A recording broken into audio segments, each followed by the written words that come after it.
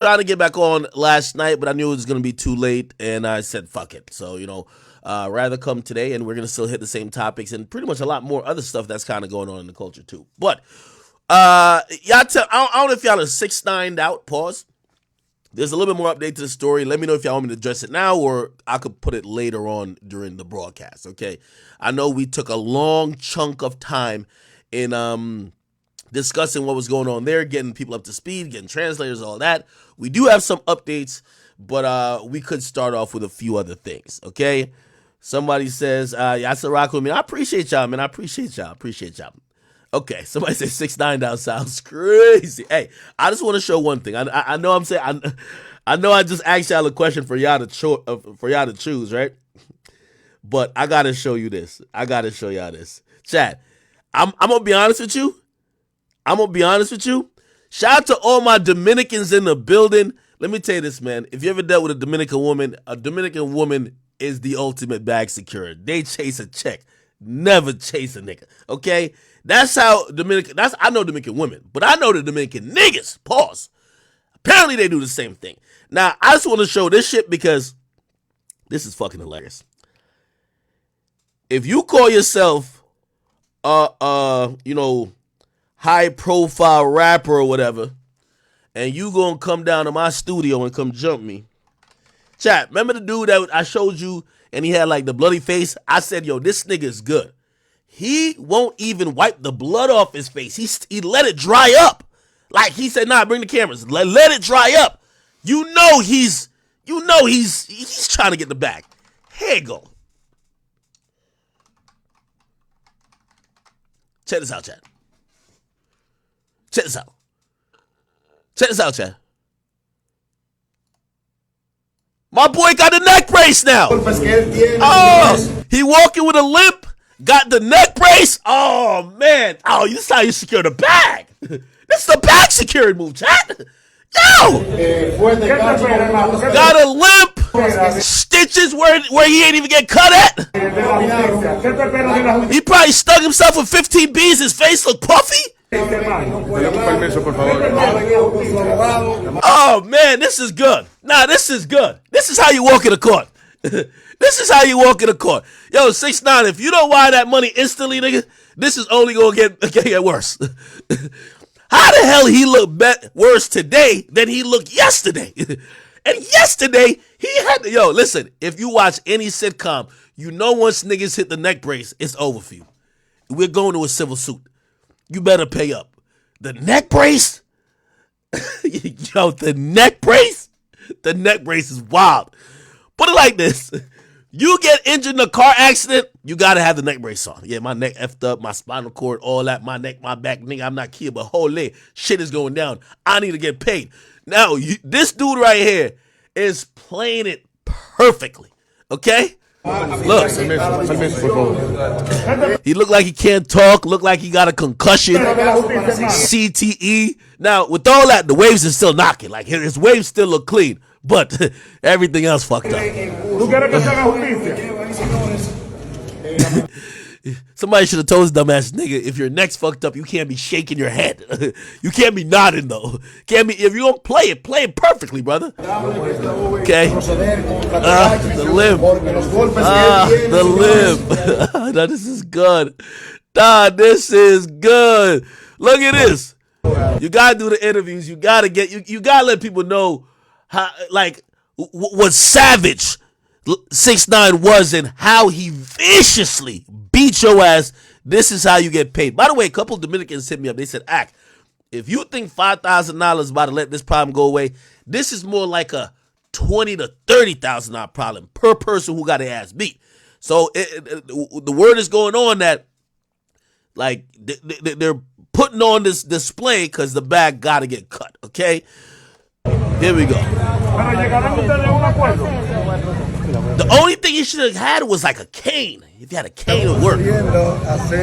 Yeah. Yo, Chad, how many jumpings have we seen in hip-hop in the last, in the last 10 years? When have we seen the nigga who got jumped even have a cut on him? Like, yo, these days, I think we've been saying in hip hop, jumpings ain't the same no more. Yo, I've seen a nigga in a white t-shirt get jumped, and his shirt was still spotless. I was like, well, fuck it. This is the first jumping I'm seeing. This nigga got a neck brace.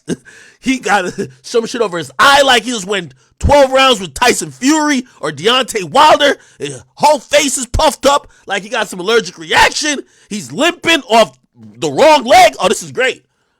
¿Cómo te sientes, hermano? Cuéntame. ¿Cómo está el proceso? ¿No puedo hablar nada? Bueno, señores, miren la condición. I can't talk. I fucked up. You played it. Oh, yeah. Hey, I'm going to be honest. I can't be mad at him. You call yourself a millionaire. You call yourself coming down to a third world countries. You know how much studio time is in the Dominican Republic and probably their studio? Not that much compared to the United States. They trying to make it like, they're not big superstars. They're trying to make ends meet. You come down here after you done spent $3 million on bitches and starlets on Birkins and shit like that, and you gonna come beat my ass and think I'm not about to play this up? Yes, you broke my neck. Pause. You feel me? I'm moving like this. I like how this guy's moving. I'm sorry. 6ix9ine's my friend, but 6ix9ine, come on now, dog. Come on. What did you expect? What did you expect?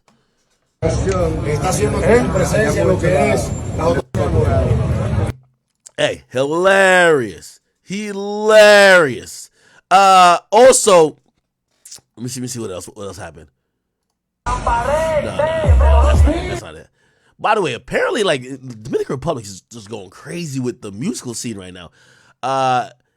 Look at the video remember when they were transporting 6ix9ine somewhere last night? This is the video when he showed up to the place they were transporting him to. And I'm gonna be honest with you, man. To keep it real, this is I can't. Obviously, he has to avoid jail, but bro, on a PR level, this makes 6ix9ine look bigger than life. This makes him look way. You know, everybody been kind of thinking like, oh, he left the U.S. scene, his career been dead, or maybe he's dead. This shit is actually a really good PR shit, except there's actually real criminal charges with it, so it's not that good. But it looks like he's bigger than motherfucking, like, Bad Bunny or some shit, the way that they're flocking over him. Look.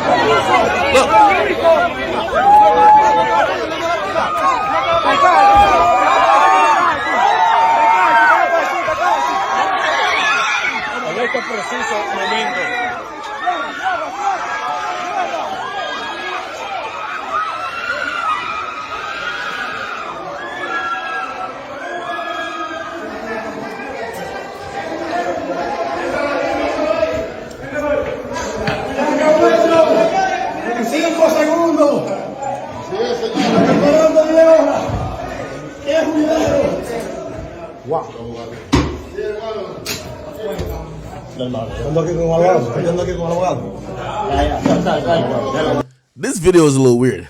The cameraman follows him all the way into the building, and then one nigga gives 6ix9ine a hug. Like, yeah, it's gonna be all right, brother. We just doing this for the cameras. It's all good. Like, you straight, my nigga. Like, you good. You know what I mean? I have no idea what the fuck is this, bro. I ain't gonna lie to you. Anyway, so that happened. There's a couple more videos of 6ix9ine. Apparently, he's been held on no bond. I got a little bit more information, so I guess I did. I know y'all told me to talk about 6ix9ine later, but I ain't gonna get on Discord and do it on the most. Apparently, somebody's saying, I'm gonna give you the latest update.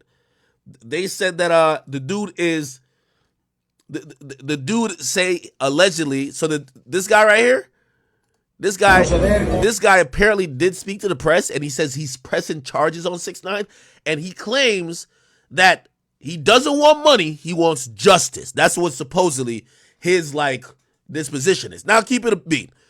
40,000. Well, I ain't gonna lie, he put a neck brace on. You might have to give him 50. $50,000. This nigga will act like this nigga will be doing the Negro Olympics if you give him $50,000. He ripped that shit off his neck, and that nigga's doing backflips and somersaults. He'll be good. You feel me? But right now, obviously, 6ix9ine people probably gotta really come with the right bread. Right now, he says he don't want money, he want justice. But come on. Like, you ain't doing this shit for fucking play, right? And then this is 6ix9ine here.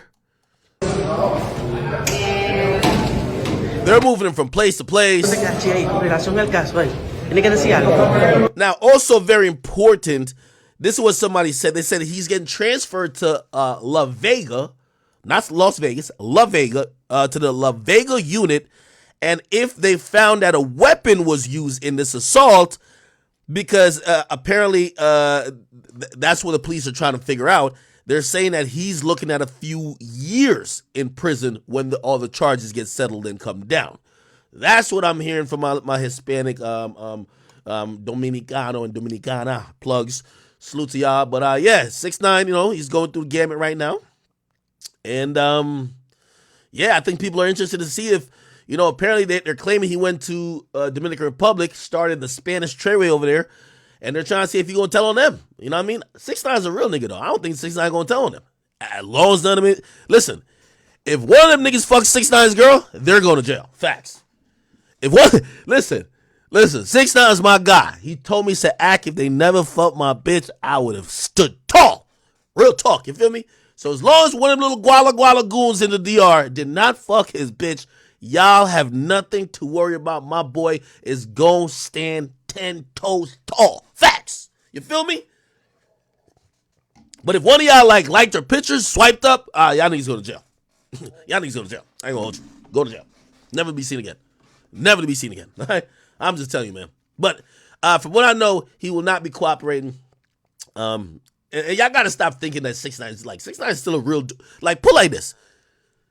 6ix9ine's doing more gangster shit than the actual gangsters in hip hop. And he's supposed to be the rat. You know what I mean? If you're gonna call him a rat, you kinda gotta call him a rat gangster or a gangster rat. You know what I mean? It's like, yeah, Alpo was a rat. Well, can I say that? Well, he's dead, right? Okay, I guess I could. Well, I ain't gonna call him a rat. He was a truth teller. He's a truth teller. I don't call people rat because they get offended at that word. Truth teller sounds good. Alpo was a truth teller, but he killed like 15 niggas. So it's like he was a killer truth teller. He was a killer rat. I don't know. Whatever, man. Killer mice. Anyway, let me see what else is going on. Oh, un senora de la Vega con somebody le envía mensaje to Tekashi. So they got a message to Tekashi. We'll come back to this. I'm gonna get my translators online for this. Hey, by the way, to my Trinitario translator, salute to my guy. We had a Trinitario translator last night. Yeah, you know what I mean? Pop back on Discord. And obviously, I know y'all don't like me saying it, but 6ix9ine, he running around the yard like he Tupac, man. He's a Spanish Tupac. Give that nigga credit. All right, cool. Yo, real quickly, somebody said Google Translate. They won't translate. It's words. It's not like writing. I could translate writing, honestly, a lot. Like even here, I could hit the translate button that's here, but I know it says a older woman from La Vega with something. I don't know the agreements. Nigga, fuck that. Let me just hit translate, nigga. Oh, in tears, yeah. Lady from La Vegas in tears sends a message to Tekashi. Whatever. Damn. What did Tekashi do? Whatever. Fuck it. We will get back to it. I'm gonna get my Hispanic people in the mix. By the way, salute to a lot of my people of Latin descent or have Latin background or who are interested in this, because there was a lot of y'all who are hitting me up with all the information I could possibly need. Apparently there's a huge conversation about, did he give the Yailin girl the Little Reese 300 combination? And apparently he's still denying it. Saying he ain't do it. And she's saying he ain't do it, but other people still feel like she got beat up.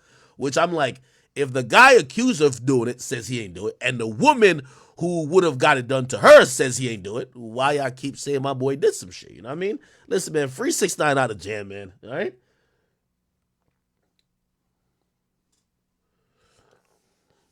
If y'all could pick only one to be freed, man, 6ix9ine and Young Thug. I'm telling y'all, Young Thug, we rock with you, but the better songs gonna keep making, we're now starting to feel like, dog, you shouldn't have been doing crime. We can't really feel too bad. I'm sorry. Sorry, gang. Sorry. The more Gunna music start hitting, I'm like,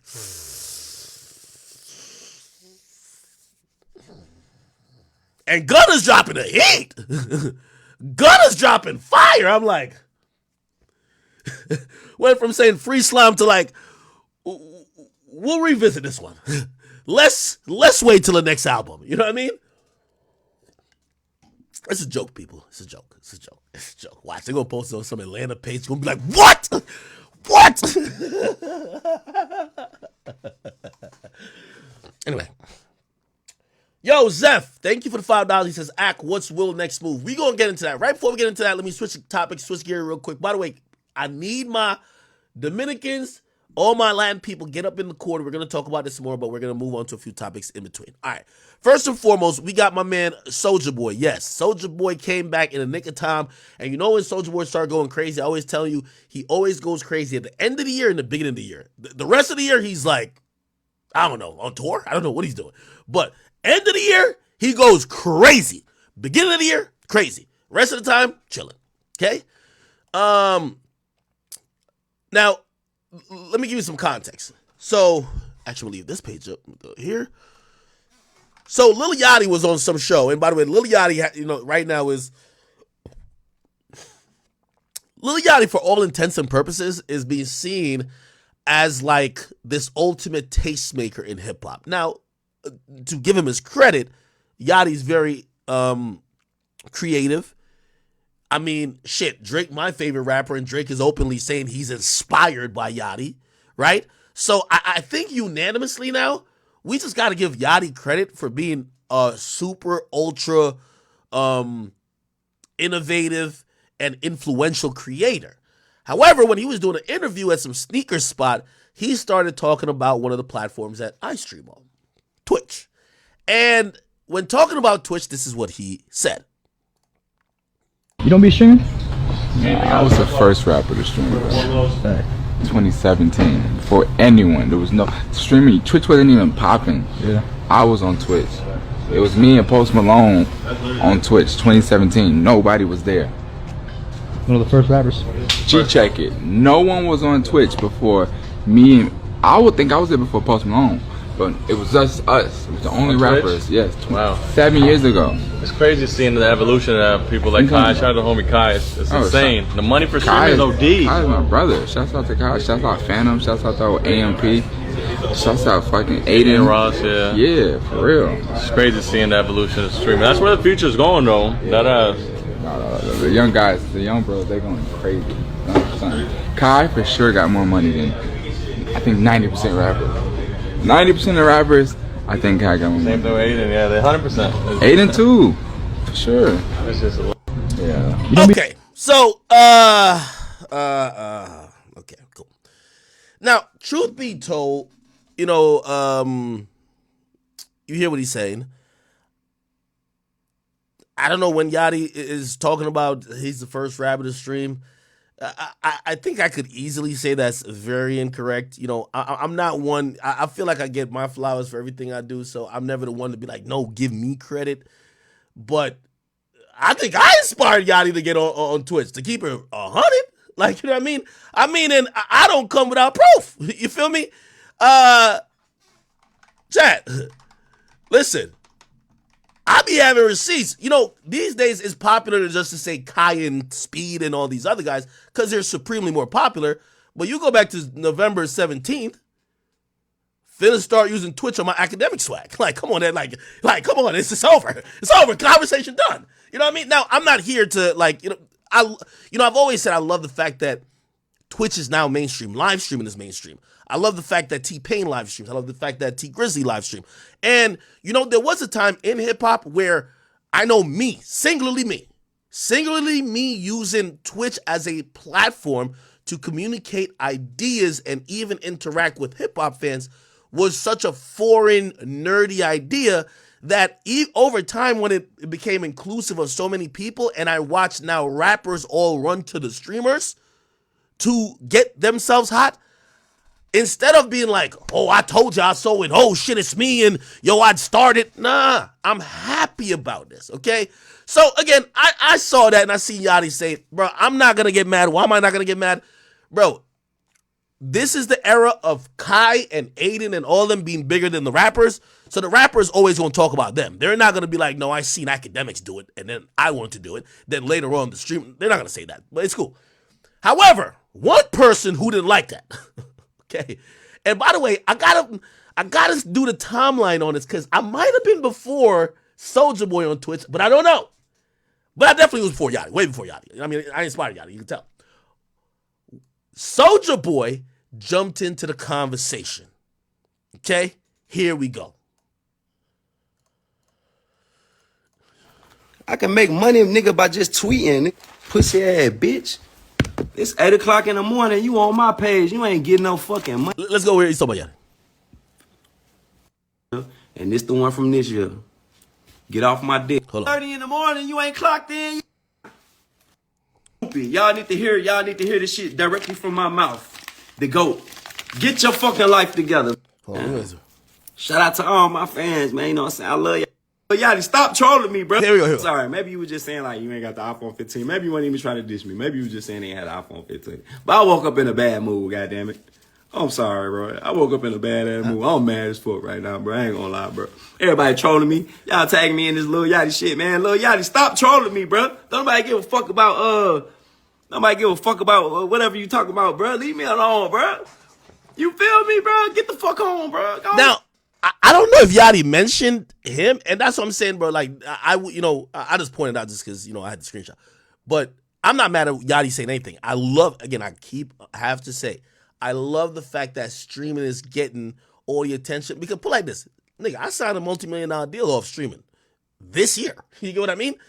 When I started streaming, I felt like it was almost like 2013 when I started streaming, or maybe 14. Definitely before 15.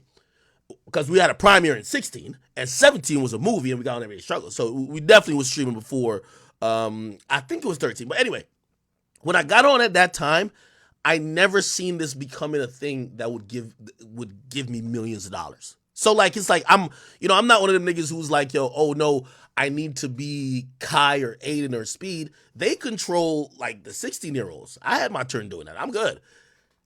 I'm just happy that I'm still benefiting from something that I helped spearhead. So I don't be like salty and shit like that. Now, Soulja Boy loves his credit. And this is what, let me get back to it. So what, bro? Goddamn. Get your ass on, man. Cause I'm going up every time, bro. Get your ass on. Take your ass on. You already out here painting your toenails. I let you slide, bro.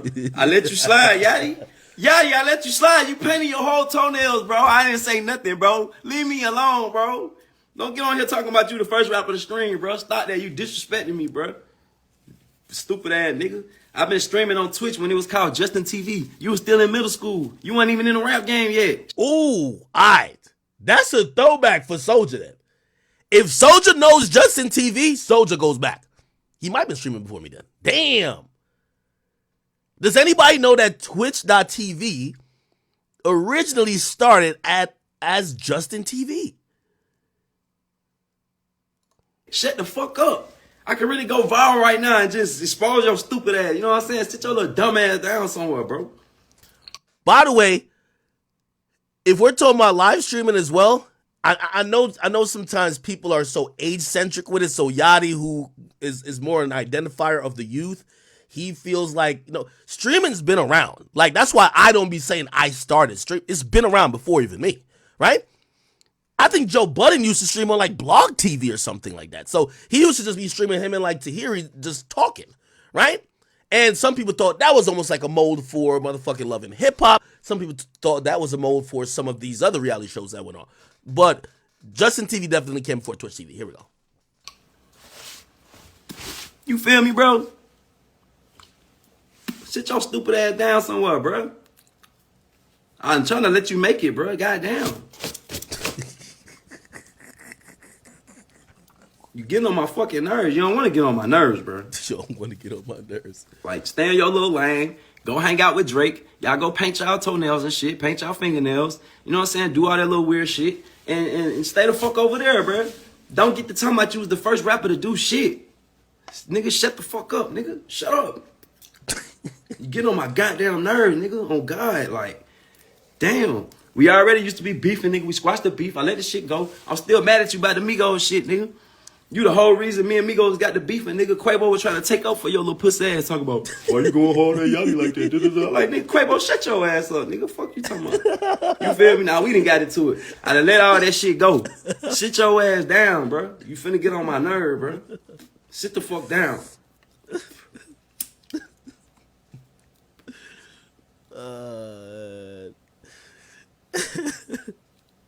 Yo, King Trevon, thank you. He's been rocking with since high school. And he said he's 27. Stay over there.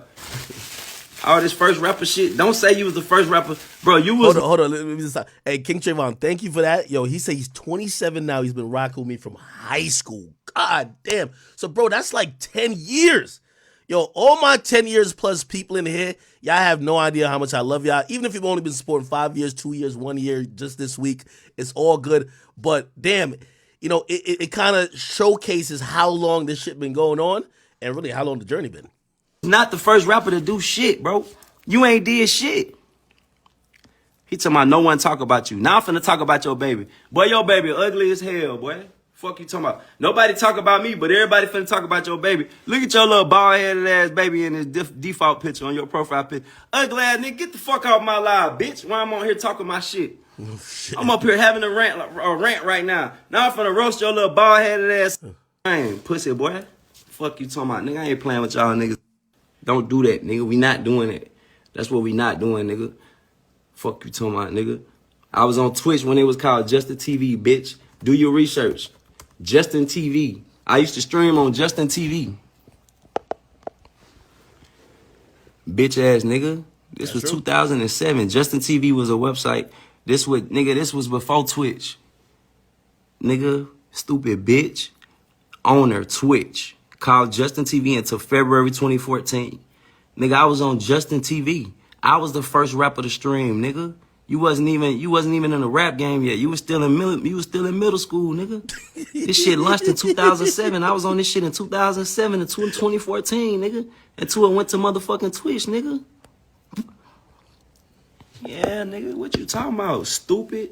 Shut your dumb ass up, nigga. Stop lying on the motherfucking internet to all these blogs and shit. I was like, I don't have these either. No, I'm like, talking about you the first rapper. Where the clip at? I ain't fuck the clip. You said it somewhere up in here, nigga. I'm buying shoes all the time. He's just not rocking them. Look at this nigga. I just pair of Timberlands go with everything. Shut the fuck up. What, 7 House? Yachty, Shut up. Yachty, why you talking about you like this? That motherfucker capping, man. Stop all that capping, bro.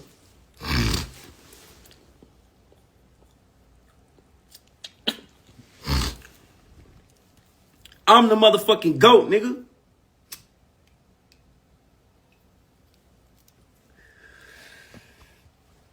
He said you my favorite rapper. Come on, Sagittarius. Unless you fact check it, nigga.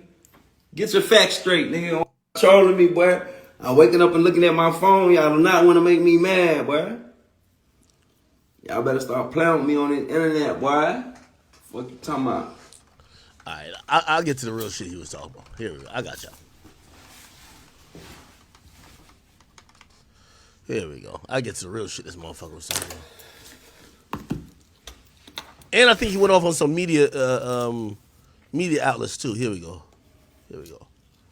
That shit made me mad as hell, man. Here we go. Nah, Draco's on time. Even cap. Lil Yachty, sit your bitch ass down, nigga. Drake. You and Lil Yachty getting on my motherfucking nerves, my nigga. Fuck wrong with y'all pussy ass niggas, man. Lil Yachty, you is a bitch, nigga. Fruity ass nigga. Paint your motherfucking toenails and shit. Bitch. You wasn't the first nigga to do shit, nigga. You little bitch ass, little pussy ass, punk ass, Oreo looking ass, fuck ass nigga. I'm getting tired of y'all fuck niggas. Bitch ass nigga, little black ass nigga, fruity ass nigga, paint your toenails ass nigga, paint your fingernails. Lil Yachty, sit your little pussy ass down, bitch ass nigga. You want the first nigga to do shit, nigga.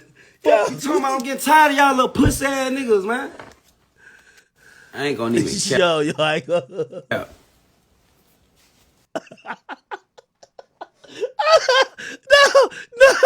No, gonna play that one time. Sorry, Chad. Lil Yachty, sit your bitch ass down, nigga. Drake. Why you put Drake in this? You and Lil Yachty getting on my motherfucking nerves, my nigga.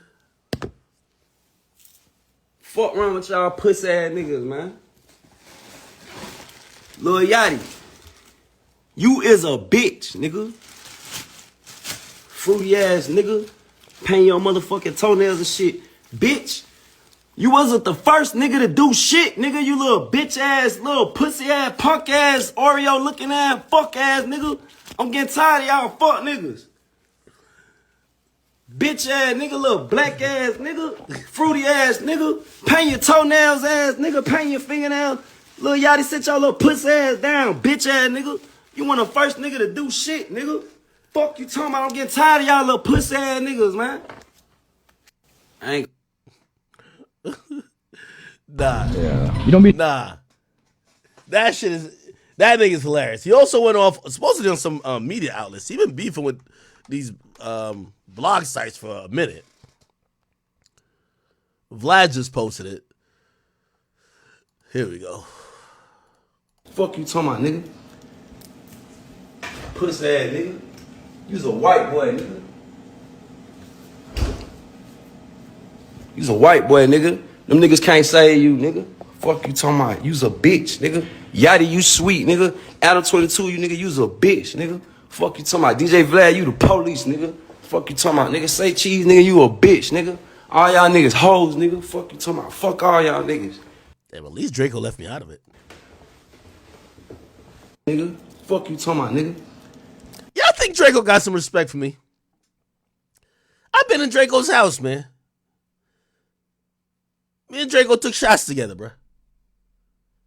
I think he got some respect there for me. Now, I'm going to be honest why they brought it up. I'm going to be honest why they brought it up. Why he got mad at them. I think this is Soulja Boy's whole thing. He feel like niggas be unfair with him, right? He feel like, yo, they'll bring up certain things they think he could be ridiculed for, but won't point out the other shit he's doing good or like he's winning at, right? Like, you know, apparently he was on like a tour. He did mad dates, you know what I mean? He was doing the House of Blues and all those places, you know what I mean? It ain't doing like 5,000 venues, but he's selling out everywhere still because regardless if you like him or not, he's having them songs. So he's probably doing 500 to 1,000, don't matter. He's just hitting it everywhere, right? Everywhere. You know, he's a hustler. And nobody points out that he has a crazy, like, again, it's not like 5,000 people everywhere, but he's still doing a successful tour. Now, if one I forgot what went wrong and everybody reported only on that, right? Which I get it. But he gets mad like, yo, damn, yo, y'all don't even acknowledge the fact that I'm over here, mind my business, doing a tour, people coming out. So recently, there was a story that came out, really, and it's not the bloggers that he's blaming. It really came out via TMZ, I think. If you go to TMZ, search Soulja Boy. And by the way, I think I didn't post it. Why did I post it? Actually, I forgot where. Maybe it wasn't on TMZ. If it was on TMZ, I think I would have posted it, yeah. But there was a story that came out that Soulja Boy is going to be losing a few cars to an ex-girlfriend because of a court order. And the court order basically, let me see if I can put it up right here. Right here. Oh, LA Times reported. Soulja Boy's ex-girlfriend, bro, could they just fucking stop, dog? Okay, I'll just use Fox 11. I'm not turning off my ad blocker, man. This is enough. A judge has approved a woman's request to seize the property, including cars and cash from Soulja Boy's home to satisfy a jury's award of $471,800 to her after finding that the rapper assaulted and bashed her head with a large gun during a party at his Malibu home in 2019. Now, that sounds like a crazy thing. I don't think Soulja Boy served any time for this. He might have been arrested. Let me go back. Let me go back and look at it. Soulja Boy arrested, assault, 2019. Let me see. Oh, there was a criminal case. Oh, never mind. Soulja Boy has been ordered to cough up a hefty sum of change following an alleged assault of his ex-girlfriend a few years ago. According to court documents, he was ordered by a LA jury to pay Kayla Myers. Hold on, let me look up that name. We're going to put it on another page for now. We're going to look it up, see if we can find who that is. In connection to a February 2019 assault and kidnapping case where he's accused of hitting her with a gun. The near $250,000 amount accounts for the jury awarding her. Wait, but this seems like a civil suit as well. Oh, this is a civil suit. Oh, okay, never mind. I'm stupid. So I guess this is what they. So let me show y'all. So they initially awarded. Let me make this a little bit smaller. That y'all can see the whole screen. Sorry, chat.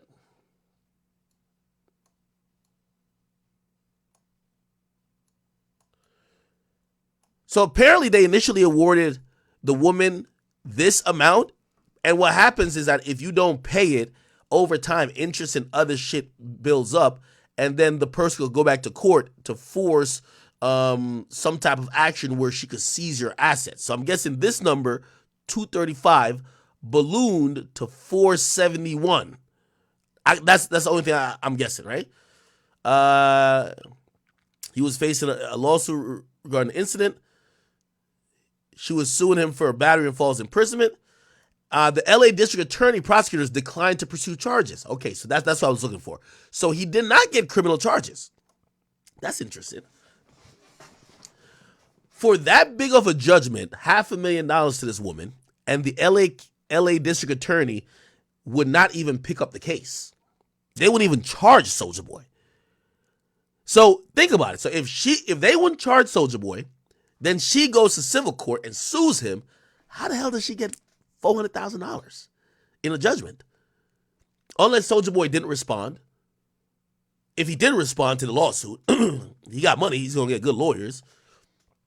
I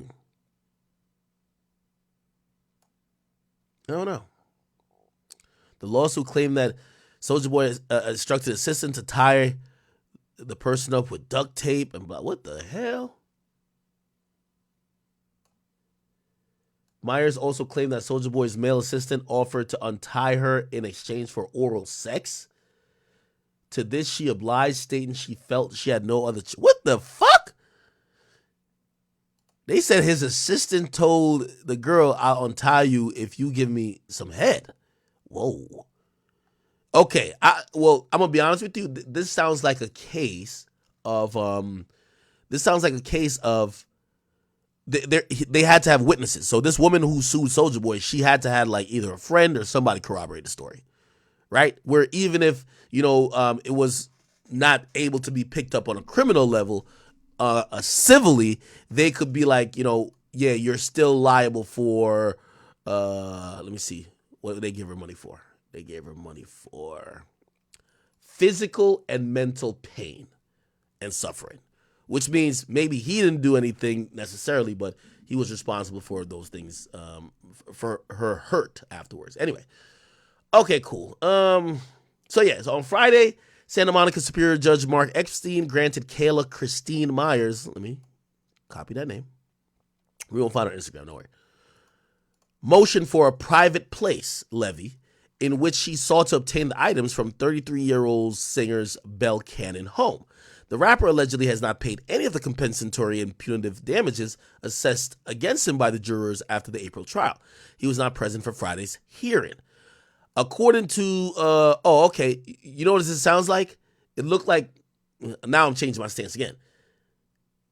They ordered him to pay this. I think he probably appealed it, and she got more. It got to be that, because they're saying that there was a trial in April. And it had to be April this year. While this judgment came down in, oh, never mind. Oh, it was this. It is this. It says April 23. Never mind. This is it then. How did it balloon that quickly, though? From 235 to 400 and something. Whatever. Okay. He was not present for the hearing, according to blah, blah. The court papers, the singer's property includes multiple cars, among them a yellow Bentley, a red Lamborghini, a Dodge Charger Hellcat, and a yellow Mercedes-Benz. The judge orders sheriff's deputies to enter and seize property on Myers' behalf. Oh my God. By the way, chat, that happens, but usually people have a lot of legal finagling to make sure that doesn't happen. You know who that happened to? I think that happened to either Birdman or Wayne. And by the way, them dudes got money, but they didn't pay some debt to somebody from some lawsuit, and the judge authorized the sheriffs to raid their property. I don't know if you remember, and they took items from the house that was able to be put up for auction later to pay off the debt, right? I don't know if y'all remember this. Was it Birdman house? Birdman property raided. It was in Florida. It might have been Lil Wayne. Was it Lil Wayne? It's Lil Wayne, right?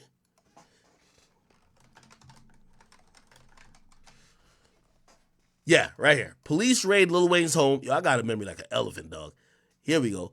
Police seized $2 million of Lil Wayne's asset during a raid. All right, fuck out of here. I'm not taking my ad blocker off. Right?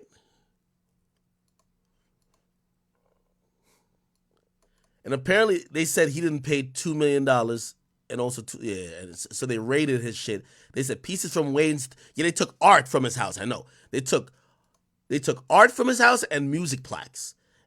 They said the initial request for the raid was denied because the judge said they hadn't proved he had property inside the $11 million home, which is currently for sale. But after obtaining photos, which is so crazy. So essentially you bragging about shit in your house and showcasing your house, they could use what you put up flexing to tell a judge, yes, this is a valuable he has in his house that's worth money. We could go seize it to pay me back. And that's what they did to Wayne, and seemingly that's what they're trying to do to Soulja Boy. I'm not sure if they did it yet, but the judge made the order. The judge clearly made the order right here. Let's go to this. It says the judge ordered that sheriff deputies can enter and seize property on her behalf. Epstein says, that's the judge, says she's entitled to a diamond-studded Soulja Boy neck chain and a black Cartier, as well as any cash that's found in excess of $1,000. They initially denied her bid to obtain all other jewelry and chains, saying that the request was not particular enough. So basically, she had to describe his jewelry, probably describe what it's supposedly worth for the judge to say, hey, you could, when the sheriffs go in there, they could snatch it, right? Myers alleged that Soulja Boy, blah, blah, gun to her head, all that type of stuff. Interested. Okay, let me see if I can find this young woman now. Is this her?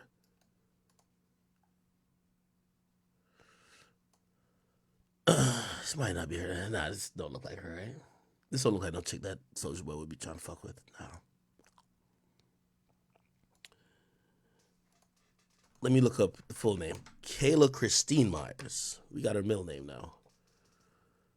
Kayla Christine Myers. Anybody got her Instagram? By the way, we're not doing this to dox her. We're just trying to figure out what the fuck. By the way, here's the ruling that came down initially. Wait, what the fuck? Track case, whatever. Continue reading. All right, no, that's about the court case. Anybody got ad infamy or no?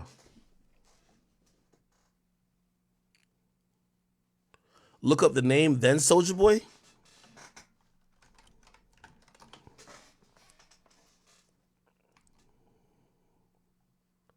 Yo, we trying to find the Instagram, bro. Ooh, I see somebody here. Is this her?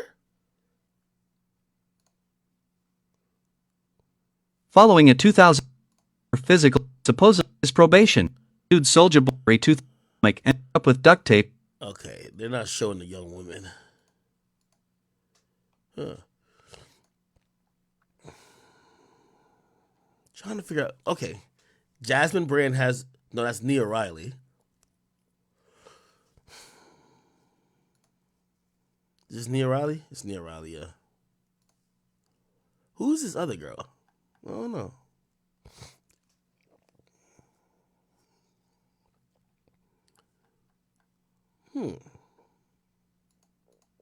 I'm trying to find her.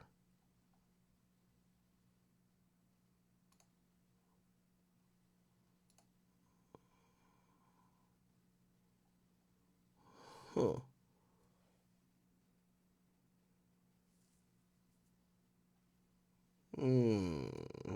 I don't know. All right. If you guys... Kayla Myers? Is this her?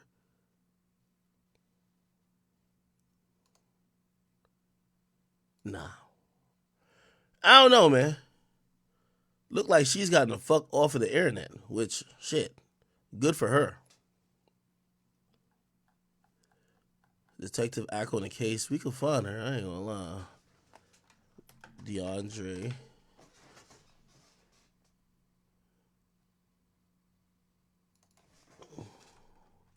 Soldier Boy.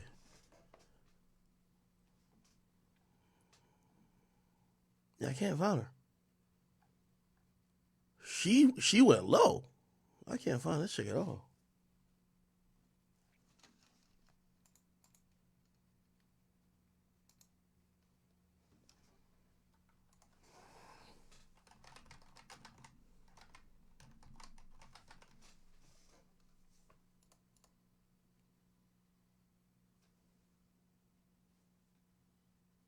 Nah, this ain't her. Fuck is y'all telling me to look for? Instagram.com/callmejizzy? The fuck? Hell nah, this ain't her. It's no way on God's green earth Soulja Boy's fucking her.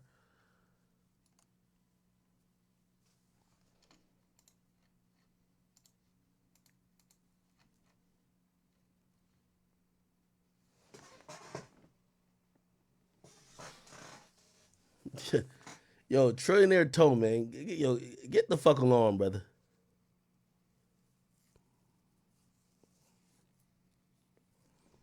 Call Draco.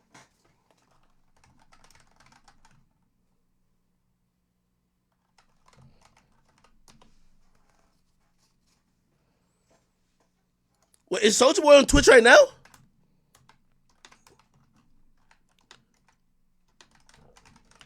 Oh, let's call Draco.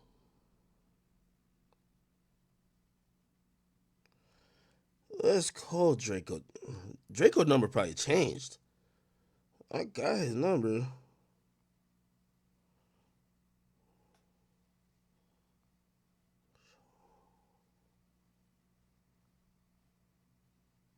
Wait, what is Soulja Boy number? Why do I gotta say my phone no more? Oh, y'all been telling me to call him?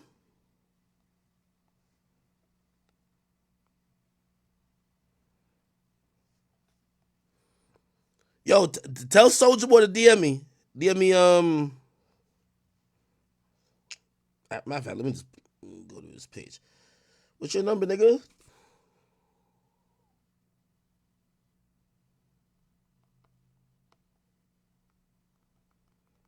Yo, tell Soulja Boy tell him I just DM'd him. I asked him what his number is.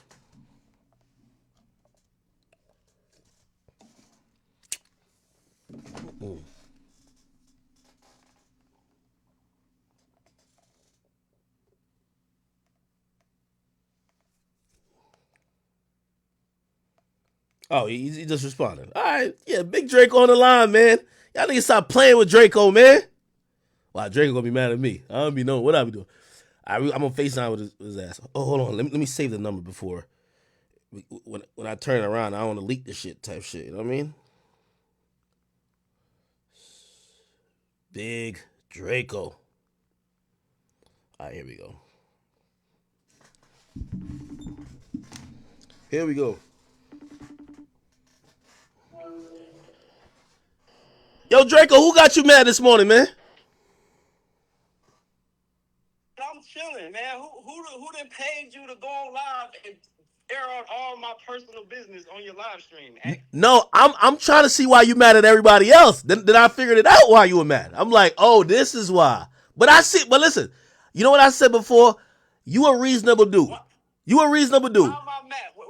Why am I mad? Why am I mad, Act? No. Well, before that, I'm gonna say you a reasonable dude. You know one thing I realized about you? You're not somebody that don't like when people report anything negative. You just like them to keep it fair. That's what I've noticed about you. Is that true? Exactly. You know what I'm saying? You keep it cool. Me and you is cool. Yeah. You is media, Act. I respect you as media. You know that. Yeah. But when you get to doing all this extra stuff on stream, I'm looking on stream. What's going on? What possessed you to do that right now, Act? No, it possessed me because I know that's why you mad at No Jumping Him. So I'm like, why did they even post it? That's a fact. Yo, I didn't post it. But I didn't post it because No, that's a fact. Now that's a fact, and I respect you for that. Hold on, But you know I ain't posted. Adam got his little thing. He mad at me right now. We gonna see him. We gonna see Adam. Don't even trip. Hey, you know I ain't posted. I'm like TMZ didn't post it. Like it wasn't that big of it. Like that's why I was like, yo, why would somebody go out? Are they waiting to post it? I'm like, oh, okay. Because he's a hater, Act. He's a hater. hater. We know this. You gotta squash your beef with everybody though, yo. Why you want short cotton into it? This a whole nother thing. I'm on tour. He come in the room. He see a girl. He tripping about the girl. Him and the girl get to arguing. He walk out, say, I'm not doing your interview. Ever since then, he was butthurt. I ain't got no problem with these dudes. Act, they got problems with me. Act, that's what's really going on right now. Hey, one time you went off on everybody, and I'm gonna be honest, you had a point, even though you go crazy on niggas. You did say, yo, if y'all gonna point that out, y'all gotta point out that I've been on tour and my shit been selling out and I've been having a successful tour. Okay. Y'all gotta keep it y'all gotta keep it fair. That's fair. That's fair. That's fair. That's what I'm saying. I just did 40 cities, all sold out, not a peep. Soon as my chain come off my neck, or his chain fell off his neck, I'm like, yo, what's up? But I already know. You see what's going on, right? Act, no jumper is no jumper and safe cheese. These niggas that beefed up, they hating on me. Act, you see what's going on? Yo, why did Yachty think that he was the first rapper on Twitch? I don't know what's wrong with him. I thought he was trolling. Hey, I'm gonna be honest. You know what's funny? So I'm watching a video, and the moment you said, yo, I was on this shit since Justin TV, I'm like, yo. Thank you, Act. You know about Justin Yo, TV. hold on, because here's the thing. First of all, no, I showed. Listen, I know you like receipts. I showed a tweet in 2017. Yachty said, "I'm about to get on Twitch. I want to get on my academic swag." So if he wasn't even on there before me, and then when you sent Justin TV, I wasn't on Justin TV. I was on Twitch, so you was on there before me. You feel what I'm saying? Act, but you don't count. You're not a rapper. You Yeah. was the first media person. Yeah. You was the first media person to do it. You was the first person in your lane to do it, and you hold Twitch down. Everybody know you do your Yeah. Twitch thing. Yeah. But I told Yachty, man, Yachty just got off the phone. We talked. I said, yo, Yachty, just keep it real. Show a little love. You know what I'm saying? He like, no, it was me and Post Malone, Soldier. I wasn't there. I'm like, yo. Yo, I don't remember Post Malone being on Twitch ever. He said it was him and Post. I said, yo, Yachty, you crazy. You got to stop that. But it's all good. Me and Yachty talk. It's all good.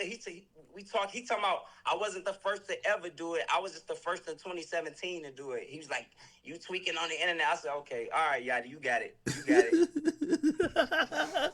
Now, yo, why they don't want to give you your credit now? No, yo, Twitch is an easy one for you. I think Twitch, YouTube, Twitter. Let me have that. Can I have Twitch and YouTube and y'all just go do something else first? Y'all can have whatever y'all do.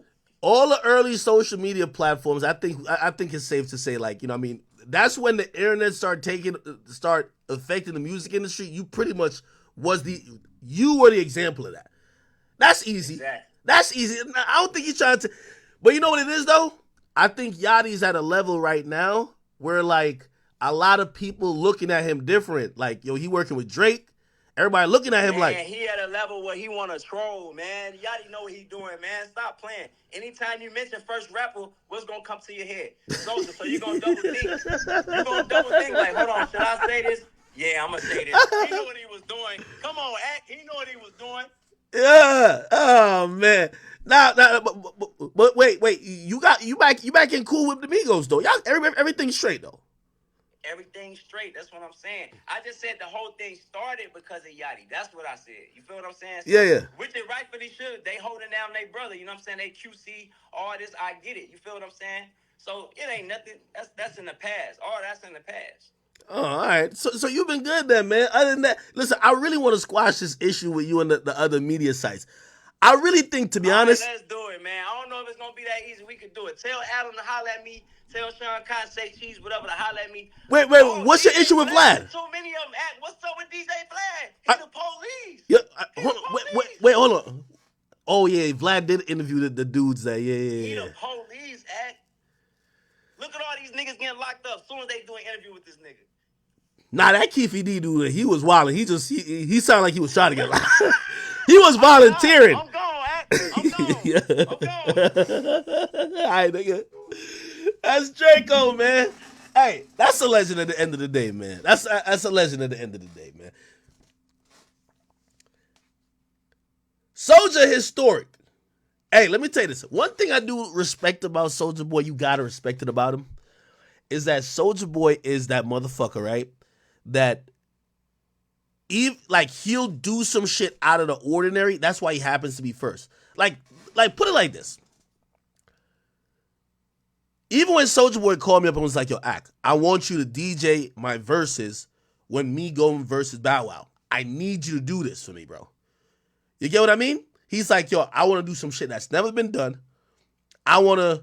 He's like, yo, has any of these other rap niggas ever asked you to go DJ some shit for them like that? I bet. Let's do it. You got to say he's an innovator like that. So I definitely give him his credit. I give him his credit. All right. All right, people. Draco is doing his thing. Life is good. You know what I mean? It's good when Draco's at least smiling. He's smiling. That's good. All right, what the hell is this? Uber trying to tell me to sign up? Oh, that's some other shit. All right, whatever. All right, we'll actually just let go of this BS right here. All right, chat. You see my boy Antonio Brown got arrested recently. Like, god damn it, man. Yo, Antonio Brown is also like, I fuck with Antonio Brown. Antonio Brown is like, if you've ever met him in person, like, I actually wonder how he ever was an athlete. Like, he's a super fun-loving, go with the flow. He's an outside type of person. You get what I mean? Apparently, and there's like multiple like videos of him. Like, you could go to, here we go. Antonio Brown. There's multiple videos like police shows up to Antonio Brown's crib I forgot what they were trying to do. He locks himself in the crib and will not come out. Look at this. He tells him he gonna talk to him through the door. Look. They're over there. It's only me. I'm right here. You're not in trouble, man. You know you remember me, right? Yeah, you remember me, right? I wrote. Yes. Okay, I wrote the report for you. Remember that, right? The whole time I was cool with you, right? Okay, so let's just talk. Let's. Okay.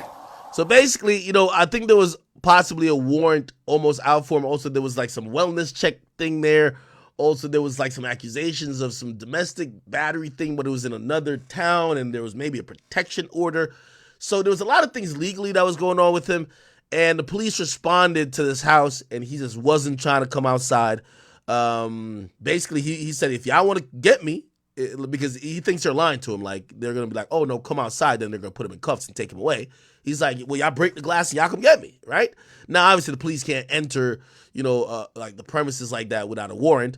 And yeah, they pretty much just stood there, argued with him through the glass, and they left, which is ironic. Anyway, he had a warrant out for his arrest because of unpaid child support, which I don't know how many baby mamas he had. We all know that one girl, I think her name is like Chelsea. That's like his like baby mama, but apparently he might have other baby mamas, because you look at Antonio Brown warrant arrest, and you'll see it pop up here. Former NFL star. Oh my God, they all want me to use this goddamn ad blocker. I'm not using it, bro. Sports Illustrated. Don't play with me. All right, cool. He was arrested on Sunday for unpaid child support on a out-of-county warrant. The Broward County Sheriff's Department told Sports Illustrated. He was taken in custody outside of his Dana Beach home, and apparently this person, we'll Google her, the mother of his child, told TMZ over the weekend that she wanted him arrested, for unpaid child support, and claimed he owes $30,940. She added that Brown goes months at a time without seeing his daughter, who was born in 2008. The sheriff department confirmed that Brown was later released on $15,000 bond. The warrant was filed by Miami. Okay, cool, which is actually interesting. So here's the thing too, right? So that's why he was arrested, but also recently, you know, he hasn't gotten the best press, and I definitely know you don't got no publicist. Antonio Brown, fake Richard Milley. He was also sued by a guy who claimed he finessed, like Antonio Brown finessed him for Richard Milley, in terms of sold him a fake one and got $160,000. And by the way, he got sued for the $160,000, and he lost the lawsuit. So, you know, he was ordered to pay the $160,000 back. If you look at this, salute to Jasmine Brand. It says Antonio Brown reportedly found liable in all counts after selling man fake Richard Milley watch for $160,000. Antonio Brown will have to hand over a lot of money after selling the man a fake watch. As reported previously, in October last year, businessman Ryan Kane filed a lawsuit against Brown after the retired athlete allegedly sold him a fraudulent Richard Mille watch. He purchased a dupe for $160,000. Allegedly, that was not the only watch. Allegedly, not only was the watch fake, but Brown also spent $200. Wait, what the fuck? Oh, that's a flip. Antonio Brown bought the watch for $200 in Dubai and sold it for $160,000. Oh, that's fire. So well, now it looks like Kane has come out on top of the crazy scam. He recently claimed on Instagram that his former friend was found liable on all counts regarding the fake Richard Mille watch. He says the judge awarded me $170,000 plus 40 to 50K in attorney fees, damages, and interest. Made a cool 50 to 60 bands. And he added, "Thank you, Antonio Brown, you criminal piece of shit. By the way, I'm not done. Still the label case pending." So this was the fake watch, which, by the way, here's the thing. That's why I hate jewelry in a sense, and I know I'm a hypocrite in a bit because I do have jewelry myself. Again, to the untrained eye, if it looks like a Richard Mille, it is a Richard Mille, right? But if this is a $200 item that literally got passed as a $160,000 item, like, god damn, bro. Holy. Anyway, it is what it is, man. Cool. Yeah, it's fire finesse. I can't even be mad. It's fire finesse. Fire finesse. All right. What else is going on? Now, I'm going to be honest with you. I think the new marketing scheme for the Ratchets is having a baby. I got to be honest with you. I think that's what's going on. It looks like it's now confirmed that Sexy Red is indeed having a child. And she posted on her story, she says, "I was pregnant as fuck on here trying to suck my belly in. I got tired of faking." She also said in this picture she couldn't breathe. All right. This is after she pretty much announced her pregnancy in a very unorthodox way by showing, holding her gut and her having a caption saying team boy or team girl. Now, I'm going to be honest with you, man. Sexy Red is the truth. She is the epitome and the heights of ratchetivity that I don't think we will reach or we will be able to surpass for a long time. She blows Glorilla out the water. She makes the city girls look like nuns.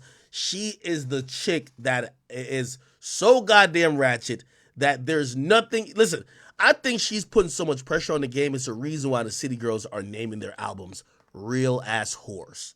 You get what I mean? Like, think about it. The city girls have become completely irrelevant musically. Like, they're literally, the city girls are just social media personalities at this point. Nobody checks for them for their music. So you know what they're doing? Again, it's all about the degeneracy path I keep telling you with a lot of female music. They're now just throwing out a wild ass title, trying to get some album sale or drum up some interest in you and me. Real Ass Whores, raw? Like, come on, you know what I mean? Again, the funny part about that is that despite the name and the title, it won't work. You know why it won't work? Because that's not your life. You both are in relationships loving one guy. You both are, like, one's a side chick and the other one's in love with Uzi. Like, if anything, you guys are in situations where you love your partner. So you're not a real ass whore. You're not just, oh, I'm just letting it hang loose and fucking indiscriminately. That's what you're leading young women to think you're doing, but that's not what you're doing. Your actions don't match your words. And that's the thing about Sexy Red that Sexy Red has over all of these women. Her actions matches her words, okay? Now, I know, you might say, well, it didn't match that one time because the pussy wasn't pink, the booty hole wasn't brown. I get that. But generally, for everything we're seeing with Sexy Red, you kind of like, yeah, this is one ratchet-ass bitch. You get what I mean? And by the way, I seen some people say, she might be pregnant for Drake. Come on. We all know it's a nigga with an ankle monitor, 5 felonies. It's a nigga who, like, she sent money to on JPay like 1 million times. Like, that's a nigga who got her pregnant. Like, come on, bro. Like, come on. To be honest, she probably got pregnant by the dude that, she was sharing the STD with. My only thing is I'm just hoping that she got the STD. Before you give birth to the baby, I think any clinic would tell you this. You got to get the STD cured. You got to get that cured before the baby passes through the birth canal and that baby is now infected with whatever you were bragging about in the song. Okay? But regardless, Sexy Red, you are the truth. You know you the truth. Drake is giving you all the love that he ain't give to all these other girls, okay? Drake know what's really lit in the streets, and right now you're the ghetto queen. You are the Kia version 15.0, remastered, remixed, mixed with Lil' Kim, but obviously just got that hood rat ghetto shit in it, and I'm sorry, nobody is fucking with you right now, okay? So keep doing your thing. Not mad at you at all, but her announcing her pregnancy kind of reminded me of, like, this is going to be a whole promo thing in itself, because you know she's not going to slow down, right? We think she's about to go sit down and shit like that? Hell nah. Hell nah. By the way, this is after she announced the goddamn pregnancy. Here we go. She announces that she's pregnant, and this is her.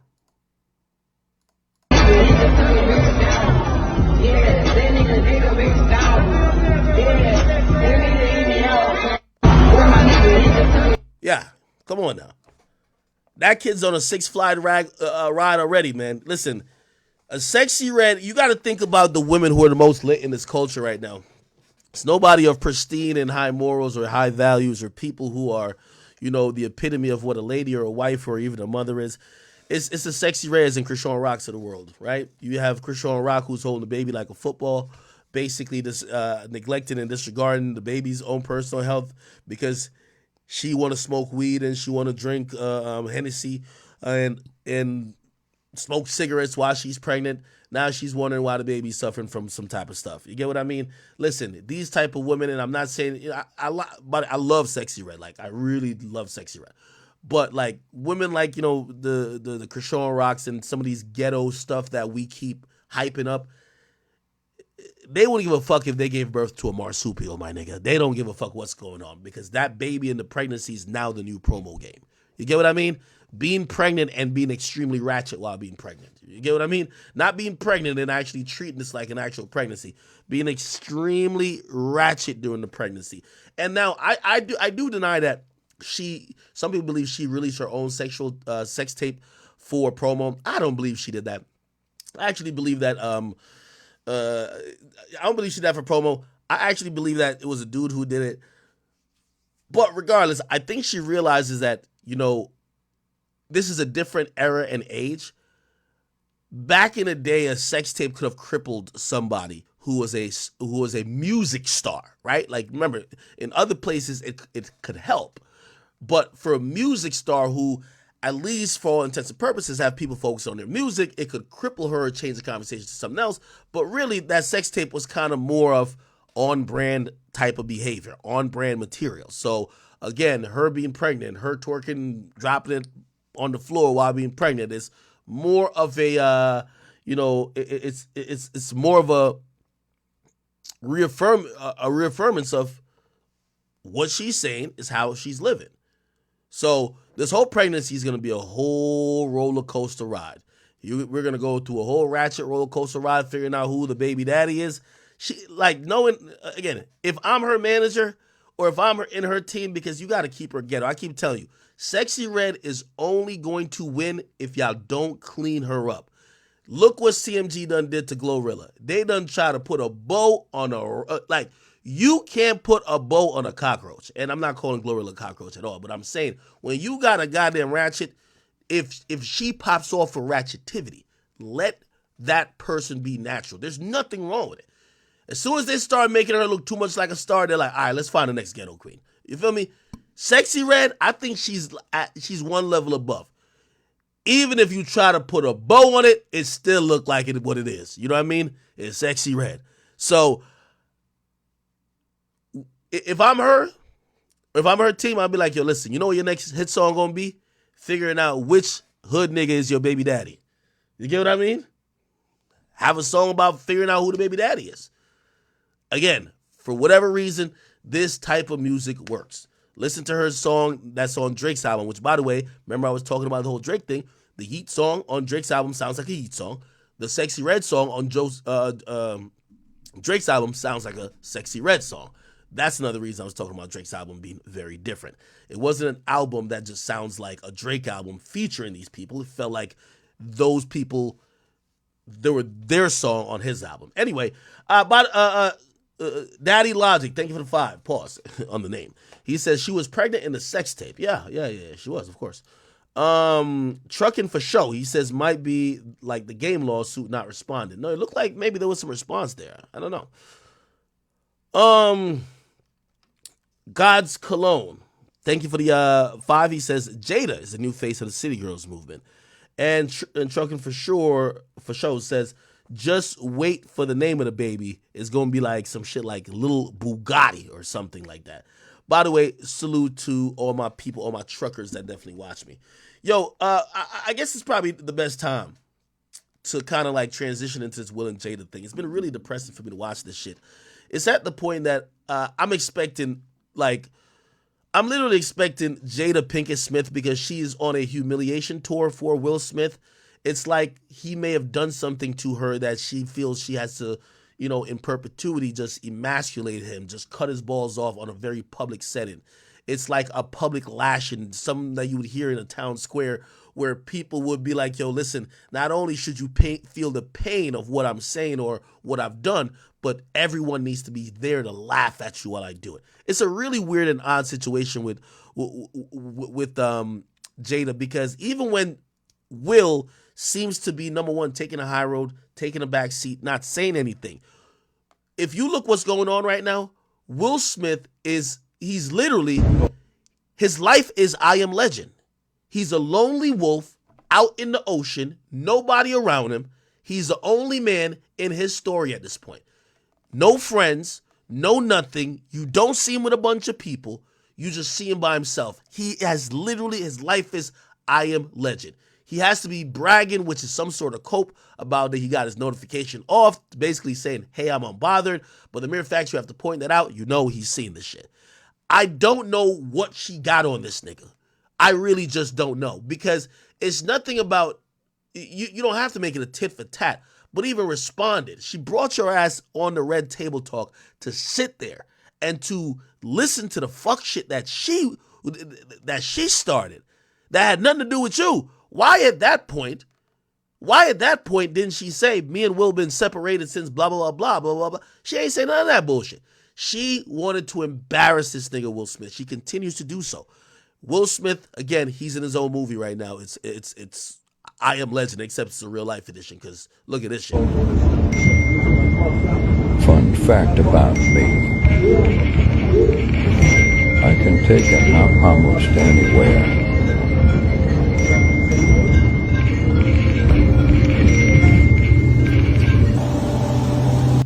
I'm going to tell you another thing I started realizing about Will, and I want you to start paying very much attention to Will's body language.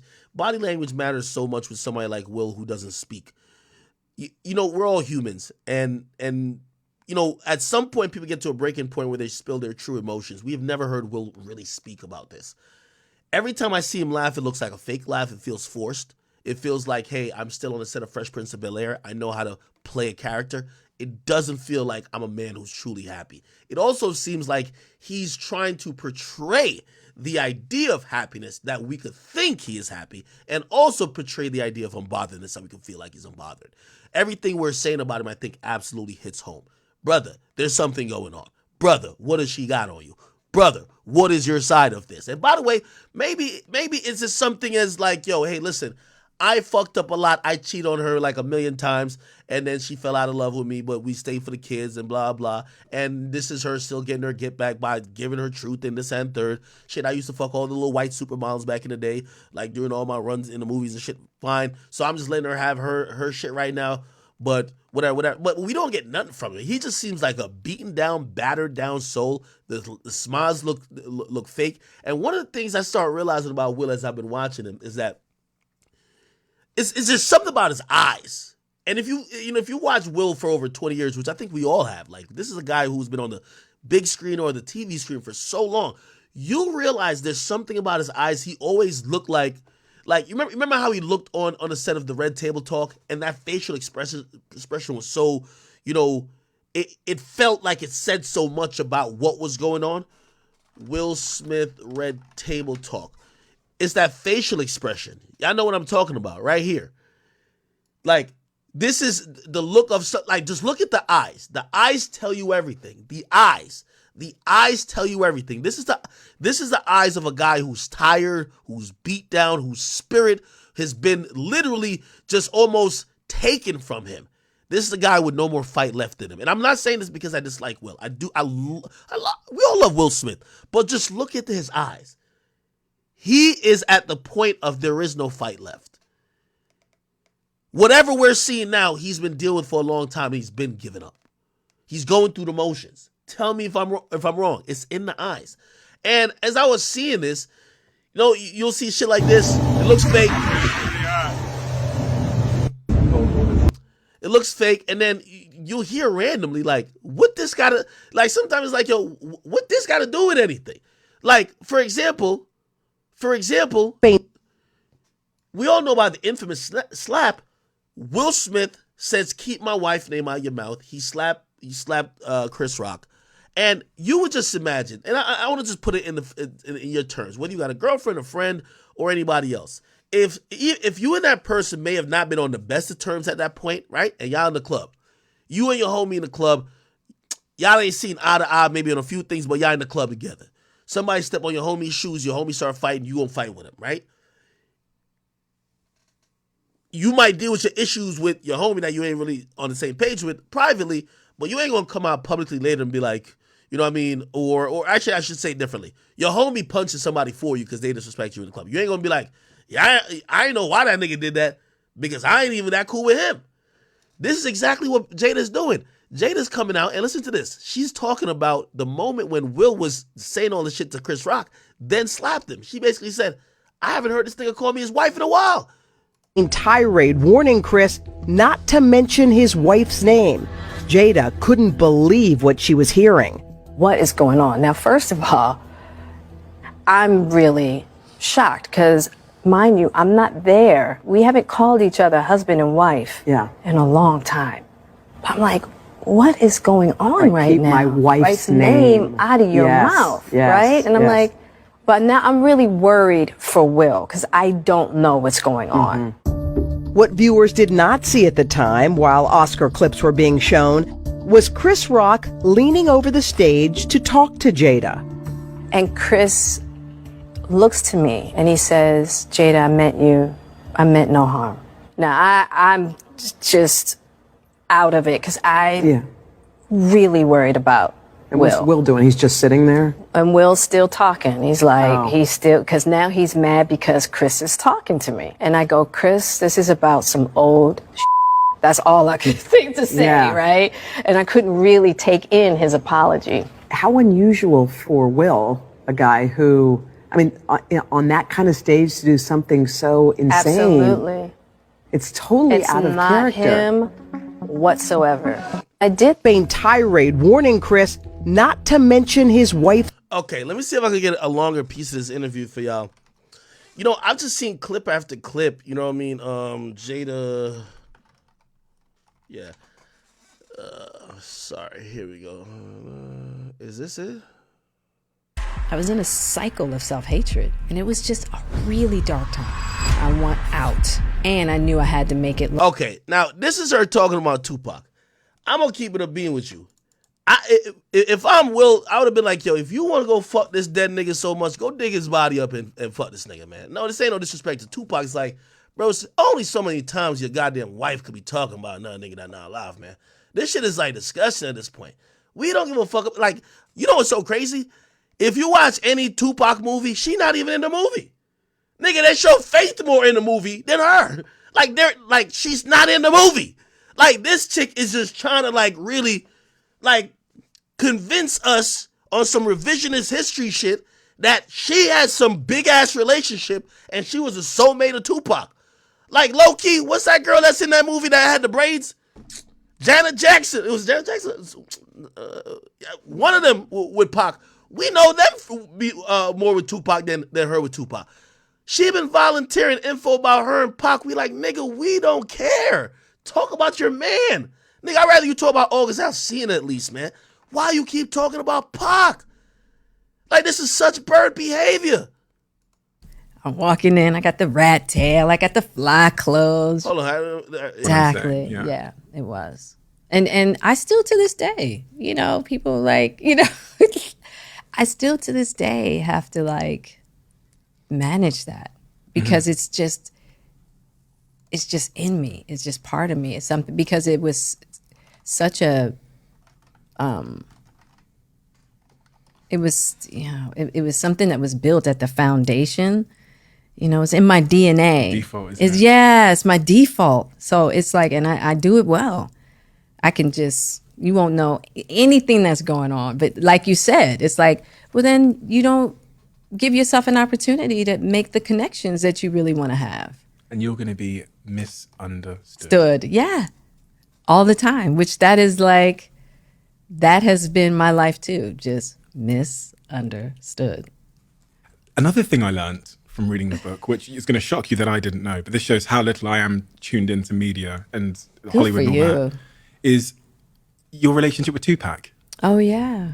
He comes over, introduces himself. Yeah, first day of school, Baltimore School for the Arts. And as soon as I walk in, he's holding court.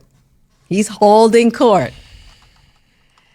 charismatic from day one. He's holding court. And I'm like, who's that peanut head dude over there, And I'm coming in, I'm rocking, I'm Jada. I'm walking in, I got the rat tail, I got the fly clothes, And he turns and our eyes just meet. And I'm like, oh. Man, fuck this bitch, man. Listen, man, yo, Will, it's about time you pop out with a bad bitch, bro. Hey, let me tell you this. Niggas, this is my advice to all men, man.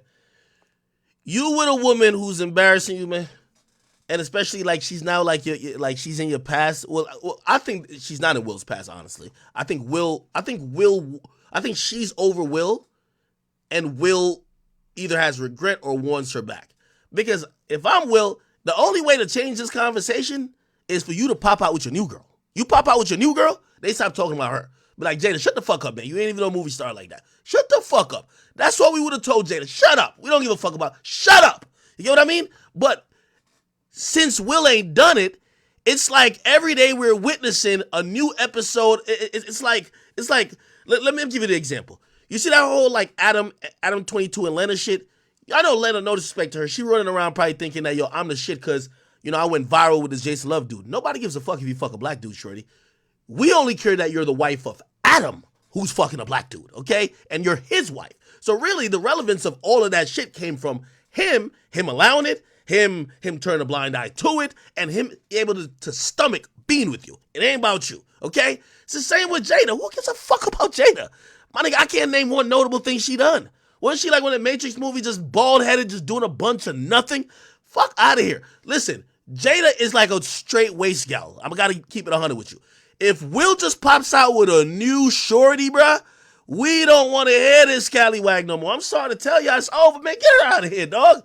But the thing is, he's simping and he on some cuckold shit. So crazy, you slapping niggas. Other niggas piping your girl out, you turn the blind eye. Like, what's going on with Will? Yo, Will, just pop out with a new shorty, dog. We gonna stop talking about her. Facts, pop out with a new shorty. But anyway, let's keep hearing how she's good. Yo, you could tell that she is... Bro, she's creaming in her panties talking about this nigga Tupac, bro. She's gushing, nigga. She got a faucet down there. Like, god damn, bro. Listen to how she talk about this nigga, man. And then, I wouldn't be surprised she got like a Tupac tattoo next to her pussy, bro. Like, what's going on? I'm going to hold my... Yo, let me tell you, she got to be... Yo, listen, she's definitely fucking the ghost of Tupac. My court, you know what I'm saying? And so then he comes over, I'm like, oh, okay, cool, yeah, whatever. And so he comes over and he's like, hey, I'm Tupac. And I'm like, Tupac? The name from the gate. You know the craziest thing is somebody got to humble Jada Pinkett Smith too. Jada, this is what you see. Niggas be too nice to chicks like Jada. Yo, Jada, Pac probably fucked hundreds of bitches. You was just one of them. Wasn't he fucking with Donna and them too? You think they having over your nightmares? You was just another joint that got knocked off. That's it. Stop thinking you like some extra special da-da-da-da. No. The nigga wrote you a couple letters because he was locked up. The nigga was on some Shakespeare, Romeo and Juliet shit with you. He was locked up. He had to write letters. Like, the fuck is you talking about? You know what I mean? Oh, he wrote me a few letters. I have them saved in a safe, and Will better not go. What the fuck?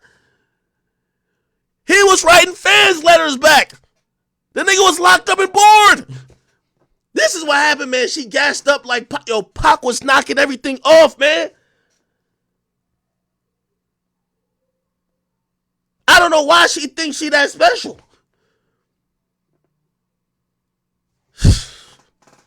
It was just like, I never heard a name like that before. That was such a powerful, different name. And I was like, Tupac. And he had this big... Yo, this is a fucking bird. Look how she's getting wet at the thought of his name. Oh, this is a bird. I never heard such a powerful fucking name. Tupac. Oh, hell nah, man. What the fuck? Oh, hell nah. Smile. And I was like, it's not a lot. Yo, this is the type of bitch that go to sleep every night watching Juice. That's the type of chick we talking about, bro. She probably go to sleep every night watching Juice, bro. Hoping that one day she gonna see an alternate ending, bro.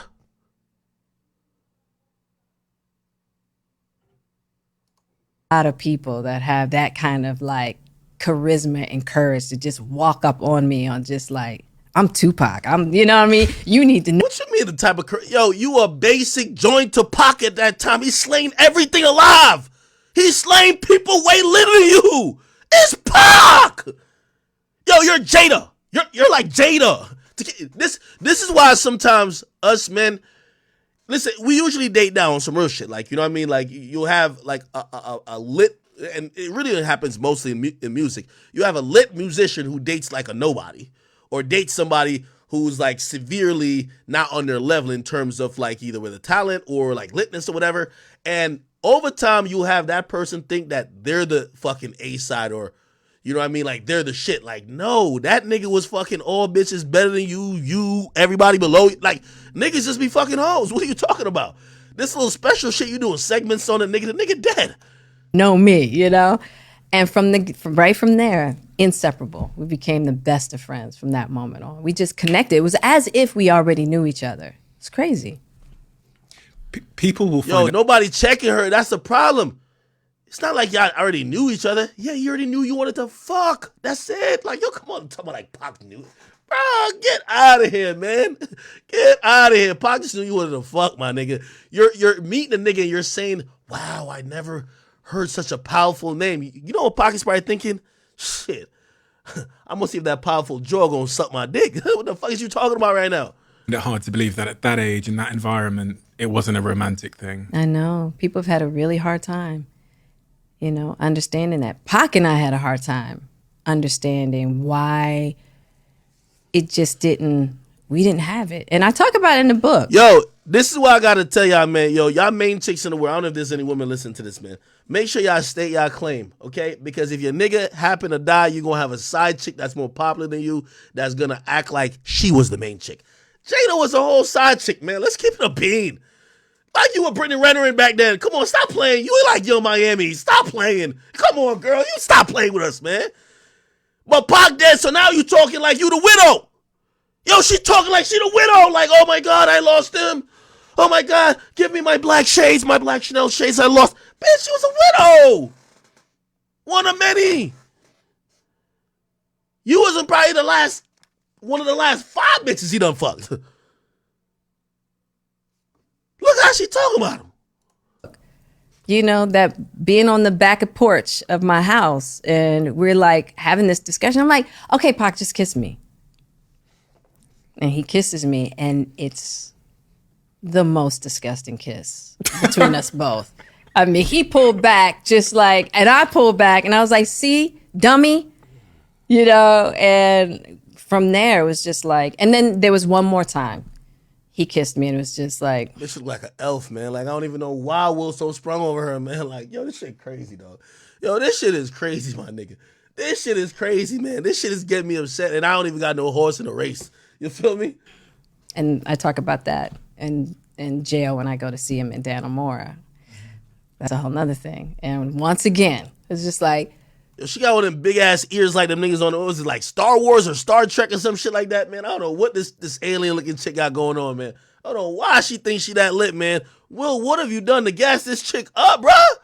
This chick a basic joint. dude, doesn't work.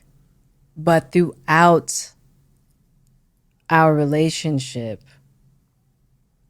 we definitely had this beautiful closeness that was really intimate, but never physically intimate.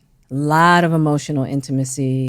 I know you ain't talking about a nigga 20 years later when you're saying you ain't fucked him.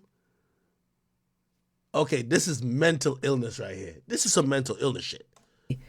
A lot of intellectual intimacy. You know what she pretty much telling us, right? She wished she had fucked him.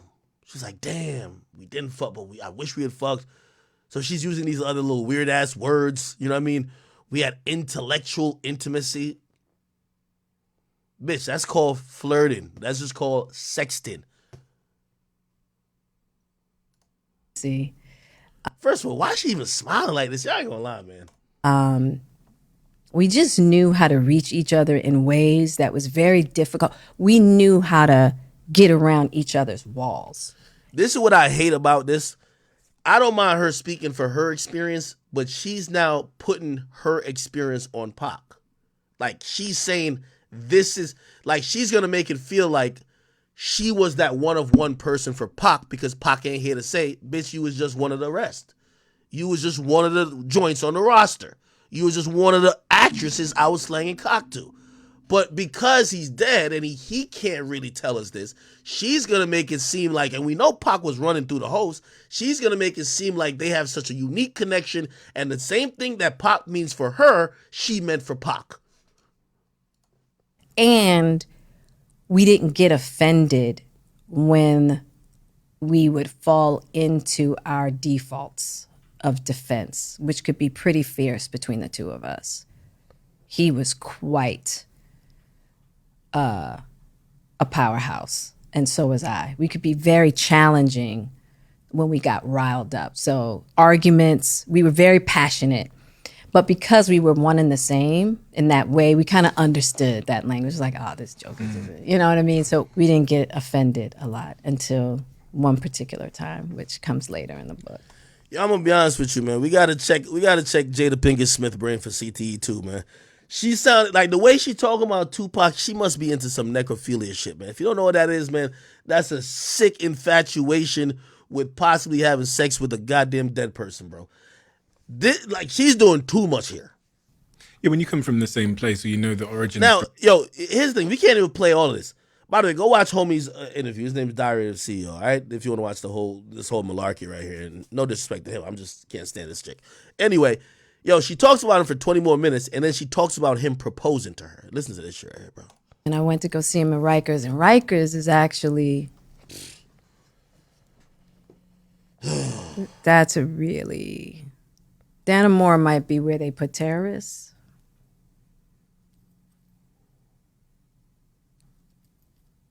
Rikers is like... I remember going to see him there, and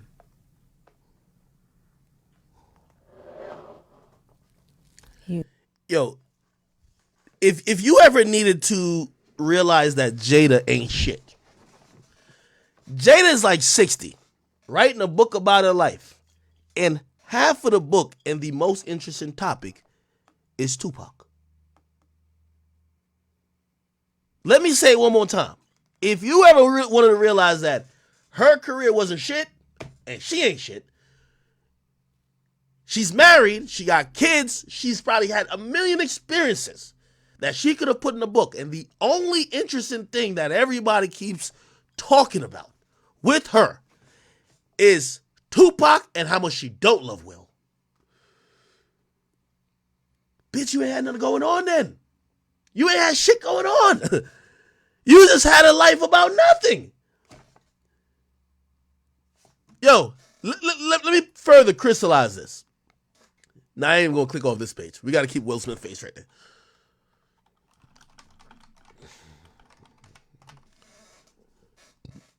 52. What age did Tupac die? 25. Bro, she's talking about a man that didn't even make it to his 30s. She's talking about a boy just turning into a man. And she's a grown-ass, damn near past cougar granny that is still gushing over her childhood love or her young adolescence or motherfucking early 20s love with the guy who never made it past 25. He was a young man, still learning himself, still learning the world. He was a brilliant guy, of course. But just like I would imagine she has gotten smarter and whatever, you tell me you have never met nobody else on a romantic level that you could at least talk about like how you keep talking about Pac every fucking day? What is going on?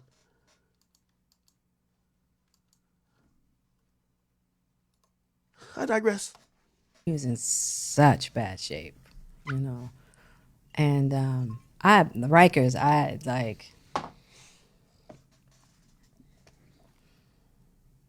Rikers was bad. Dannemora, terrorists are there, but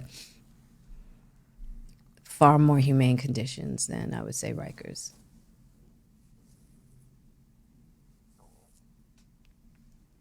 It feels like the emotion is still right on the surface with you when you think back to these moments in your life. Oh yeah. It feels like I just came back from seeing Pac at Rikers and I had to leave him there. What? Yo, bitch, I was 30 years ago. Yo, this is crazy, dog. She said it feels like I just came back. It's been 30 fucking years.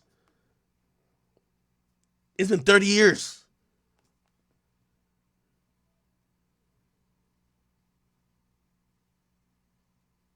Now she's bugged out right now, bro. It's been 30 years. Yo, I feel like I just got off the bus from coming back to see. Nigga, what? It's been 30 years ago. It's just like yesterday.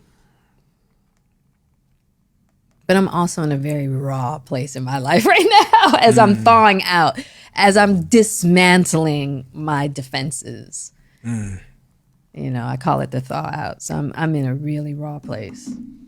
Obviously, Pac he gets out of jail and Suge Knight. I mean, talking about timing, I think it was like a week ago or 2 weeks ago that someone's been convicted for Tupac's murder.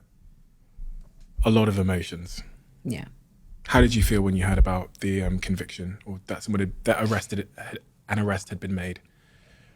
You know, I realized Jada Pinkett is the Asian doll for King Von. Let's keep it a beat. She's the Asian doll for Tupac. You know how Asian doll was like after Von died? Asian doll looked like she was Von. She even called herself a Queen Von. I'm surprised Jada didn't rename herself to like 3Pac or some shit like that. Like, God damn it. That's the Asian doll. That's Pac's Asian doll. Jada. Jesus Christ, man. I was like, I was glad that an arrest had been made. This was someone who we had known had been in the car. He had done some street interviews about it, you know. And I was just hoping, I was like, well, I hope they're bringing him in because we're going to get some other questions answered. Like what? So, you know, my hope is that we'll get more questions answered. In the book, you question... Yeah, that was her way of saying she wanted Diddy to go to jail. I ain't gonna hold you. She's saying, Diddy, you kill my man, you going to jail. That's what she pretty much saying. I'm gonna keep it a beat. Like, I'm gonna just translate. Them other questions she talking about, yo, the way she love Pac, she want anybody associated with that murder to go down. Yeah, Diddy, she wants you to go to jail, bro. No cap. but then you confirm that Tupac knew how you felt about him when he passed away because you and him hadn't been speaking. No. And I think there's a really important lesson in this for. That's the equivalent. You're going to hear some bullshit. This is the equivalent of when Asian Doll said King Von told her to go get the O Block chains back. And they're like, wait, how did he tell you he was dead?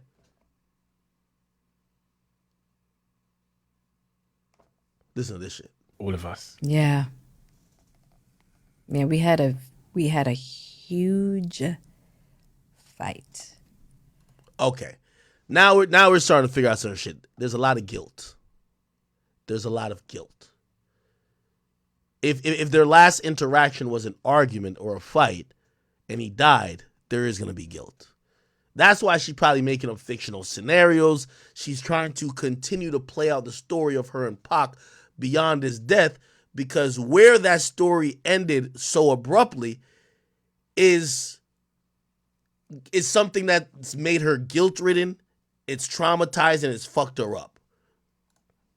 Huge. It was one of the biggest fights we had ever had. And she did say they never fucked. How the hell? I'm not arguing a fight with a chick I'm not fucking. The hell? Like, nigga, you're a friend at that point. Anyway, let me read out a couple of these donations. By the way, somebody says, look up the letter Willow Smith wrote to Pac. Yeah, I think we covered that before, but I'll look it up too. Sherman Northington, thank you for the $1. Trucking for show. He says, yo, she used to be top 5. You're talking about Jada. Yeah, Jada was always attractive, but like, I'm gonna be honest with you, her career wasn't shit to me.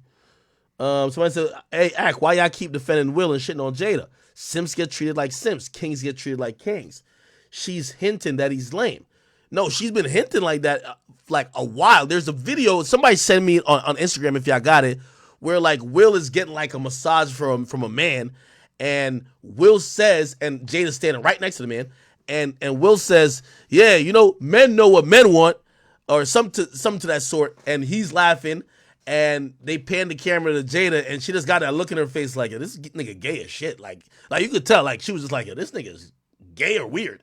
You feel me? So you could tell she wasn't really rocking with that boy from a while ago. So yeah, I do think she definitely think he lame. You know what I mean? Like obviously, if you're Will Smith and Pac, like, come on now. But anyway, I also believe that at this point, I'm willing to hear her say like, yo, one day on the set of Fresh Prince of Bel-Air, you know, I went in there and, you know, Will was practicing lines in the corner, and, you know, I just stumbled into Carlton's dressing room, and he was oiling himself up, and we fucked, and, you know, and I gave him some spiritual healing, some shit like that. Like, I'm down to hear anything this chick, yo, she's probably going to say anything, man. Like, this is a loose cannon. She's I don't know if she got some type of illness currently, but she's trying to give up some shit. She's trying to give up everything she should have took to the grave. So that's why sometimes I worry about people's health. Like, hopefully she's fine, because she's telling some shit that she shouldn't even say ever. Oh, let me keep reading. Rashad Boy, thank you for 5. He said, oh, my mother-in-law went to school with Tupac in Dunbar, Baltimore, class of 1987. He says, on God, they didn't want Pac back then. They just wanted the jocks. Thank you for 5, OG. He says, Bobby Brown wrote in his book how Whitney Houston was crying after Tupac died, and that's when he found out she was cheating. Cap. No way. What? Bobby Brown wrote in his book that Whitney was crying after Pac died, and that's when he found out she was cheating? No fuck. Wait, Whitney cheated on Bobby Brown? Like, with something other than a crack rock? Oh my God. Wait, Pac fucked Whitney Houston? Damn. King Trayvon, he says, that's why Pac's the GOAT. Rody Frame, thank you for the 2. He says, yo, Will gonna go on his villain arc, just you wait. Nah. That nigga look beaten down, bro.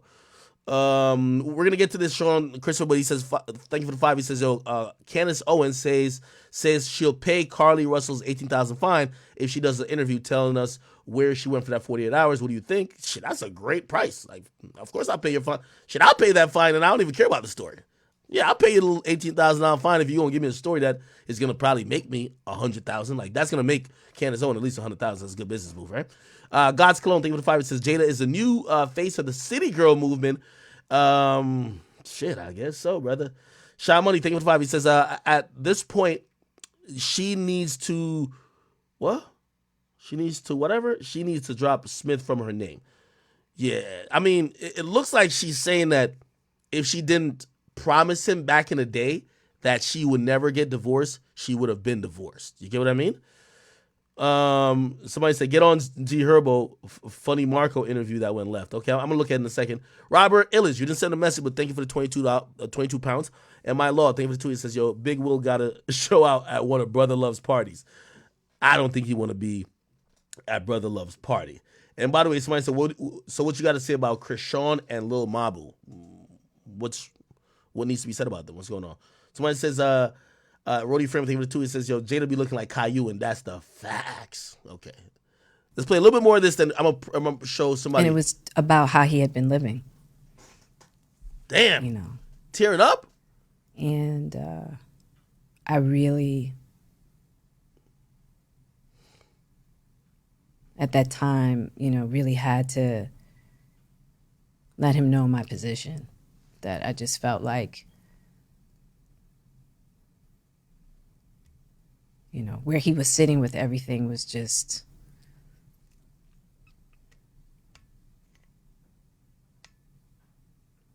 it wasn't going to end up well.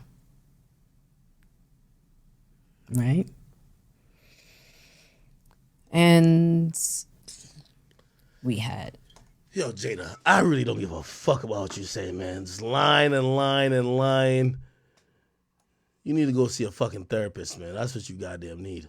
But anyway, she got caught in a couple of lies by apparently a TikToker who started to debunk her saying that Tupac proposed to her while he was at Rikers. She went to go visit him, and according to her, Tupac proposed to her. This is what the TikToker kind of summed up. Jada's lying, and I have the timeline to prove it. And I'm literally in the middle of moving. That's why I look raggedy, but I cannot handle these fucking lies anymore. Jada is currently on her Pay Attention to Me tour, and she is making all these wild claims, including that Tupac proposed to her while he was at Rikers. Really?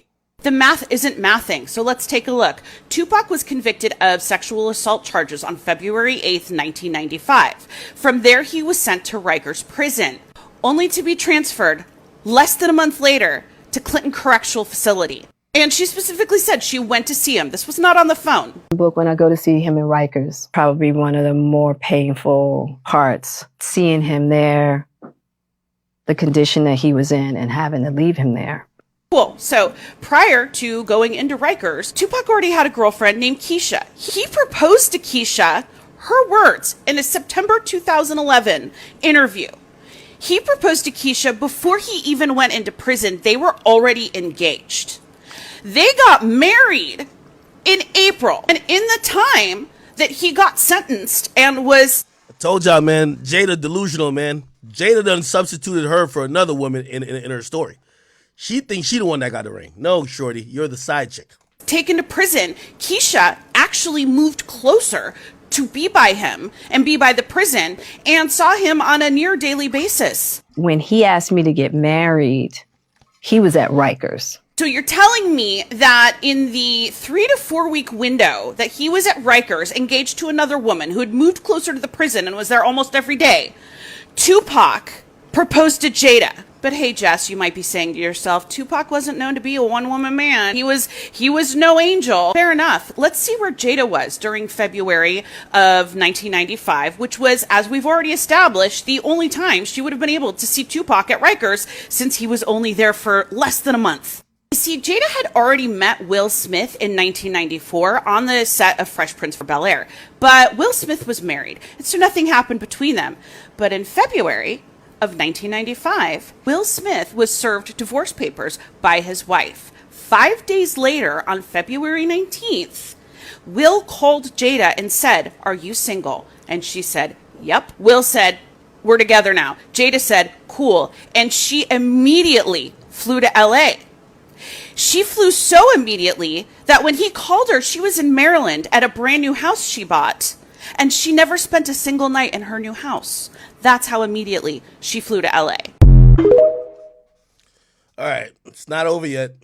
It's one more part. Jada, when in all that time did you visit Tupac at Rikers and get this fucking proposal? And for the record, Keisha and Tupac stayed married for about 10 months. They got their marriage annulled about 4 or 5 months after Tupac was released from prison. He was bailed out by Suge Knight. It wasn't long after that that he met Kidada Jones. Kidada Jones is the daughter of legendary Quincy Jones. Kidada looks a little recognizable. You may know her sister, Rashida Jones, who played Karen on The Office. Kidada and Tupac were living together and engaged when Tupac was shot and killed. Kidada was the one that was there with him at the hospital the night he died. Kidada was handed his bloody clothes. She was the one who told him, "We all love you," before he slipped into a coma and never woke up. Keisha spoke with Tupac several days before he died because even though their marriage was annulled, they still remained good friends. And I can't help but notice that all of the women who are actually part of his life in a meaningful way are the ones that have just kept quiet. They've kept silent. They've kept their memories to themselves and not tried to use a dead man as their limelight. And the person who's squawking about him the most is making claims that can't even be verified and don't make sense from the perspective of a verifiable timeline. I see why we love you.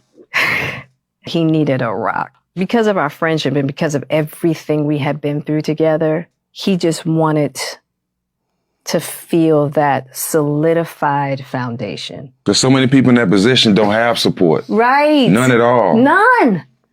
You know? And he got the best.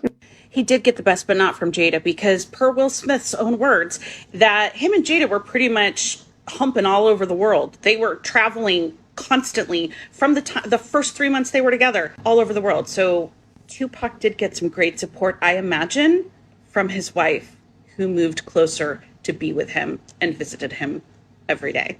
And why do I care? Because I'm Gen X. And like any good Gen X person, I grew up on Tupac. We all remember this going down. We all remember where we were when we heard that Tupac got shot or that he died.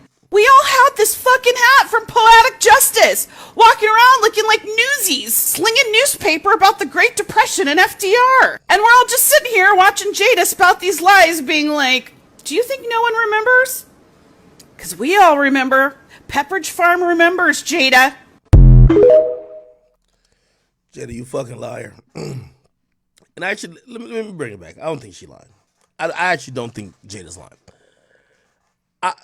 Now, and I seen somebody send a donation. Zuri phrased it. Thank you. I'm going to read it. He says, yo, the white girl is wrong. Tupac's cousin confirmed a few months ago that Pac tried to propose. Pac was cheating on Keisha with multiple women. And by the way, Zuri sends another donation. Thank you again, my brother. He says, it's confirmed. Jada tried to get bail money for Pac. She's annoying, but she doesn't need to lie about that. Okay. I actually, I started thinking about it as even this white girl was explaining it. I think Pac probably did propose. But I think what's kind of clear is that Pac had multiple women, and his proposal to Jada didn't mean shit. Right? Clearly, Pac was the sell some dreams type of nigga. When you're locked up, you want women to probably be loyal to you. Probably the best way to try to get them to be loyal to you when you're in a place that you can't help is overcommit. Hey, I want you to be my wife. I want you, blah, blah, blah, blah. He probably told that to several women. And again, it just kind of goes back into what I'm saying. Jada was fucking with Pac, but she was one of the sides. Now we have Pac dead, one of the side dish, you know what I mean? The mashed potatoes is trying to act like it's the main fucking course. You weren't the main course, okay? You was on the table, but you were the side, all right? That's it. Don't overshadow his story. Don't act like you were playing such an intricate part. You were on the table. We giving you credit for that, but you were a side. He was telling you the same shit he was telling a lot of other women. So all this, we had a connection that only us got. You speak for yourself, because he was telling a lot of girls the same shit. So again, I think that's probably the only thing this is a takeaway from me about this whole thing with Jada. Now, she probably ain't lying about the proposal shit. Like I'm kind of with you, Zuri.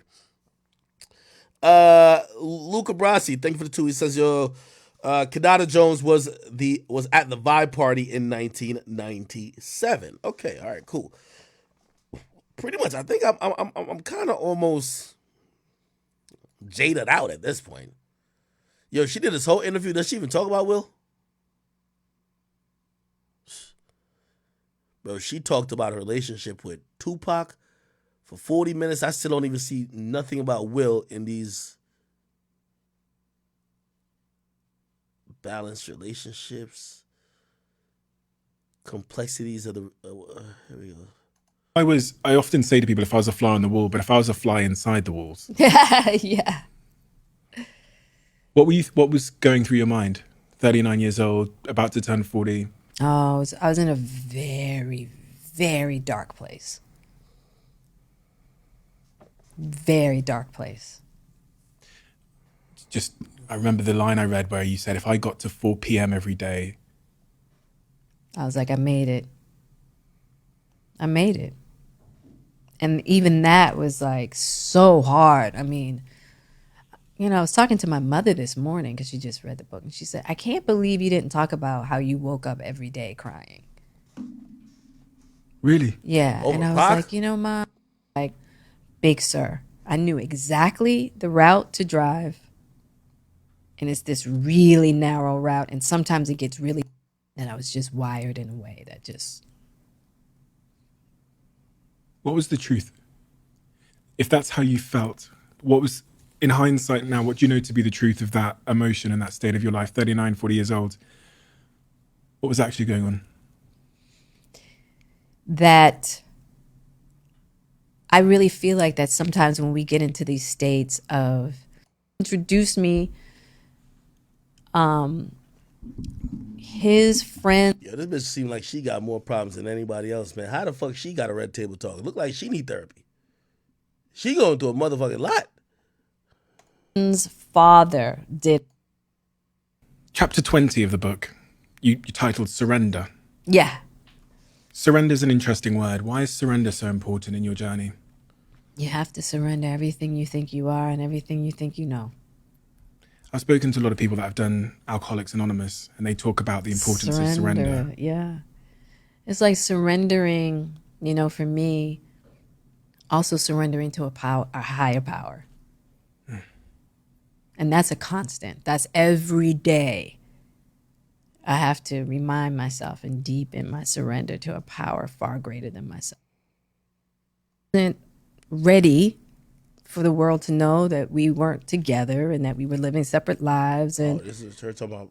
I just took it because I just wanted to stop. I just wanted to end. Oh, she's talking about what? If I didn't put that out, I wouldn't have seen that next place of healing that I needed. Because I can take so much like discomfort. It wasn't until I saw how the people around me were affected. I mean, my mother, my kids, my friends, people like. Will? Yo, she don't give a fuck about that nigga, man. They were like, how could you do this? And I was like, well, I just wanted to end everything, you know. Will wasn't ready for the world to know that we weren't together and that we were living separate lives. And I just took it because I just wanted to stop. I just wanted to end. People were like, no. My mother was like, what are you? She was like, you need to get your ass in therapy. Yeah, I think we can click off of that, man. This chick is nuts. She did do an interview with, I think it's like All the Smoke or something like that. God damn, she's doing mad interviews talking about this thing. We're closer in such an authentic way. Or Will Smith said in an email kind of woke him up. She'd lived the life more on the edge than he had realized, and that she is more resilient, clever, and compassionate than he'd understood. And this is the quote. When you've been with someone for more than half your life, he wrote, a sort of an emotional blindness sets in, and all you can do, and you can all too easily lose your sensitivity to their hidden nuances and subtle beauties. And so we had to go our separate ways to really look at ourselves and see the blocks that we had in order to find a way back. One part that was very sensitive with you, and it was very touching to me that you'd gone through it, but you talked about the idea that you were maybe going to kill yourself. Yeah. That you felt like you were not. Told you this chick was nuts. Everybody. Yeah. And I want to be very clear about that. You have to really, there's no finding another great love. And I think that's the, it can't be this perfect, idealized husband. Yes, of course. I have to be able to accept him for the human that he is. He accepts me for the human that I am. And we want to love each other there. Okay. So you might like live in the same house and have the same. Yeah. Okay. Well, that's the only part. That's the only part in the special that I felt like got lost. Well, guess what? It is found. We found it today. We found it today. Jada, thank you so much. I really appreciate your time. You guys check out the. We're back with Jada Pinkett Smith. All right. Played a slave, and a lot of stuff came up for him. There, you know, I didn't. Yeah. Right. Everyone else. Right. And then interviewing all the winners as they. Oh, did he and Chris decide to do this bit together? And then he goes up and the whole thing happens. And it looked like Chris slipped the shot. And so I was like, oh, this is definitely a bit, because I've seen Will. It wasn't a great bit. It wasn't really a great bit. Right, exactly. Yeah. But I've seen Will knock out professional fighters. Sure. Will is a heavy hitter. Yeah, right. Right? And so Chris was still standing. There was no blood, there was no swelling, what have you. And I was like, oh, this is a bit. This is a strange bit, but okay. Right. He turns around and he comes back. As he's coming back, I'm going, something's off. Something's not right. He sits down, and I just look at him. I'm like, are you okay? And it continues to go. And it wasn't until his publicist came out and said, you know, Chris has left the building, he's not going to press charges. And I said, well, what would he press charges for? And she said, well, we'll hit him. And I was like, you hit Chris? And I was like, all right, well, we're in this together now. I didn't come in here as your wife, but I'm leaving as your wife, because we're going to have to get through this together. Yeah.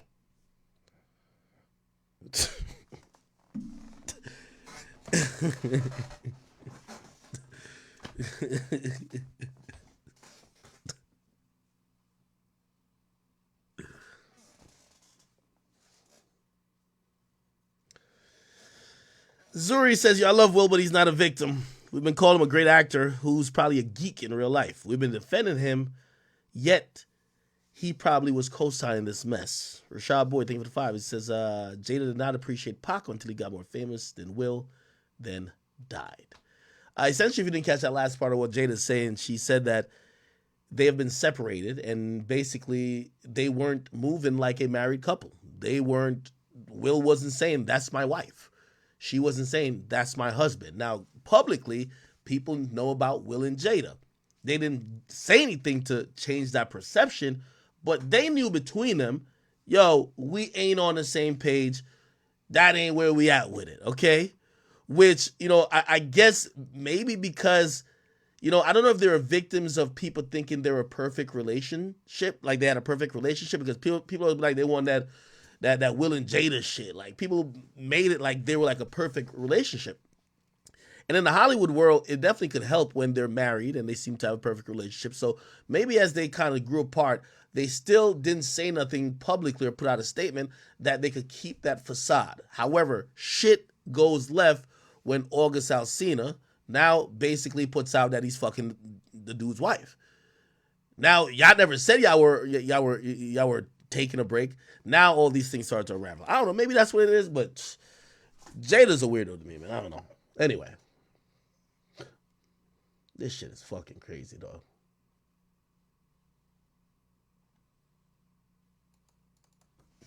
Wait, one more. Is it all the smoke?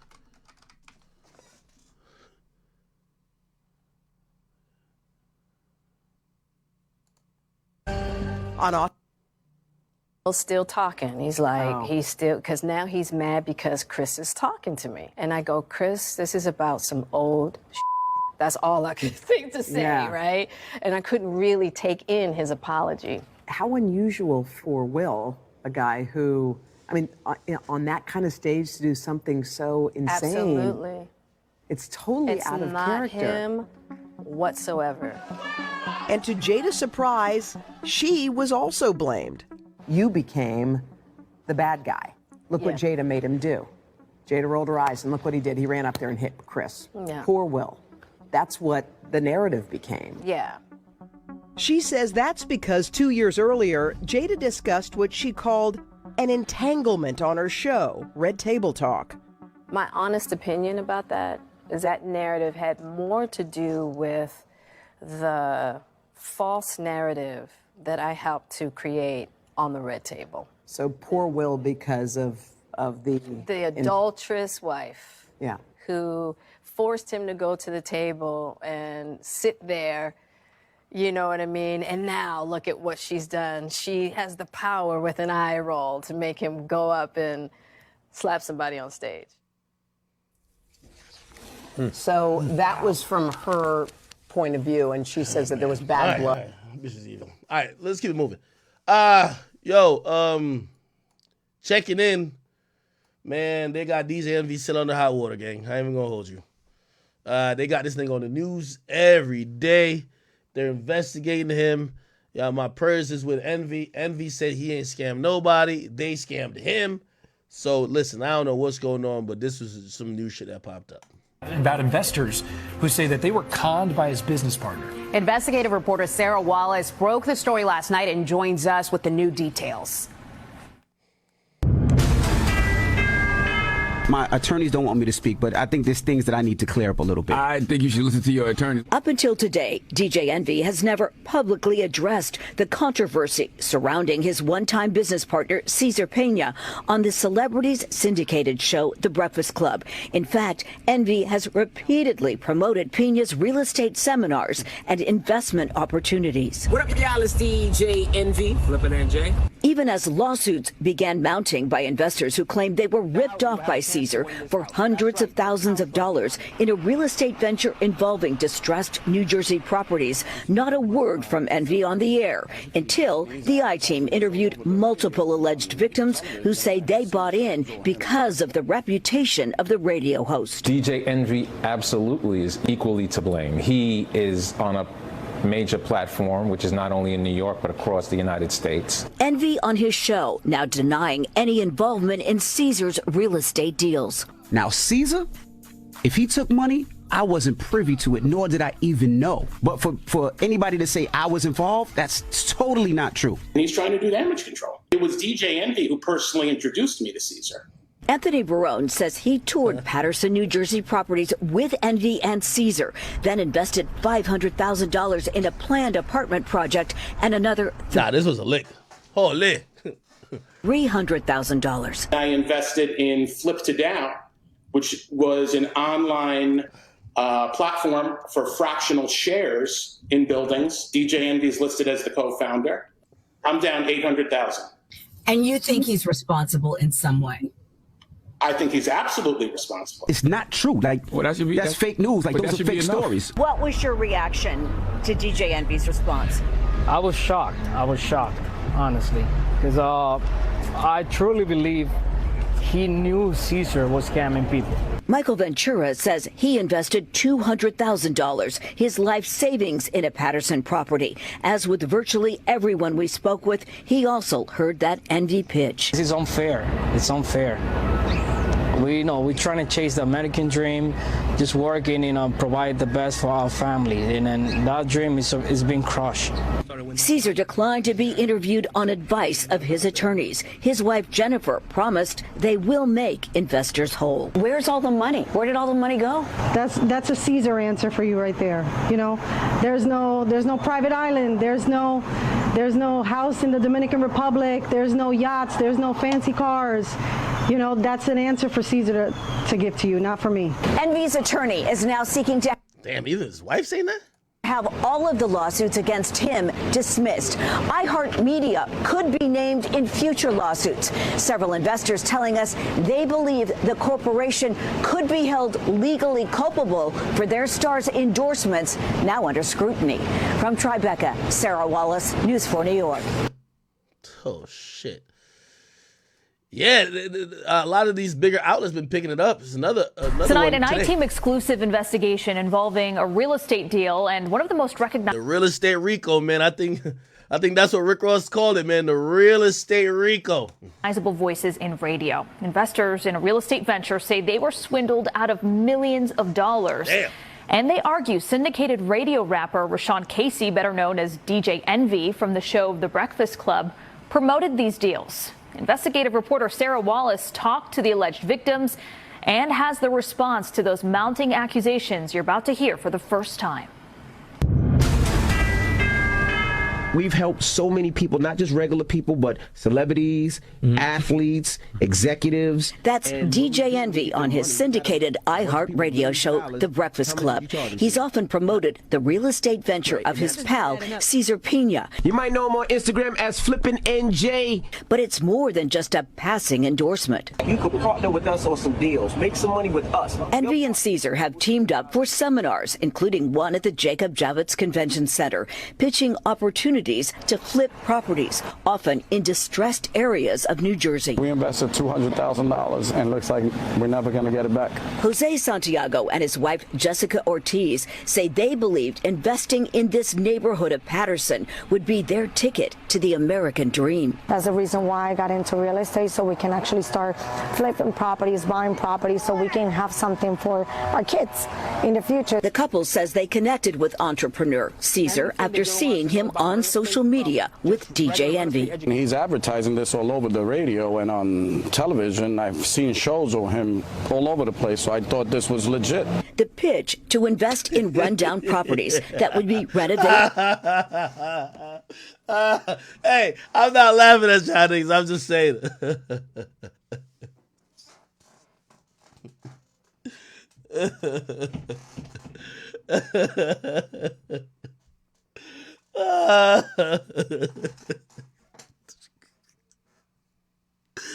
Yo, I hate to laugh at these motherfuckers because they lost a lot of money, man. But yo, come on, dog. Come on, dog. Yo, come on, bro. Come on, bro. And flipped for more money. The promise to return up to 30%. In some cases, Cesar didn't even own the properties. This couple. That nigga was selling the Brooklyn Bridge. Oh, shit. That nigga Caesar, he good. He good. Took out $200,000 in equity from their Florida home, promised that 30% return within 4 months. Then they say nothing. I'm paying the interest right now every month, and I have nothing. Well, at this point, we just want our money back. Nigel Chamblin says he was conned by Cesar into investing $235,000 in that same Patterson property, along with two others, $300,000 each for homes in Hawthorne and in Maplewood. $835,000 in total on all three houses. There were other people investing in the exact same properties. It was a scam. It was a lie. Augie Rios owns a custom auto wrap shop in Lodi, who says he worked on Envy's cars for years and believed his pitch. He did get back a return on an initial investment with Cesar, but maintains a second investment on this Patterson property went south. If it wasn't for DJ Envy, I would have never invested into Cesar. I lost a total of $64,000. After receiving 2 bounced checks, Rio says he got a visit from Cesar carrying this box of jewelry. He said, take this jewelry until I can pay you back. How much did he say this was worth? 15, 20 grand. Then there's record producer Anthony Martini, who invested in what he thought was a promising apartment project in Patterson. I lost $1 million. And you went in because of DJ Envy. Yeah, I did. I mean, you know, I'd known Envy for years. Martini's attorney has filed a lawsuit. It's some sort of Ponzi-like scheme where he's taking money from one investor to pay off other investors. You're looking at over $40 million invested with the Pinas in their companies. Breaking news. Now, I agree with y'all. I think, like, with all due respect to the people, listen, trust me, I have a heart. And I am sad that so many people got scammed. But y'all do deserve donkey today one time. I think Charlamagne should give all y'all niggas who believe that bullshit and gave up y'all hard-earned money, you know what I mean, to a nigga like Cesar Pina. You deserve donkey today at least one time. I'm sorry, bro. Here on Tony the Closer's Live. The complaint floodgates opened up when alleged victims started appearing on the social media platform of influencer Tony the Closer, a self-proclaimed real estate scam watchdog. I decided to make it where everybody would know the disgusting.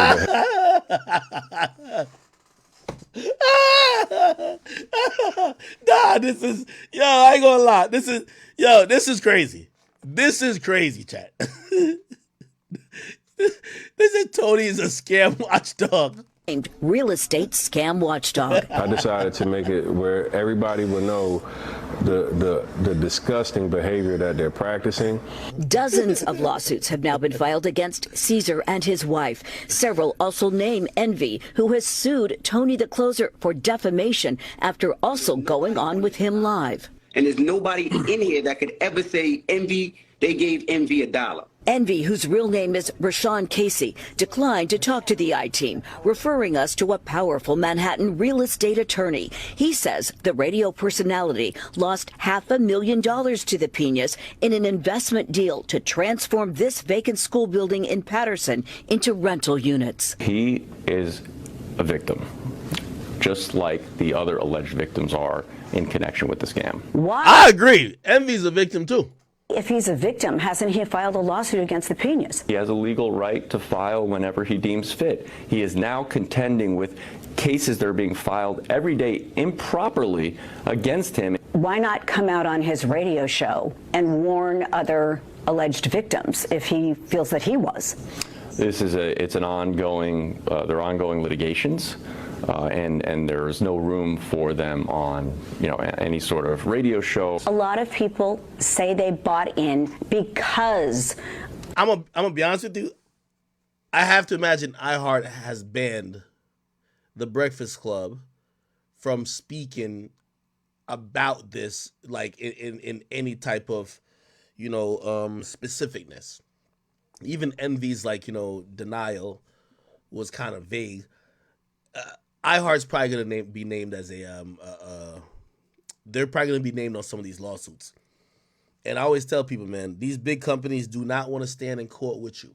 That's the biggest thing they fear, because they know they got the biggest bank account, and if your culpability could turn to their liability, and they have to go pay a big lump sum. Yeah. Oh, I seen somebody say something. Okay, we're going to get to that. All right. Of Envy's reputation, does he not have some responsibility? Absolutely not. The only reason why Envy is sued is to sensationalize the case. The attorney is seeking dismissals of all the... Yo, this nigga is tweaking. Nigga, Envy sued because he co-signed the nigga, man. Now, like, you see, this is why I don't like lawyers. Lawyers be just trying to say, because obviously they can't say, yeah, Envy co-signed the dude, but he didn't know the dude was a scammer. Like, bro, that might be the truth. Honestly, like, I don't think Envy's a shitty person. I think that might be the truth. Yo, I thought this, like, Envy probably did some business with him. The nigga probably sells Envy on a bigger idea of whatever. Obviously, he's eyeing Envy's influence and Envy's platform to increase the amount of people that he could potentially scam. So he probably did good business with Envy a few times. Envy's like, all right, cool, let's get into business. Envy is under the assumption that homie's gonna do good business, and then the dude doesn't do good business. You know what I mean? But saying that Envy's only named because to sensationalize it, no. I think the majority of people who invested with the Caesar nigga is probably gonna have the same story. I only did it because I heard it being advertised on iHeartRadio, The Breakfast Club, and I listened to The Breakfast Club every day. And the person who kept saying it every day was DJ Envy, which is somebody who I have trust in because he's been a reputable broadcaster for a long time. Yeah, that's why he's named. I'm not saying he's scammed nobody, but I see why he's named. It just is what it is. Now, again, I really think his real explanation might be, I really thought this nigga wasn't going to be a scammer. Because I didn't go into it with him knowing he's a scammer. Because if I did, I would have gotten something out of scams, and I generally don't believe Envy got nothing out of scams. I ain't gonna lie to you. Okay, all right. Hopefully they figure this out, man. Somebody did point out that, I don't know if it was this video or was it the other one. Now at 5:30 and I this video. Apparently, when Caesar's wife is talking, they say Caesar's wife is rocking like a $2,500 sweater. It's like a $2,500 Chanel sweater. It's like, hey man. She said, I don't know where the money went. She said, we don't got no big ass cars. By the way, I think they're standing outside of their big ass house. But it's like, yeah, we don't got no big ass cars. We don't got no house in the DR. We don't got no motherfucking yachts. We don't got like, you know what I mean? She's naming the things they don't got. She ain't naming the things they do. So, you know, it is what it is. It is what it is, man. Somebody said tone deaf. Yeah. All right, cool. So that's going on. What else is going on in hip hop? By the way, somebody says, did you watch the video of Rick Ross on Flex clowning Envy? We did watch that before. Somebody says, yo, a story to tell. Thinking of 5. It says, when Envy asked Joe to invest, Joe said, nah, this sounds like a scam. Hey, it is what it is. It is what it is. All right. Oh, let's get to this Funny Marco shit. Like, this is kind of like interesting. I don't know what the fuck is going on with this.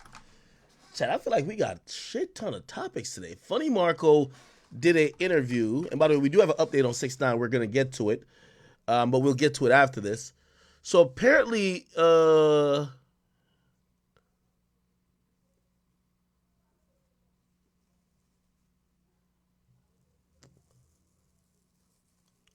Funny Marco...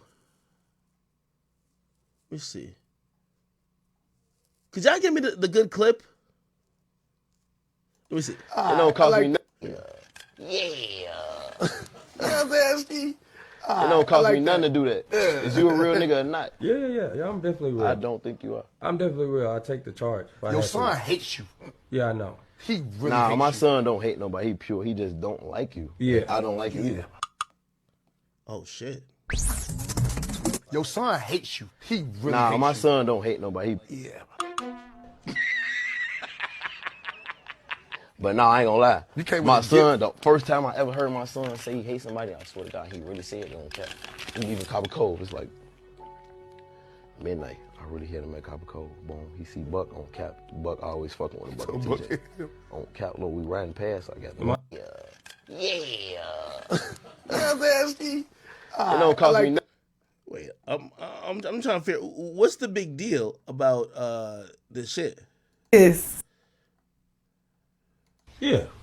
Fuck, man. Hold my cup, man. I'll give you a job. Hold it. God damn, that's a quadruple shot. Yeah. Hold on, let me take some. Hurry up, nigga. Hold. There you go. He here. Hey, hold that to the end of the interview. I got you, my brother. It's good. I remember you need me. Huh? Yeah. You need me. Yeah. I technically do. Yeah. But I don't. Hold this for me, too. I got you, Tony. Fucking goofy. You need both of us. Yeah. Oh, shit. Oh, that was disrespectful. I'm sorry. I got my suit, nigga. That shit nappy already, bro. Listen. I need y'all to know, like, look. Come on. No, I know. Come on. This is my brother. I really respect him. This is my brother. It's no disrespect, but it's like he's so fucking... He drunk. Yeah, he drunk. Yeah, it's cool. Yeah, he drunk. I never. No, you good. I would never. No, you good. Yeah. This bro. Yep. 100. 100. 100. Boy, call me. I think this is a joke. It's an inside joke. It's kind of like a skit almost. And co-host. This stupid ass shit off. And we need that money back when we finish. That's our payment.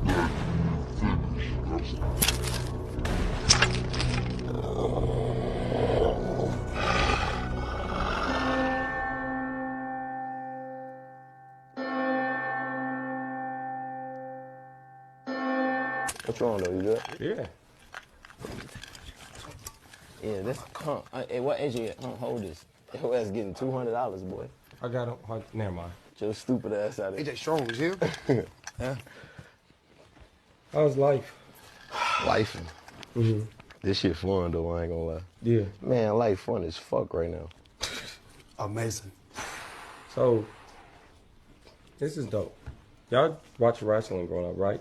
Watch what? Wrestling. Like Hulk smash. If you guys became the Undertaker, who'll be Kane? Who'll be Undertaker? I would be Undertaker, he'd be Yeah, Kane. he'd be Undertaker, I'll be What Kane. makes him Undertaker? Because he's fucked up. I'm fucked up, bro. He said that. I'm Kane because it's like, Chill. I'm just here. He Undertaker, I gotta be Kane. What the fuck else I'm gonna be? If he Undertaker, who else I'm gonna be, dumbass? I know. He really Nah, my hates son don't hate nobody. He pure. He just don't like. Who but? You hear me? Who but? Who but? Who but? Oh, you don't want to be but. Yeah, Shut bro. the fuck up, dude. Yeah, bro. Just shut the Nigga, fuck bro. up and listen. You gonna come back in a minute, bro. We got you, bro. Don't trip. Look, I don't care. He said, I hate that bitch. Walking off from Copper Cove, I spent the block. I said, but my son said, he hate you. He said, Daddy, I hate that bitch. He said, Daddy, I hate that bitch. On cap, that's what he said about Buck. Word. My boy. I hate that crazy. That nigga crazy. All right, we back on your show. I'm sorry. Come on. What's up, bro? Finish, fucking goofy. Nah, this is Nah, it's a joke. It's a joke. like shit. Just be like, all right. Yeah. Shit like what? Be like, all right. Just let it go. Yeah. Say it. Say what you gonna say. What you gonna say? Good. All right. I think they had something on the Shade Room about this. Let me see. And I see him write like some caption kind of addressing this because I think people were probably thinking this is serious. Funny Marco is the original what Bobby Althoff could have been and should have been. This is what he said about it. He said, I understand a lot of y'all mad about the interview. I was upset while it was going on, but I understand I got a job to do. And one thing about me, I respect people on my show. I didn't want to match the energy, so I took it. So it's the energy. It's so many L's I took on my journey. I wish I could show I don't hide anything. So I feel it was only right to put the episode out myself and just learn from the episode and move on. Thank who support me. It's a mindset thing. Wait, I thought he was in on the joke. Wrestling growing up, right? Watch what? Wrestling. Like Hulk smash. Like If that? you guys became the Undertaker, who became? Who be Undertaker? I would be Undertaker, he'd be Yeah, Kane. he'd be Undertaker, I'll be What Kane. makes him Undertaker? Because he's fucked up. I'm fucked, bro. He said that. I'm Kane because it's like, Chill. I'm just here. I'm gonna be honest though, with all due respect, and Marco's my guy. I think they came on your show, having watched your show, and thought they were gonna play their own character of the show, right? So their character was gonna be, oh, we don't give a fuck about you. Just like how sometimes Marco will play the character of, yo, yeah, I'm doing this interview, but I don't know nothing about you, or he'll act like he'll be almost playing a character, right? I think they came on playing a character because we've never seen G Herbo and or Southside act like this in any episode. So I gotta imagine they knew. Like, I ain't gonna lie, when I interviewed them, but they could be wrong. I don't think they were playing a character. Nudie and Baby Drill, I think they literally thought I was just gonna ask him like some police questions, like, yo, Baby Drill, did you kill that nigga that you're accused of? Like, you know what I mean? I think that's what he thought. That's why it was like a little awkward interview there. But I think these guys, I don't think they meant to come on there and really disrespect his manhood. I think they're thinking, hey, you do skit-like interviews. We're going to come on there and have fun. But our way of having fun is like, oh, we're the cool gangster dudes, and we're going to be saying you're the goofy type shit. You get what I mean? So I think they came on there playing because they've never acted like that on any interviews. Like, they're actually pretty polite. Like, I've interviewed G Herbo multiple times. Like, he's pretty polite. He's not like a goofy ass nigga. Like, he's a really, really polite dude, bro. I'm telling you. You get what I mean? I've never met Southside, but like, I've seen Southside's interviews. He's always like a cool dude. You get what I mean? So maybe they thought, yo, okay, we killing this shit because we're playing into what we think the show is. And at least from what he's saying in the caption, looked like Marco was just like, yeah, they kind of overdid it, but fuck it, I kind of just roll with it. All right.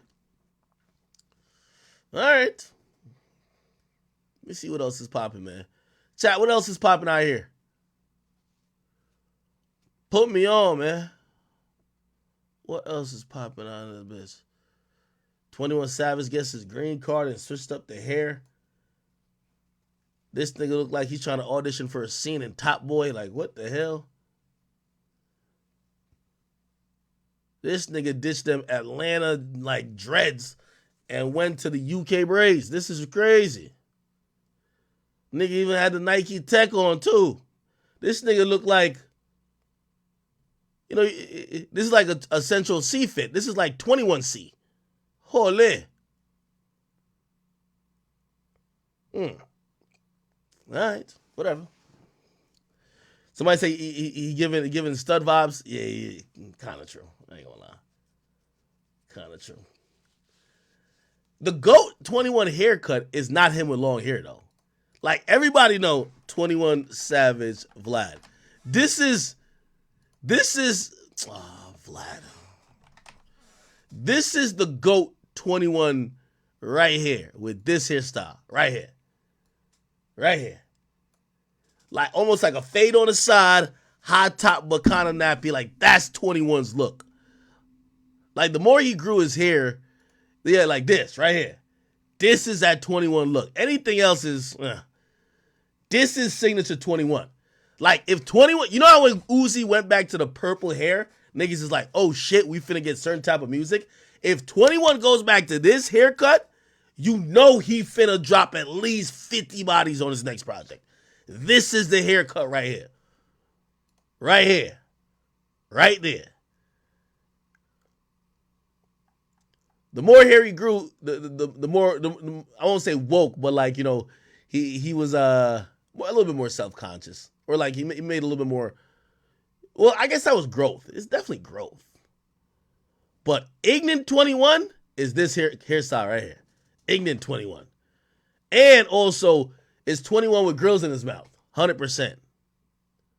100%. This right here is 21 mixed with J. Cole right here. This is 21 and J. Cole mixed right here.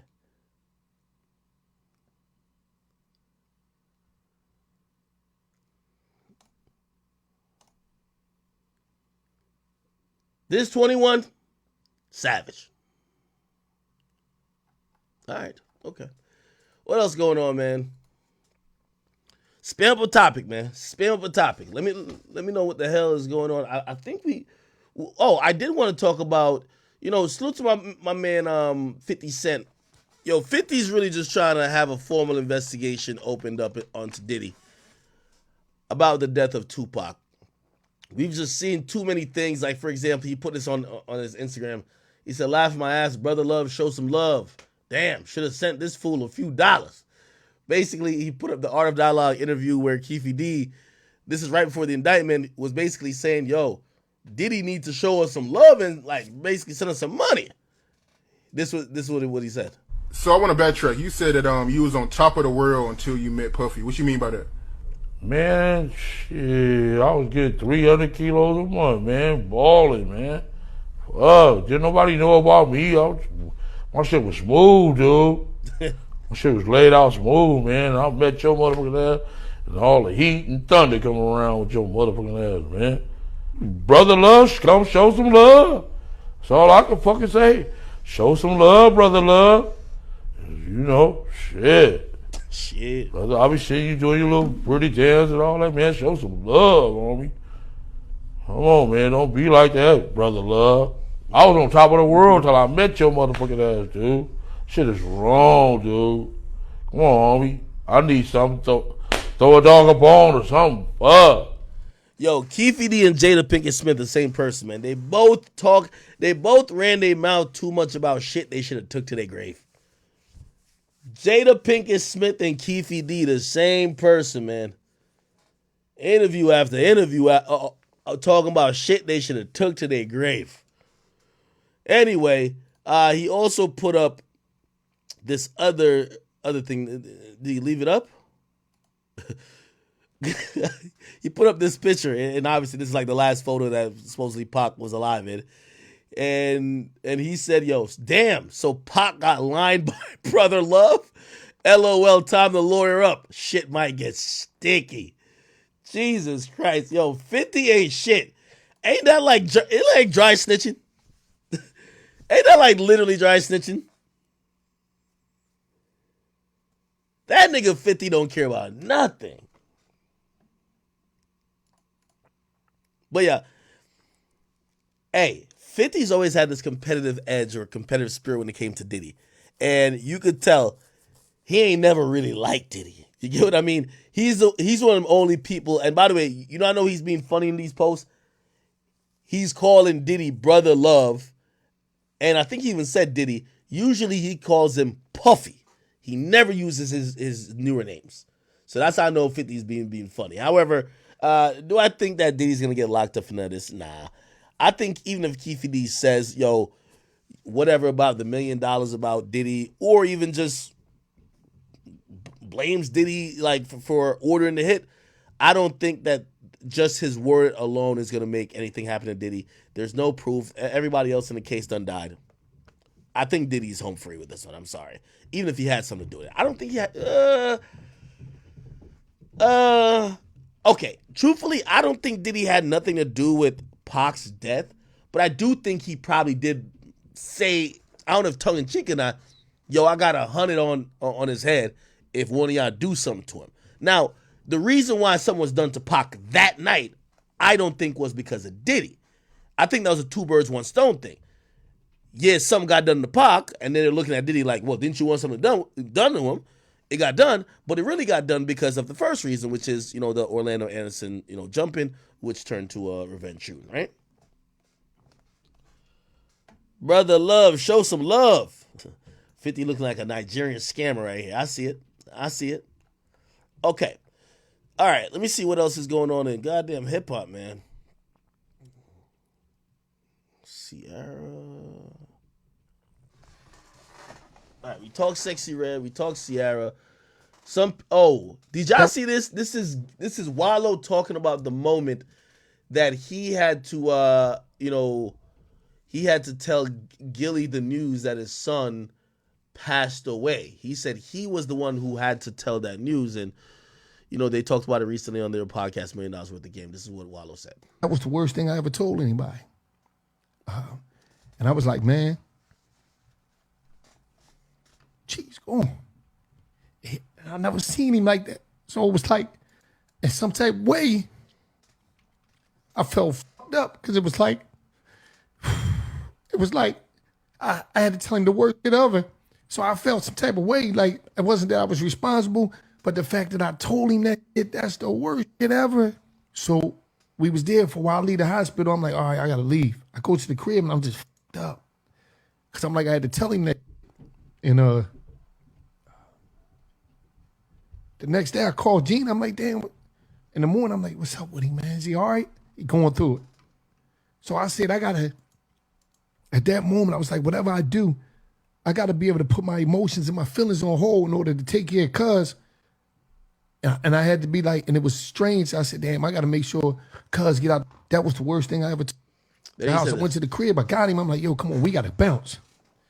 We got to, I said, come on, we got to get out of here because there was so much going on in his mind. I'm like, we got to get up out of here. I got him out the crib. I got him to the studio. And I just was calling people like, yo, all the brothers I knew. I was like, because it was too much for me to go through. And I'm like, I can't really do this by myself because I'm like, I can't really feel right now. Because I can't be selfish on the aspect of I can't even really truly mourn about Cheese because I got to make sure Gil all right because I told him to work ever. And then I'm processing like, damn, I'm just trying to get as many homies over here as possible to the studio. Like, come over. I called 1,000 boys, man. Dude showed up. And I did it day after day to try to make a better situation. But it was like, Cheese wasn't coming back. And he was like, I had to stay away from it. Was hard for me to face Cuz for a while. So I would keep my distance. It'd be like, it's the house. I went to the crib. I got him. I'm like, yo. Wow. Very emotional and heartfelt, you know, story. One that, you know, after the passing of Gilly's son, I think people wanted him to speak on it immediately.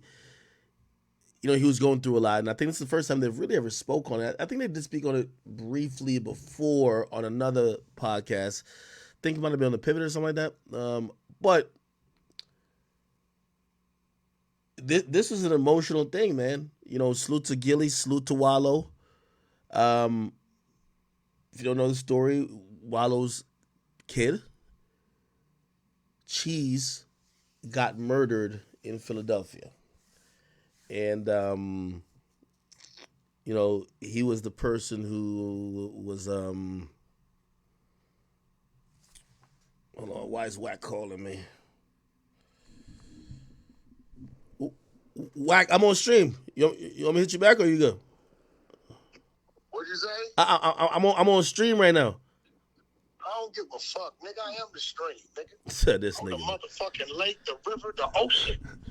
Yo, You know what I'm saying? Listen. What up? I got some viral shit for you, Neff. What if happened? You want it? Yeah, talk to me. You know, I never told people why I never fucked with Krishan Rock. Yeah. You kind of teased it though. You say you was gonna let loose if. Yeah. So you know, if you want to do that, me and you could do it, and I'm gonna give you the content, but it got to go up. You know, when Wax say he got the content, he got the content. All right, send it through. Yo, Wax. What is it? Wait, Wack, what is it? Oh, it's foul, bro. What do you mean it's foul? It's foul.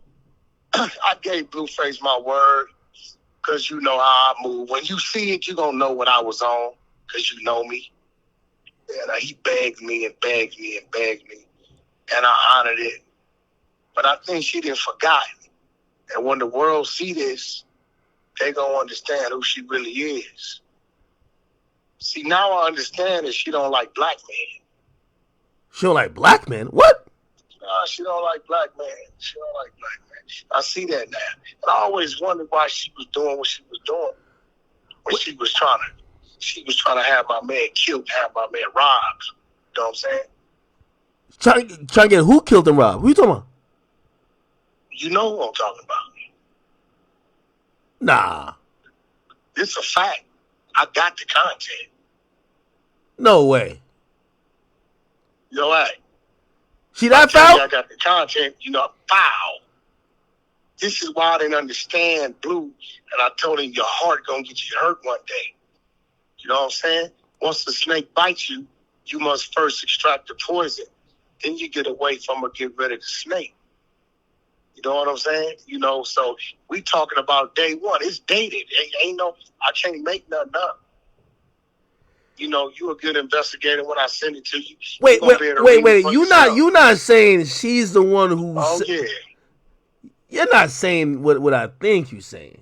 Well, what you think I'm saying? I think you're saying when there was a situation, which we never heard about a situation like that with Blue before, but it was a situation that like somebody was trying to do some shit. And oh yeah, it's written. I got it. She don't know I have it. And she was behind that? I have it. Even down to the pin drop and the address on where she sent the motherfuckers. Nah, Wack, you can't say something like this without the full proof. Nah, hold on, Wack. Hold on. And hold on. Wack, hold on. The only reason I'm questioning you, I don't think you're lying, but the only reason I'm questioning you, I'm questioning you because you would not let her stay close around. You would not. You would never let somebody like that stay around. Politics, how it was supposed to go, but I honored my man. I didn't want to. It was a hard thing for me to do. I thought about backdooring. I thought about all kind of shit, but I gave him my word. If I give you my word on something, and you make me as your friend, and you look me in my eyes and say, "Wack, give me your word, bro. You're not going." And I give you my word, I'm gonna stand by that. Is this some accidental shit? Because you know how women be sometimes. No. Listen. They sharing their location with their friend. No. Listen. This is dated, the plot, the plan, the set, the drop, the whoop, the plan, what they want to do, what they gonna do, why she having it done, the whole shot, A to Z. The bitch is foul, bro. She tried to have my man robbed and killed, homie. This is a fact. She's foul. And anybody that's standing, and listen, Blueface is a father. He's somebody's son. You understand what I'm saying?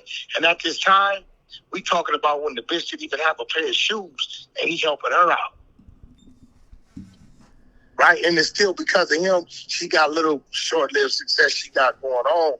And I warned her. I said, yo, you play with me, I'm going to let the world know why I don't fuck with you. I had to honor my man because he asked me to. Why, I don't know. I see her on the gram with a white dude. I don't know the white dude. I can care less about that. Whatever they do on the romper room land, have fun. I don't trip him. I'm pretty sure he has a family. I hold nothing against him. He knows not what he's doing. Cool, right? But wait, Whack. Remember, it's L.A. She from Baltimore, right? How could she know anybody?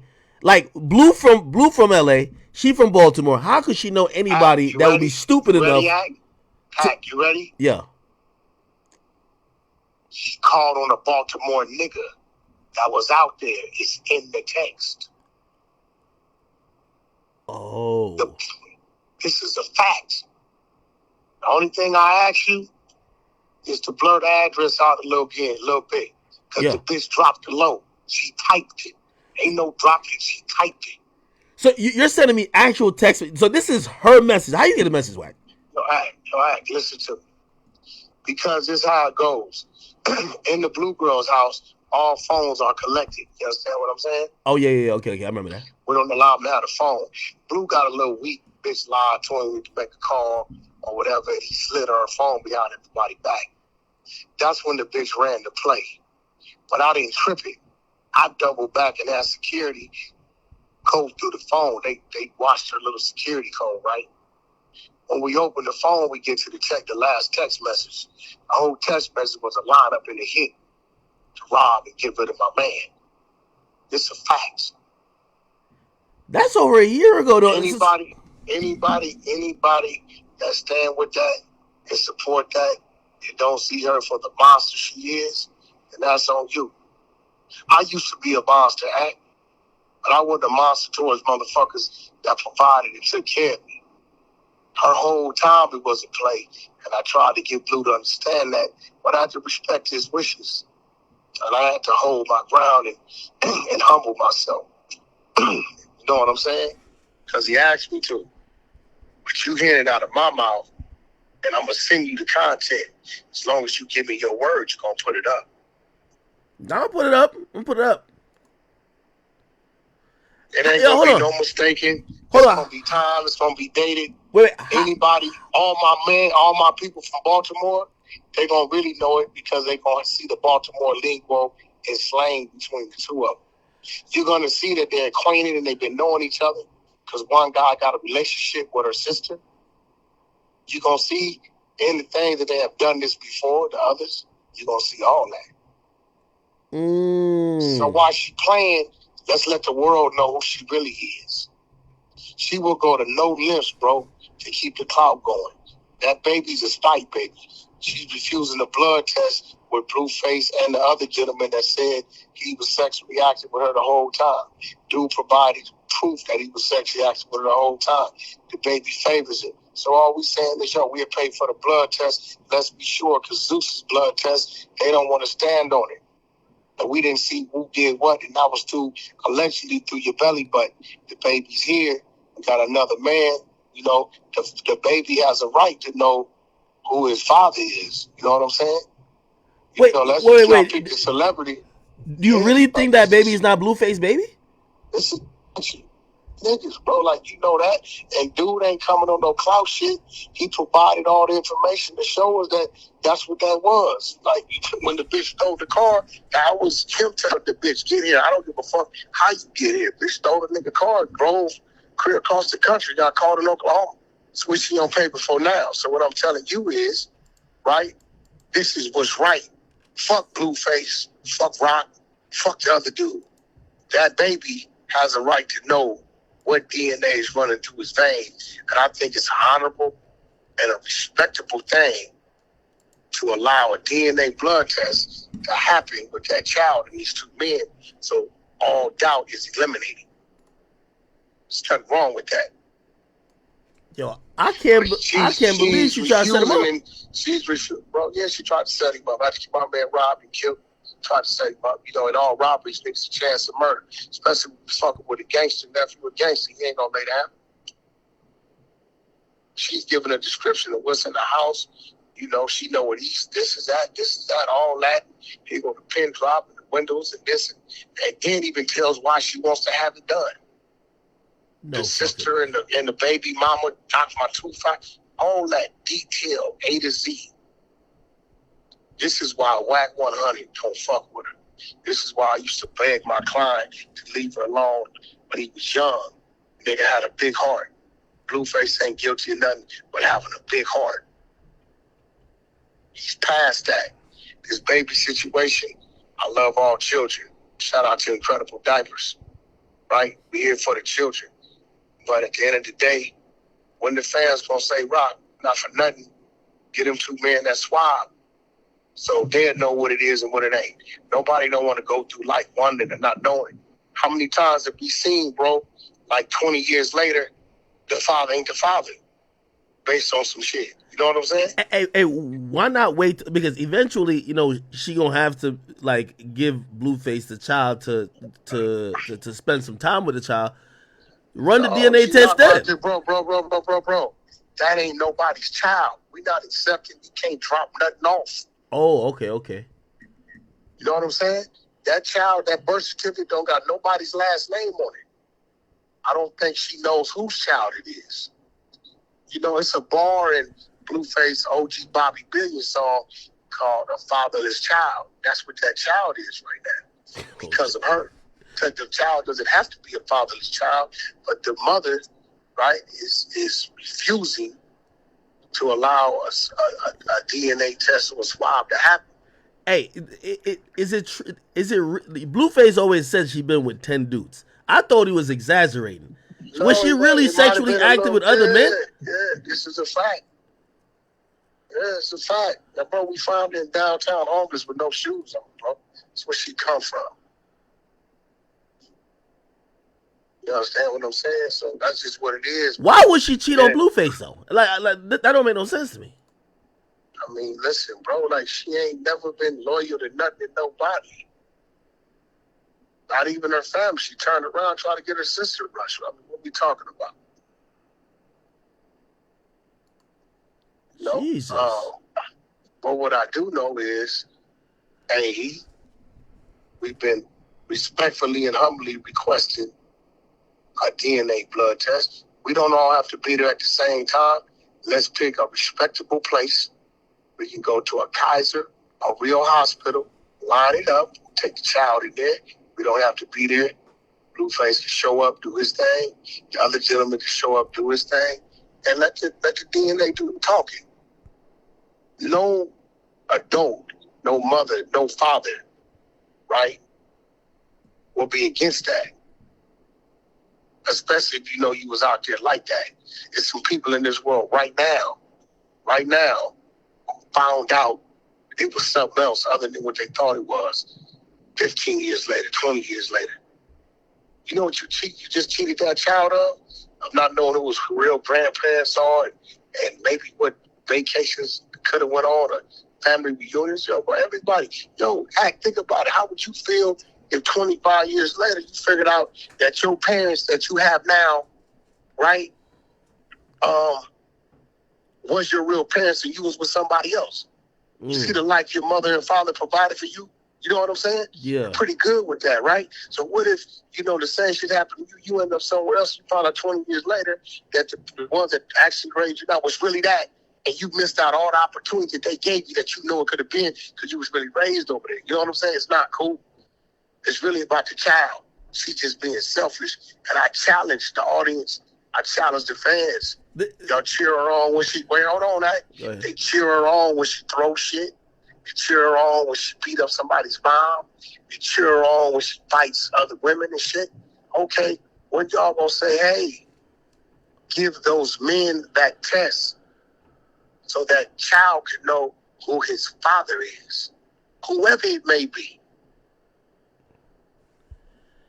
So the Zeus test, because Zeus had did a test for an episode. We wasn't there, and they said they went through the navel. We wasn't there, bro. We wasn't there. And I had somebody inside tell me, Whack, not for nothing without saying too much.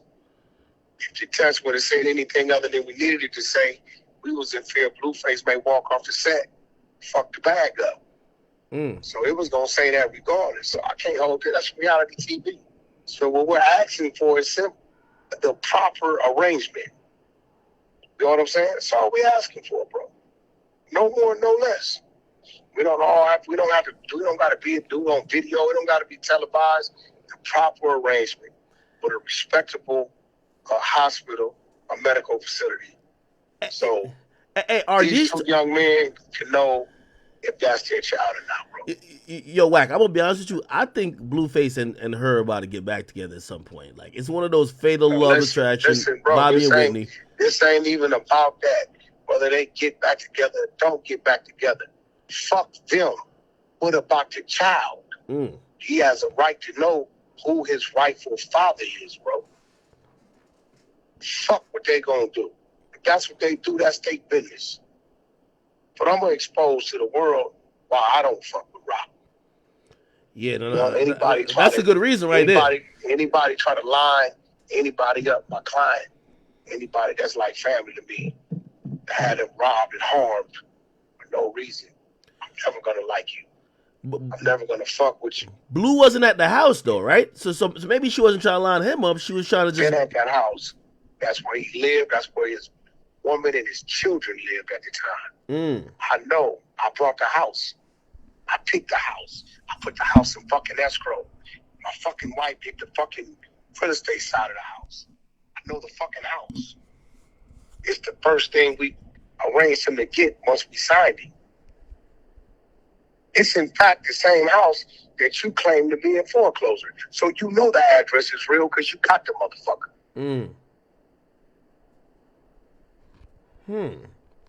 I'm surprised he stayed with her. Wait, he ain't when you tell Blueface this and be like, yo, nephew, like, yo, she was trying to line you. What does he say? He looked at me in my eyes and dropped his head and just asked me to let it go. I told him no. And he asked me, say, you love me as a nephew, right? Do it for me. I didn't want to honor it, but I gave him what he asked for. God damn. These are the worst type of women, yo. I'm gonna be honest with you. Once a woman is down to do some shit like this, she'll do anything. Bro, listen, all these people that's cheering it on a whole lot of evil, deceit, trickery. And that's cool. I just want the people to know what they're dealing with. I want the people to understand that Wack ain't don't know shit just because. I love my people and I love hard. And I'm a protector. You know that. You know what I'm saying? I'm a protector. And when I see something like that, I can't erase it from my mind.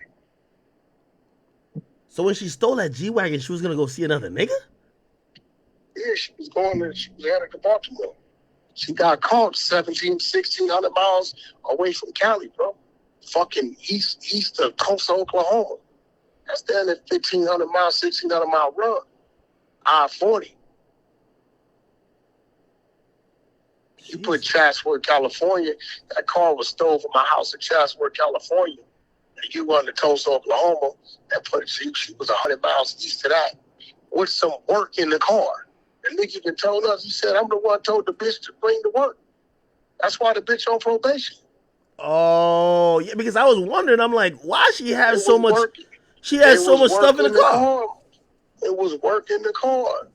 We don't run work. So that dude like her pimp. $190,000 for that motherfucking car. It was a G63, close to 200 before the markup. That's a fact.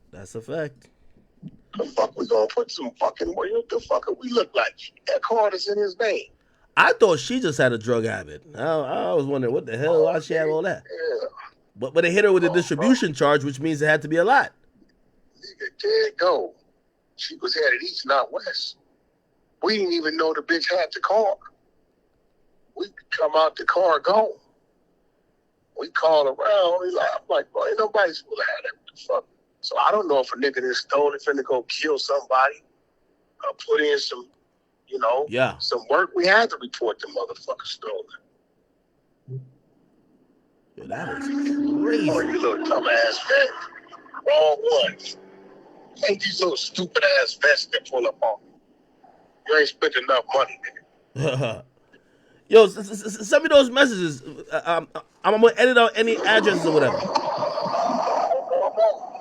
Hey, I'm big, nigga. Yeah, you ain't spending enough money. You didn't spend enough money. You want to go again? That's slow. Piece of shit. Yeah.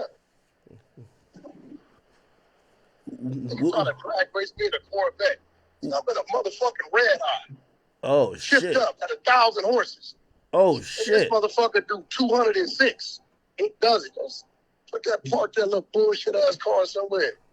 A $60,000 car. What's wrong with these little dudes? Yeah, now everybody running around with them Corvettes like they think they don't need And for that speed. Corvette can't do a motherfucking thing with me. Nigga, this is not a regular Dodge.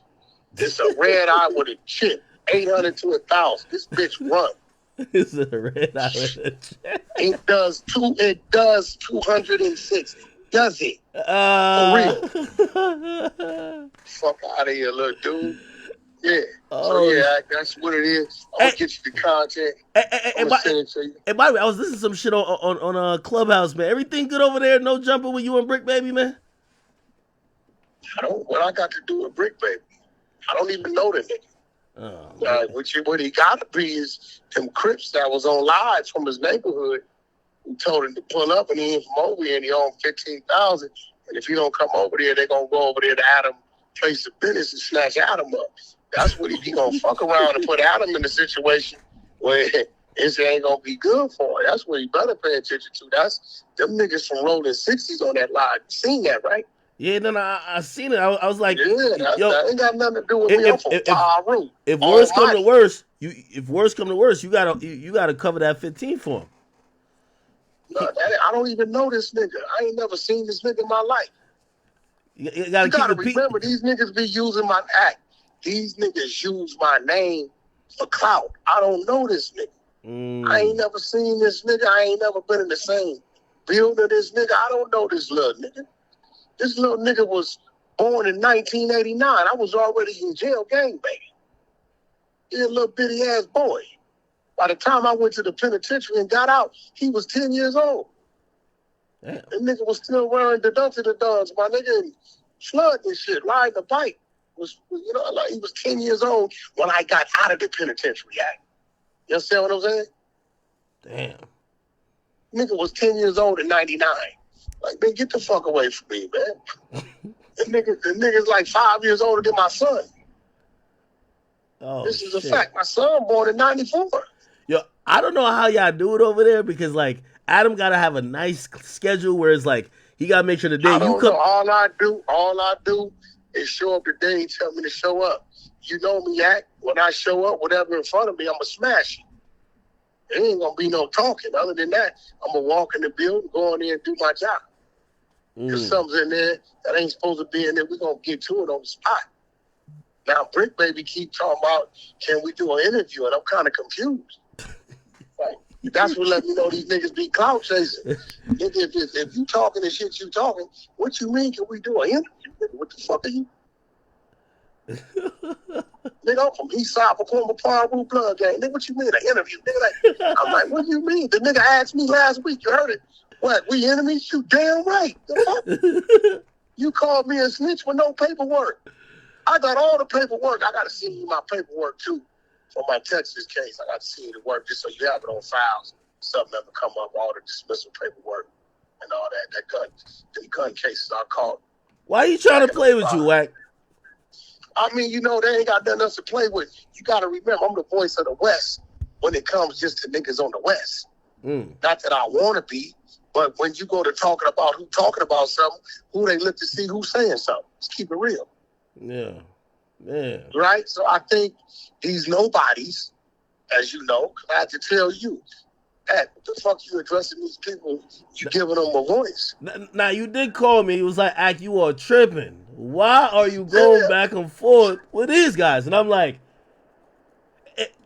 then you told me, you were like, I don't even pay my attention. It's like, why the hell are you doing it? It is like come on, bro. You on the top 3. You ain't supposed to be. These niggas is using you for clout. They like, yeah, he's fighting. I ain't gonna lie. I caught myself when you called me, and I said, yeah, I kind of look stupid. I kind of look I stupid. mean, that's what we're supposed to do. Like, them niggas got to earn their bones to have that with you. Joe Budden can have that with you. Yeah. You know what I'm saying? Certain people that have it, they earn it. But it is levels to this shit. That's a fact. You know what I'm saying? It's levels to this shit. They can't just get to you. When a boxer come in fighting, he can't win one fight, have one fight, and just say, I'm finna go fight the champ. Nigga, you gonna be around in 2 years, nigga, you gotta get at least 20-0. Or you could think about getting a match on the champ's undercard. Mm. Yeah, you know, you gotta act you are who the fuck you are, bro. And you earned that. You just can't. Nigga, some shit that then took you damn near a decade to do. Give it to a motherfucker who been over there on the independent podcast for 9 months, smoking weed, popping pills, and interrogating the gay dude, asking if he got fucked on or jumped on. Wait, what? When this happened? Yeah, the gay Crip dude come on there and Brick Baby asked the dude, did you get fucked on or jumped on? He goes to Subway, we got you a 6-inch, did you want a bigger one?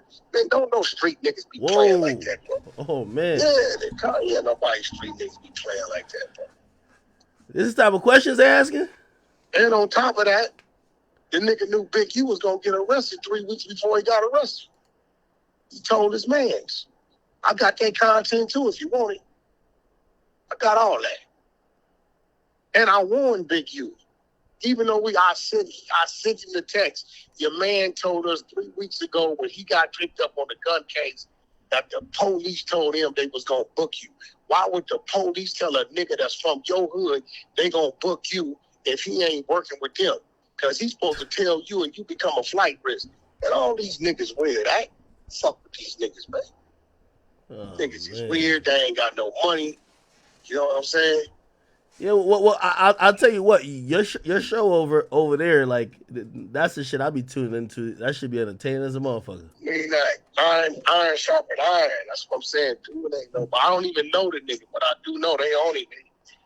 They really own it, dude. So, you know, he got some shit he got to tend to.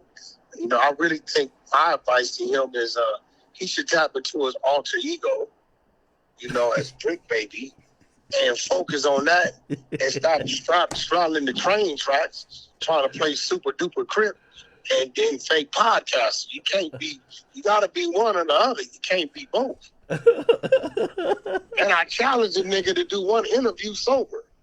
You know what I'm saying? Like, you zonked out your fucking mind. Every time you do an interview, you don't even remember what you interviewed about. Probably don't even know what you're saying. Yo, Wack, you gotta loan that $15K, man.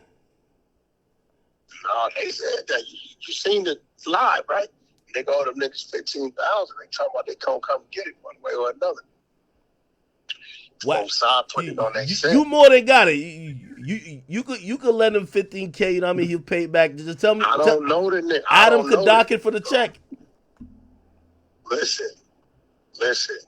I don't know the nigga. You know what I'm saying? I'll tell you what. I will loan the nigga the $15K. Here we right? go. Here we go. I will loan him the $15K. Okay? Under one circumstance. I got about 7 pair of Air Force Ones I wore twice. He got to take a shampoo bottle with the toothbrush like the penitentiary. He got to clean my soles, wash the shoestrings out real good, and lace them up properly. I got 7 pair. I get a nigga $15K. That's it. Nah, man. Like, you and something he has else, to do it sober. He got to do it sober. Do it sober. Yo, chat. Listen, man. I don't know how everybody survive over there. I'm just hoping everybody keep the peace. You know, I seen the neighborhood stuff. You know, I'm glad me and him stopped going back and forth because, you know, it looked like he got bigger problems. He should focus on one thing at a time. Problems going on. Should focus on one thing at a time. And by the way, I really got no issue with him like that. You know what I mean? I seen he try to, you know, big me up afterwards. It's cool with him. But I thought him and you had some neighborhood beef or something like that. I'm like, God damn, I what's ain't going on? never seen this nigga.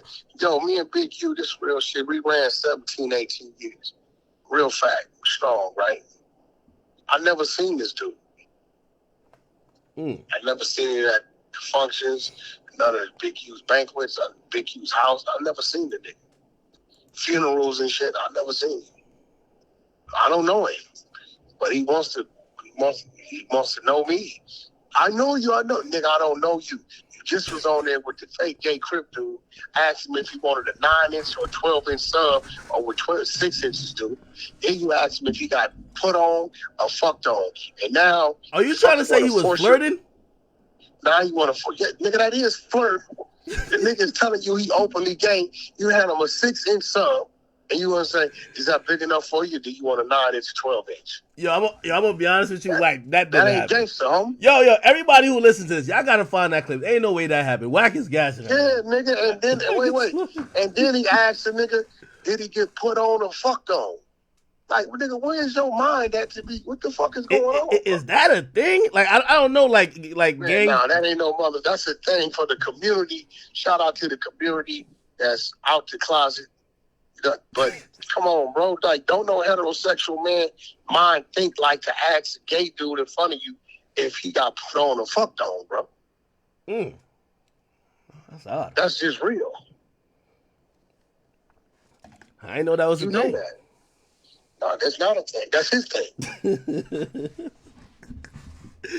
Yo, Whack, you ain't shit, man. Yo, maybe Whack. he came up with this. Maybe he came up with these habits while he was on the bricks. That's where you saying he got it from. Hey, yo, I see you posted about Tory Lanez, man. You know, there's been a lot of misinformation. He got a 5-year date. I told us that when they get to CDC, they're gonna break their time down. They don't give a fuck what they say in LA County. And now he got the appeal going in because 4 years went towards a gun enhancement. He beat that gun enhancement. He coming home. Oh, okay. All right. Oh, I see you posted. Yo, chat. 4 years of his 10 was gun enhancement. Hey, by the way, chat, everybody go show Whack 100 on Instagram some love. I'm pulling up his Instagram right now. Yeah, Whack posted, I think. That's his release date. Yeah, look at it. This is the CDC rec, or the California. State Penitentiary. Yeah. This is their record of Daystar Peterson. He's 31 right now. He got admitted 9/19/2023, and they're saying his eligible date of parole is 2029. Ain't no eligible. It's California. He's not a lifer. He don't go to board. They give you a date, and they just release you. Now, he had 10 years. He had 10 years with 85%, which meant he's supposed to do 8 years, 5 months. Yeah, so his release date should be north of 2033. Well, and I told everybody when he gets to the state, they're not going to honor that shit. As you see, they knock it down. Now, he gets to go to school and go do classes to get milestones, what knocks off 6 months here, 9 months here, a year there. That 2029, even if he doesn't get an appeal, he probably will touch 2027, 2028. If you get the appeal, because you got to remember, they charged him with a gun, even though he had no gunpowder residue on him. Understand what I'm saying? Yeah. No prints on that gun. So, you can charge him what you want, but when the appeal goes in, they going to look at it a different way. He got 4 years. You go listen to his sentencing. He got 6 years for one thing, an additional 4 for the gun enhancement. Having the gun, if they can prove he didn't have the gun. You got the test. You got the statement, and they didn't allow the stylist to get up there that said the 2 girls always packed the gun in their luggage. The gun came from their luggage.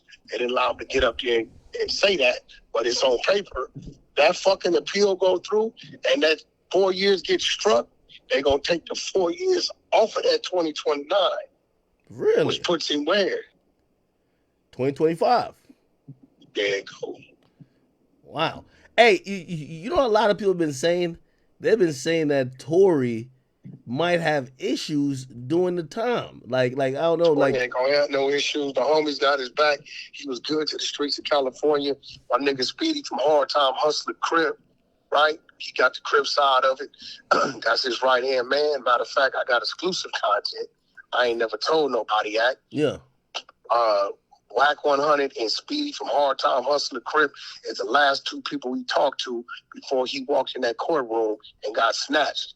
We didn't know he was going to get snatched. He wanted me to tend to some business on his contracts and to take over some shit. I got like 20 minutes recorded conversation of Tory Lanez walk his time and dated right? They calling his name. You hear him calling them. Me and Speedy, the last people he talked to. Speedy still slammed down. He been in there about 7 years. Respectable homie. So on the blue side, people gonna respect Speedy hand, and on the red side, the homies got him. He's straight. He in there with a dime move from Devil Lanes right now. Just selling. Tory good and he black, so we ain't going for it. Hey, he's not a gang member. He got love coming from the West. The New York Post had put something out saying that Tory was scared, and I remember I talked to some people from the team. They said that was not true. Every man that goes to the penitentiary is gonna have some fear in them. I don't give a fuck what man that is. The only people that don't fear it is the return offenders who understand what they're going to. Anytime it's like getting on a roller coaster for the first time. You're gonna be nervous. Once you get in there, you learn the ropes. You cool. Tory's a man. He ain't no punk. Tory ain't gonna have to fight. He ain't gonna have to do nothing. All Tory gotta do is do Tory. He got Cali love coming from both sides of the fence all year. That's a fact. I'm glad you said it, because some people are trying to make it seem like, you know, like even in the article seemed like such bullshit, because it was like, oh yeah, you know, he's a shorter dude, you know, like, you know, people might try to extort him, and people might try to like jump on him. Okay, listen, now let me give you some more politics. Half the penitentiary is motherfuckers that want to do what? Rap. What you think them niggas gonna go out their way just to show Tory? That they got his back and they're loyal to him. We got you, homie. We with you, homie. That's Tory fucking Lanez. If Tory Lanez called me right now, as I hear from him every couple of weeks, and said, Wack, I got a nigga getting released. He did me a solid, right? I want you to move him around a little bit, do what you do, and get this done for him. And I'm going to do it. Right? It's no different than what Suge did in the penitentiary. It's no different. He's Tory. So, yeah, he's going to talk to people on politics. He might discover a new talent. Right? There's nothing wrong with that. With Tory, all right. Tory ain't got to go to no motherfucking solitary confinement. He ain't got to hide from nobody. He ain't got to do nothing. Tory good. Bro, Speedy, he's Speedy 1808 on Instagram. Y'all want to check him out, right? Reputable motherfucker. He's a voice on the West. From Hard Time Hustler Crips, my brother. He's solid. He's a general, right? That's Tory's right-hand man. On the red side, he got a slew of us over here. Fuck with it. Not just me, it's a bunch of us. Hey, Wack, if keep it 100. If you Keefe D and you locked up right now, are you telling that yo, listen, if y'all let me bust this case, I'm gonna give y'all Diddy, man. I'm gonna make up whatever lie y'all need me to tell y'all. Keefe D can't give him Diddy. Shit. What about if he lied? It's only one man that can give him Diddy. Two people could give up Diddy. One of them's dead. One of them's in jail. Keefe D can't give him Diddy because he never talked to Diddy direct. He always said he got a call from Diddy, and Diddy was like, "Is that us?" He never talked to Diddy direct. Never. Oh, There's always two buffers in the middle. He cannot give them Diddy. And for the record, Diddy ain't never wanted nobody killed. He just wanted to be protected. So a man providing funding for protection is no different than anybody else out here that provides funding for protection. Now, if a motherfucker in the middle of it want to get stupid and have his own ideas, that's on him. But the killing the Tupac had nothing to do with Puffy. Had something to do with gang activity and a motherfucker getting rushed. That simple. Had zero to do with Sean Puffy Combs. Nothing. Leave that black man alone, man. That man continues success and raise his kids. Now that they pretty much got this, you know, this Pac thing at least legally seeming like they're making the only arrest they ever did. You think any arrest gonna ever come out of the Biggie situation? Nah, everybody dead. Huh. Everybody's dead. Go watch. All you gotta do is go watch this fucking that Greg Caden shit on Netflix. The murder rap joint, right? Unsolved. Oh, Unsolved. Okay, which is based off the murder rap book. You know, Greg ain't lying. He's showing it everything in the motherfucker. Everything is there. The motherfucker that did that, you know, he got hit in the intersection on a motorcycle. He ain't here no more. But he's not here. The motherfucker that was, you know, on the other side of that, the New York guy, he ain't here no more. Holy shit. Nobody's here no more. Everybody gone. Suge had nothing to do with that. Suge didn't want nothing to happen to fucking Biggie. That was his bag. He needed Biggie. He was building a fake Tupac, a dude named Realist. You go look up Above the Rim soundtrack, you'll see a dude on there from Dallas go by the name Taninikin. He changed his name to Realist and had him looking like Tupac. You go to your Google right now, pull in rapper Realist. You'll see a dude look like a fake Tupac. He was gearing up to do the disc music. Had another dude named like Top Dog, was like a fake Snoop Dogg dude. All these dudes was gearing up to diss Bad Boy and Biggie so they can respond. They kill Suge's money. You know what I'm saying? Nah, I feel. By the way, let's be real, man. Both them niggas was worth $300, $400, $500 million at the time. If they wanted each other dead, that would have happened. You know, niggas was playing, doing what they had to do. Wasn't what that was about. Hey, I seen you like I don't know if this is Dominican Republic or somewhere. You was over there with Troy I was Ave. in the DR. Well, no, I was in Troy Ave. I was in St. Thomas with Troy Ave. I ran into Troy. We had some business out there, and we supposed to did it the week prior. I couldn't make it. Made it that week, and we got a string of liquor stores we buying out there. We purchased one, 4 more out there, so to do 2 more in the month or so. And then I went over to the DR. I got a call from the Bodega Association. And they had a yearly meeting with all the bosses and the owners. And they told me that they was letting my product into the bodegas in New York. So I had to go over there, shake some hands, sign some paperwork. I went over to the DR, Santo Domingo, called my man Haitian Jack. He picked me up from the airport like he always does. And he attended the meeting with me. And we took it from there. I think that's what people are surprised about with you. Like, you do a million things, but you still be getting business done.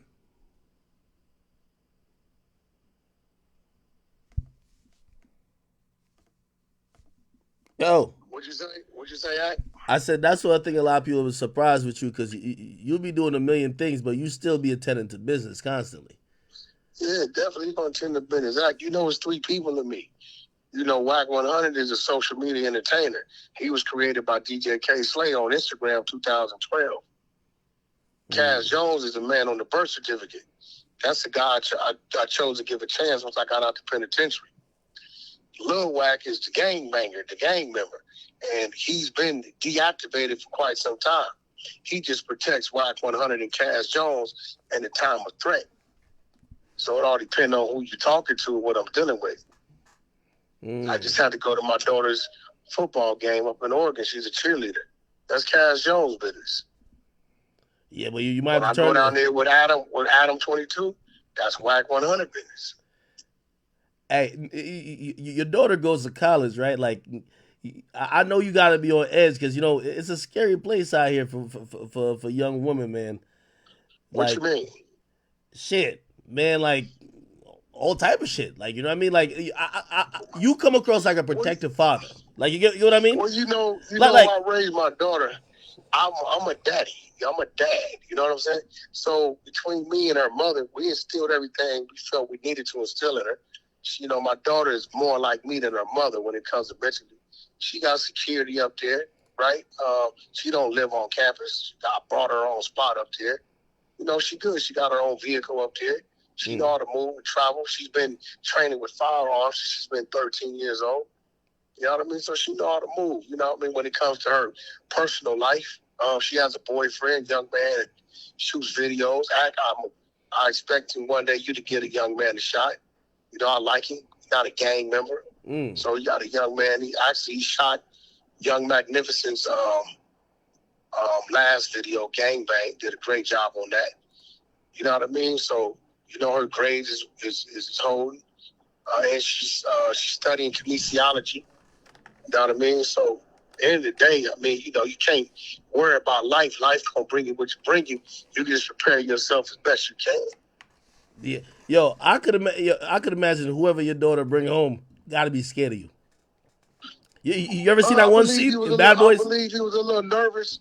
But once again, I'm gonna be real. Once upon a time, us fathers had this attitude. My girlfriend, my daughter better not come home with a boyfriend, right? But the way the world is going, the teachings of the world today, and some of them I don't agree with. Not to be disrespectful, but some I don't agree with. But it is what it is. Now, you know, when your daughter come home with a boyfriend at a proper age, you're jumping for joy.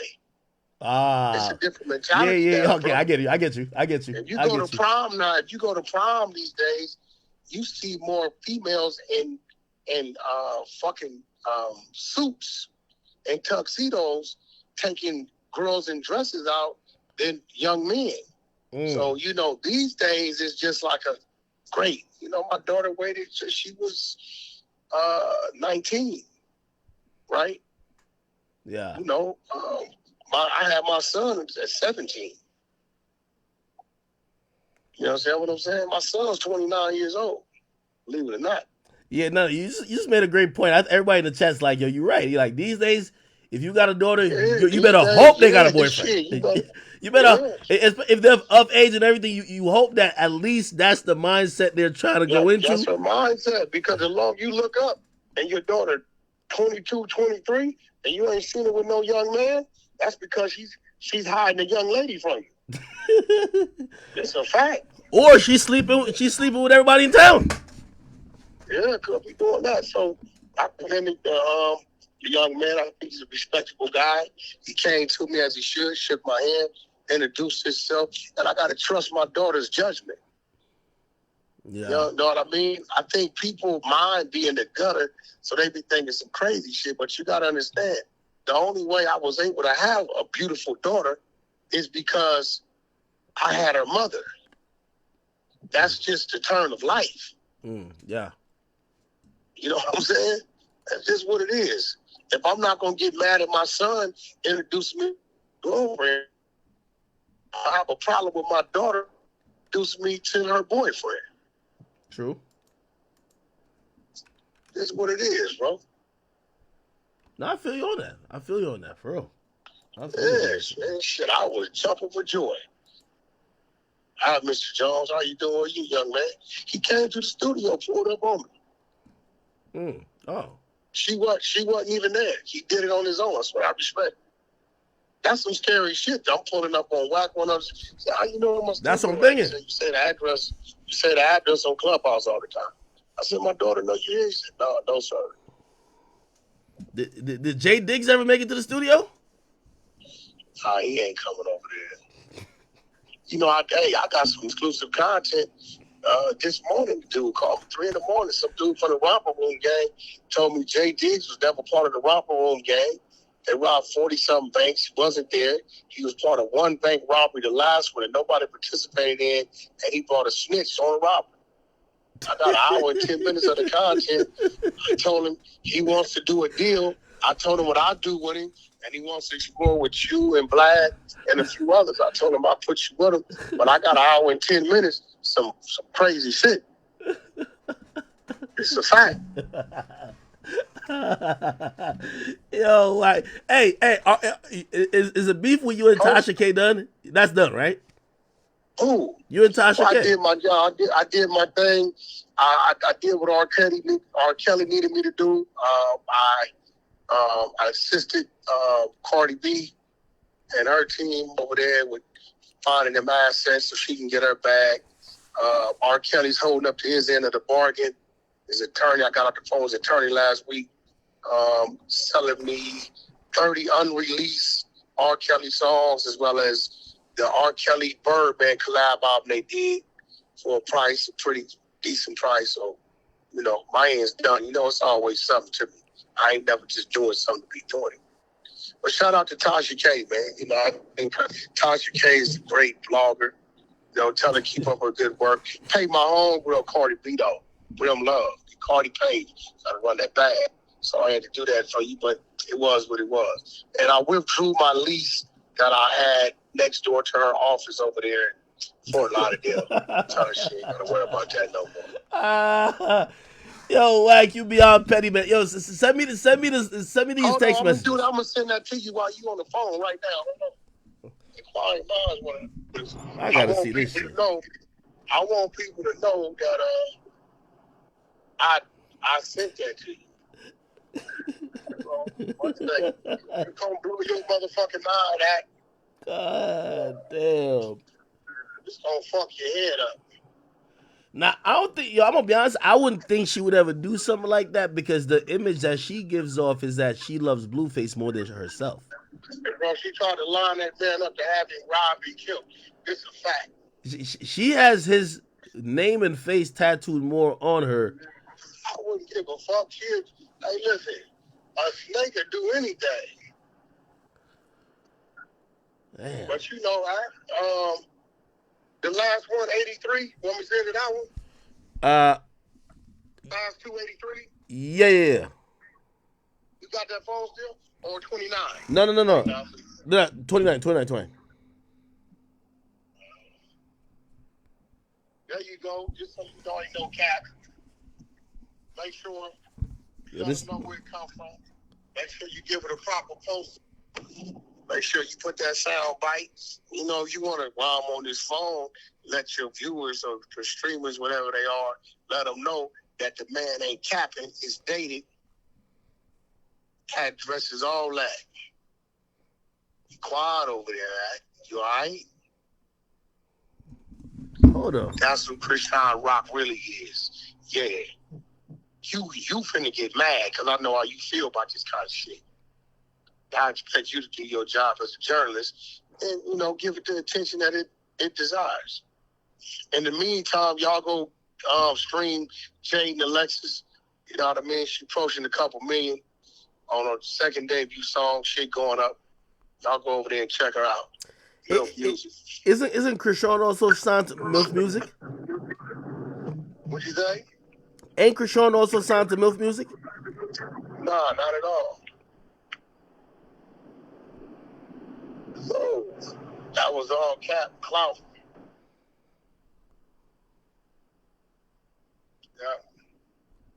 Yeah. Hey, so these messages are from the dude? No, that's her and the dude. Oh yeah, that's her and the You dude. gonna hear her talking? You gonna look, the bitch gonna talk about why she want it done. They knocked my tooth out of beer shit. You know, it's right there. Yeah, no, but you gonna see the nigga talking about how we gonna do it, what we gonna make. Nigga telling you where shit is at. She dropping lows and all that. It's right there. Y'all go stream Barbie by Jada and Alexis. It's going up. We're approaching 1 million. YouTube is approaching like 2-3 million. Y'all go check out shit going up. Oh, shout out Scum Beats. Oh yeah. You thought I was playing that? You gonna learn to stop questioning me, nephew, when I tell you I got something. You know I sit on shit. Penitentiary taught me patience. I've been sitting on that. What's the date on that act? What's the date? Time? What's the date stamped on that shit? Hold on. I'm looking for. I don't see the date. Yeah, it's right there. Let's see. Where's that? Show 2020. That's season 1. Oh shit. You see the motherfucking low drop act? Yeah, no, I seen it. You see why she want it done? Yeah. You seen the nigga talking about how much money they gonna make? You see her telling motherfuckers what she mad at? See her talking about how dumb this nigga is for sliding to her phone?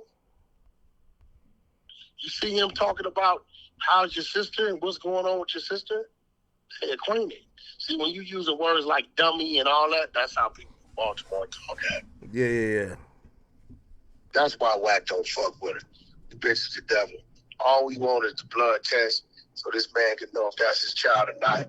If it's his child, he gonna do what he gotta do. If it ain't, he gonna keep moving. Damn, this is some foul shit. Yeah, there you go. I'm gonna hope you give it the attention it deserves. Jesus. Now what I'm gonna do is this. I'm gonna let you see the date it got sent to me. I'm gonna screenshot that so you see how authentic this shit is. Yeah. Hold on. Alright. Screenshot this shit. You see. November 8th, 2020. Yeah, but you see how authentic that shit is. Now, if you go line up the release of season 1, you'll see it was in 2020. See what I just sent you? Yeah. There you go. That's how long I've been sitting on that act. I disrespected Blueface wishes that I want to, no.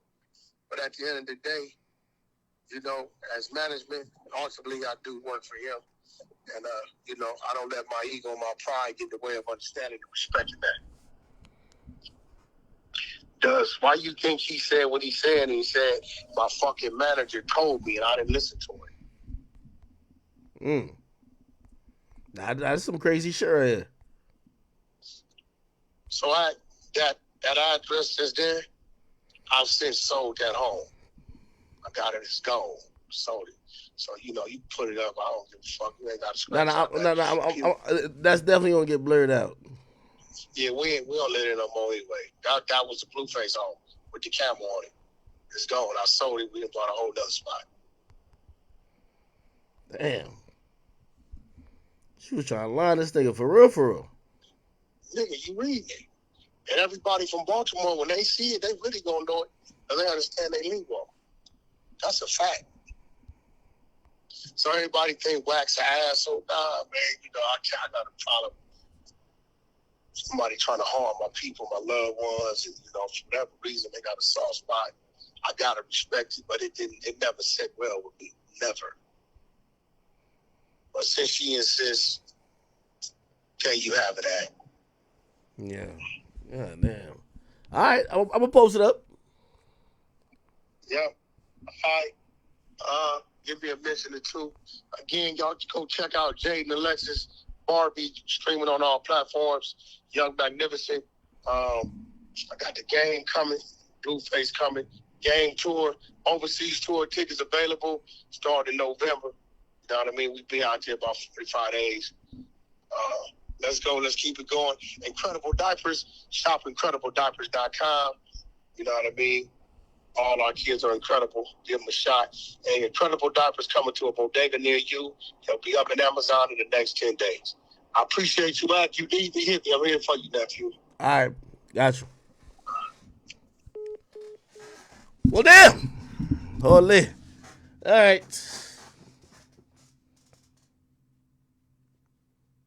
Kind of crazy.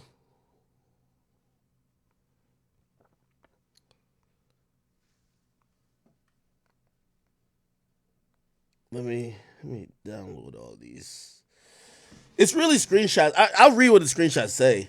It's screenshots of a message. Look like what happened was that the dude, so whoever Krishan Rock was talking to, essentially sent this, right? So they screenshotted it and sent it to let's see, what's her name again? I'm just gonna. I don't know how to get to her shit. Anyway, the only thing confusing about the screenshot compared to what Wax said is that Wax said he found out when they went through her phone. Now, if you found out by going through her phone, you wouldn't even have to need to get these screenshots because these screenshots sounds like the nigga sent it to her. Sent it to them. You get what I mean? And so it's Krishan's on the left side, the guy's on the right side, and it starts off by saying, his BM, the reason why my tooth gone for real. I ain't even gonna tell you everything yet. Just wait till I do. Then the person says with the devil emoji, be more shit. You feel me? Let's do this. You be knowing where he at? Send that drop of his crib. I needs that. She then sends the address. And then she says, nah, I be knowing where heat. Oh, no, I guess not heat. He at. But it just put it together to say heat. I be knowing where he at, too. So when I get sharp, woo, woo, woo. I don't know what the fuck that means. Woo, woo, woo. Woo, woo, woo. I'm going to send it.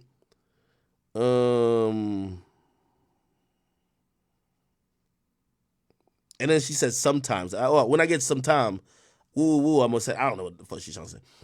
My sister said she call you and you don't be answering. Call me tomorrow. And the dude says, that's a bet. Then I don't know if this message was before. This is the second screenshot. The second screenshot says, you can't let them get away with it. The dude says, yo, I always got you and your sister's back. You know that. Make sure you do what I said and it's up. It's LA. That ain't about nothing. I'm going to hit you soon. I be safe. She with 300 emojis. Then the nigga says, where you get that drop? I guess he's asking about the address. Like, yo, where'd you get it from? And she says, dummy, he gave me my phone in a crib. That's for real his address. He got another crib too. Then the dude says, hey, with the laughing emojis, he done fucked up. Aight, that's a bet. I hit you soon.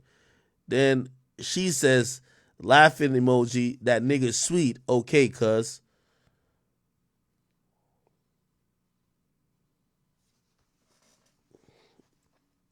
Oh, and right before the you can't let them get away with it was a message of her saying, I want all of them done for, not Blueface, his sister, and BM on God. I don't know what that message means either. Maybe they're saying, I want you to fuck up his sister and his mom. No. His sister and his baby mama. But don't fuck up Blueface, or all of them, including Blueface. I don't know if it reads as not just Blueface, his sister and his baby moms, or maybe it's I want all of them done for, not Blueface though, his sister and baby moms. Like, I don't know, man. I don't know, man. Now, I'm going to be honest, there is no date on this, but it does look like, I mean, let me just upload these. Let me upload these. Yo, Memes, you in here? Is Memes in here? Is Memes or Grand in here?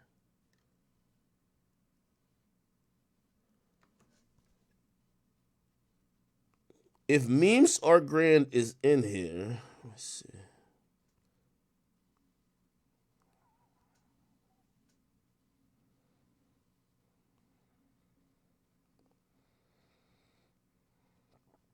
Okay, I know what I'm gonna do.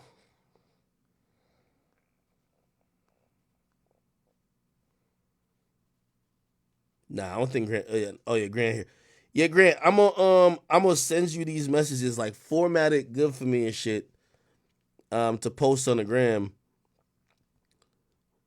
Actually, let me send it to you right now. By the way, shout out to all my chat niggas, man. Shout out to my man Grand Wizard. Everybody should be tapped in with him. My man Memes are contagious too. That's my guy right there. Actually, just all my chat niggas in general, man. Even chat nigga as well. Let me send this. All right, here we go. Dang. All right, those 3 years. Just kind of format it like, I don't know. Just put it like, you know how to do shit, though. All right, bet. Whoa, that was crazy.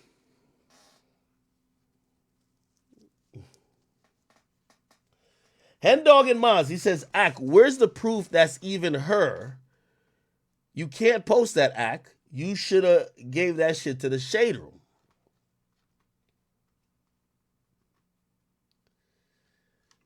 Man. Listen, I'm posting this shit and I'm explicitly saying I got this from Whack 100. It's from Whack 100. You feel me? The caption gonna be, these are alleged messages from Krishan Rock obtained by Whack 100 that supposedly shows Krishan Rock in 2020 trying to set up Blueface. Fuck it. You know what I mean? Like, I'm naming my sources in this one. It'd be different if he told me a secret and be like, yo, I run with this. I'd be like, yo, now I got to run off an anonymous source. Nah, it's not anonymous. He called me in stream and gave it to me. In text messages obtained from Whack 100. Exactly. Somebody said, watch a new Krishan Rock video with a Lil Mabu. Bro, is it a good song or something like that? I know both of these two people, like, they're kind of clouded up right now, right? Krishan Rock, Lil Mabu. Let's probably doing crazy numbers. Let me see.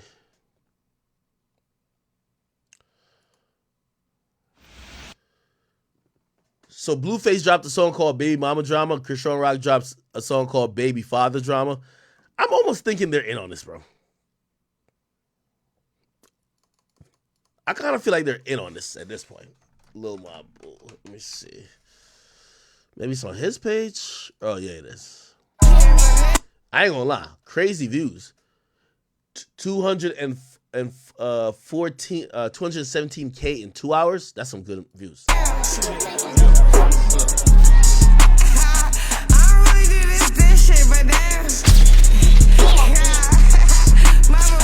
Like, I'm Mr. Take your bitch, take her for a trip, fly her to New York, sign my name all on her tits. Yes, I took his lady. I like blue faces, so I took his baby. Oh shit, he did some Blueface? He be like trolling though, right?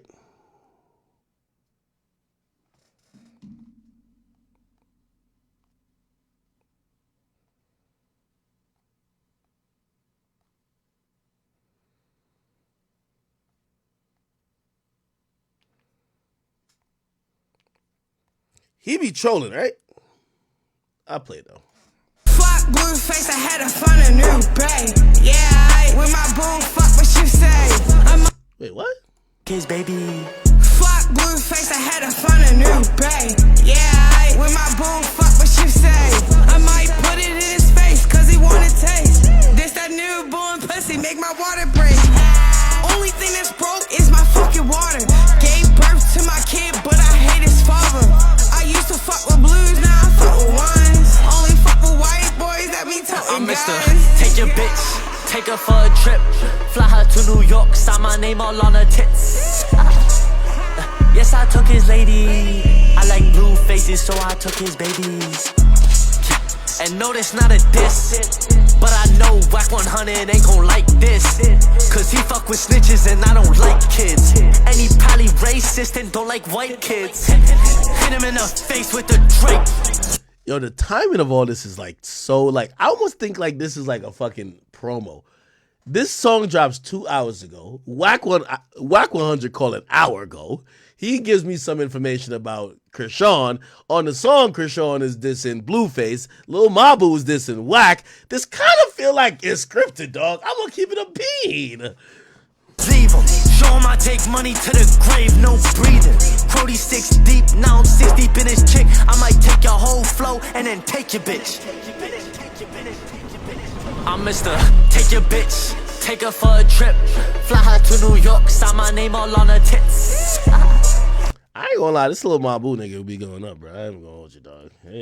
Like, to be honest, I think he has a good voice for rapping. And I think he trolls enough where like he could rap hard shit and nobody expects shit from him. All right.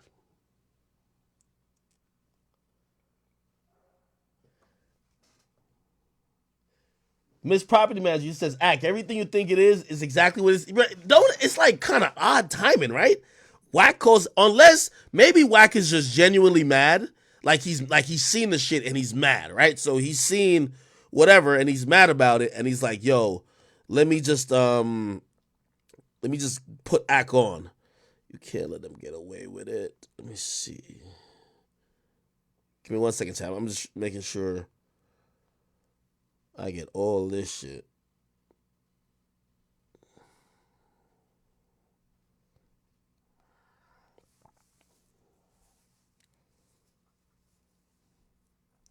Oh, somebody said, nah, Whack probably just called because of the song. All right, maybe that's the thing too, right?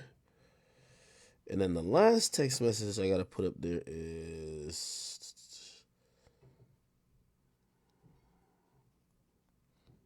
Yeah, just give me 1 second.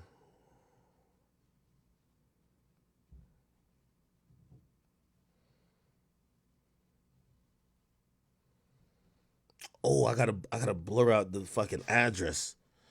And I ain't gonna lie, I noticed the address because that's the address. Remember I told you I was gonna try to copy the nigga's crib? Okay, give me 1 second. All right, tooth gone.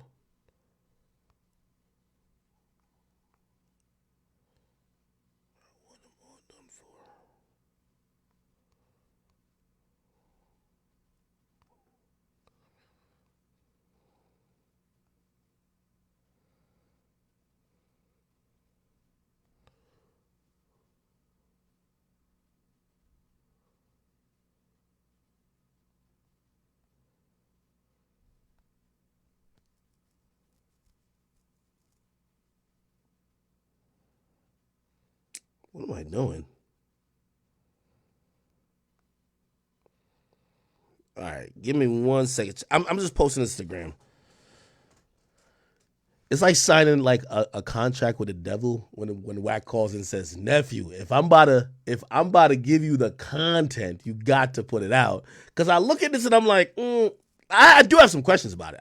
The question I have is, if you found this on her phone, right? If you found this on her phone when y'all went through her phone, I would have took screenshots on her phone or just took a picture of the phone or a video of the phone, right?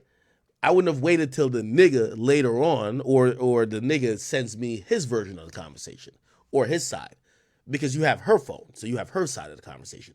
But in the screenshots I have, it's the dude side of the conversation, which means the dude had to send it, because if it's her phone, you can't see his side of the conversation. You know what I mean? I don't know, nigga. Nigga, this might be some Zeus plot. I'm probably helping Wack, Blueface, and Krishan make another $5 million. I have no idea, bro. I really just have no idea. Okay. All right. About 30 more seconds and I'm done.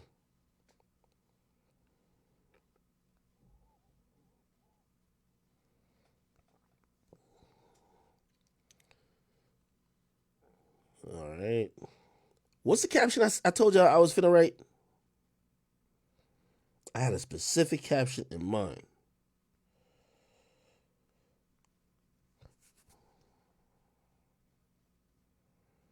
Oh, I gotta edit out this goddamn.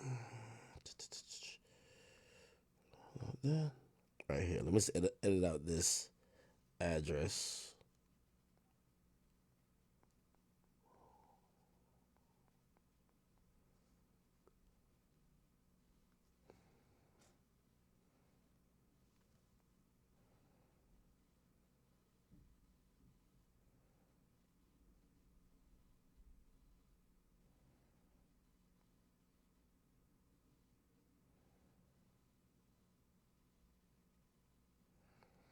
All right.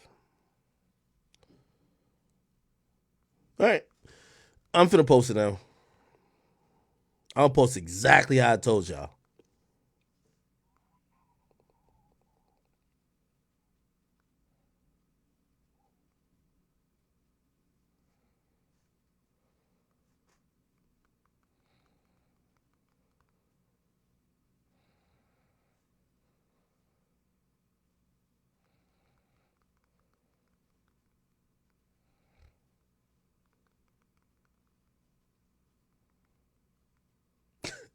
Chat, what should my caption be? Y'all help me out with Yo, y'all go help me out with my damn caption. Somebody says, DDG got Halle pregnant?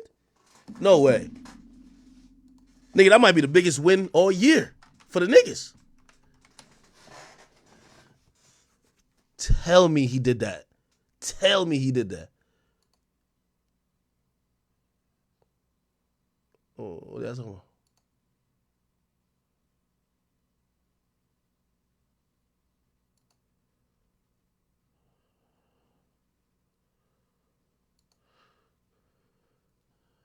Where does it say she pregnant?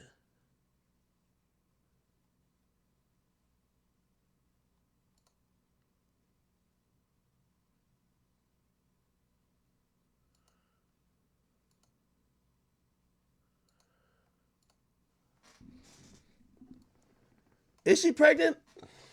Nah.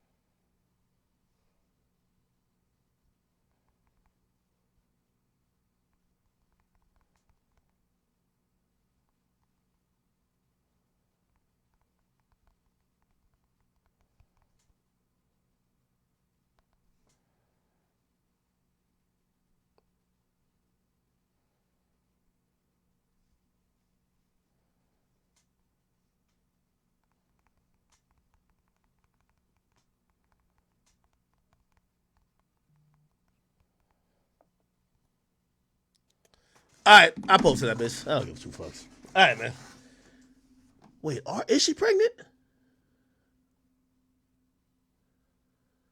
Yeah, DDG. Good job, nigga. Good job. This is the biggest win I'm going to say DDG caught. Like, think about it. Getting Ruby Rose pregnant? Like, yeah, she looked good, but getting Halle Bailey pregnant. Feel me? Yo, that's the wave these days, chat. Yo, no more getting bum ass bitches pregnant. That's a dub. Every nigga trying to get put up like ASAP Rocky, okay? You need your baby mama to be damn near litter than you, man. Okay? We gonna have to start the movement, man. Stop nothing in worthless bitches 2023. Let's keep it a bean, chat. That's the new move. Your baby mama got something going on. She lit. She turned. Somebody say, I'm late? Nah. Because sometimes y'all be like knocking these looks. Y'all been clowning DDG the whole time. I seen what DDG was doing with Halle. I'm like, yo, yeah, leave that man be. That boy's in there for a plan. Yeah. Oh, yeah. Somebody say it's been the move. Somebody said tell that to Future. Yeah, well. So tell that to Young Boy. Well. But that is kind of the move now. Like, yo, ASAP Rocky, like, undoubtedly won. Like, undoubtedly won. And I gotta say, DDG caught a win with this if she is pregnant. There's 2 type of niggas. There's a nigga like Youngboy and Future. Well, I guess Youngboy is more like a Chief Keef. They nut in anything. Anything. You got a Metro card, EBT card, anything. Right? So they just got sprinkles of baby mamas in every local hood. Then you get Future. He's just like smashing the same chicks he rap about not giving a fuck about. Like, let's be honest, right? Like, I don't give a fuck about these bitches. Gets all these bitches pregnant, right? That's Future. So he gets the little lit Instagram model industry bitches pregnant. You get me? Then you get the snipers, the ASAP Rockies of the world. Yeah, ASAP Rocky fucked your bitch, but he ain't getting your bitch pregnant. ASAP Rocky gonna get Rihanna pregnant. That's a sniper. That's the top level niggas. I ain't gonna hold you. Pause. That's the top level people right there. Listen, ASAP Rocky gonna fuck all the hoes, but the ones he gonna get pregnant, Rihanna. You get what I mean? That's the new move. Look at my man DDG. Caught Ruby Rose. He realized that she was, like, come on. It's great. You know what I mean? Did his thing. Released her. Let the streets pay the tab. You feel me? Caught Halle. Disney little princess, little queen. Very pristine image. Listen, you know she gonna have that extra long money that's gonna be longer than the rap money? I bet. Time to nut in the gut. Yeah. That's about time. Yup. That's a new meta.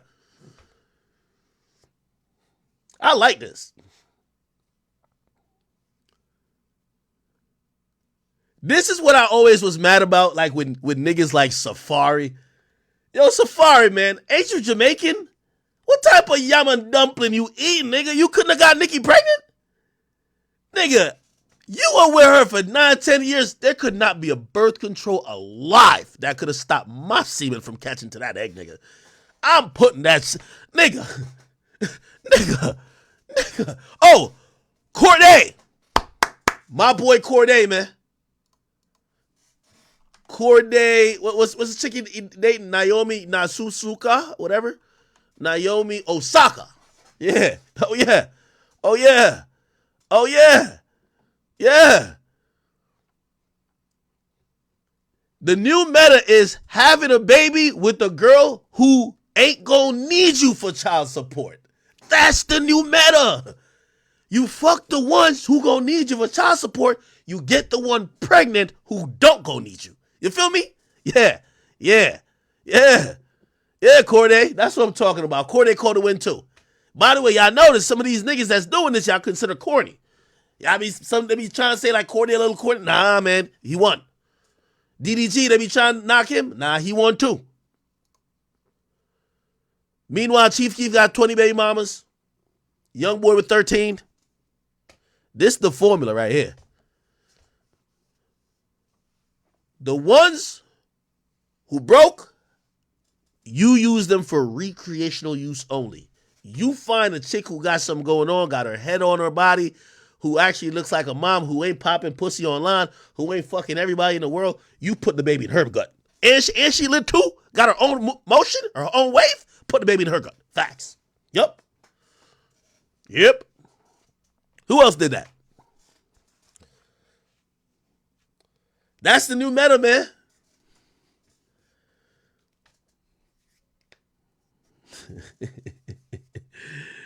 Oh, man. Somebody said, do we got to give Nicki husband his props too?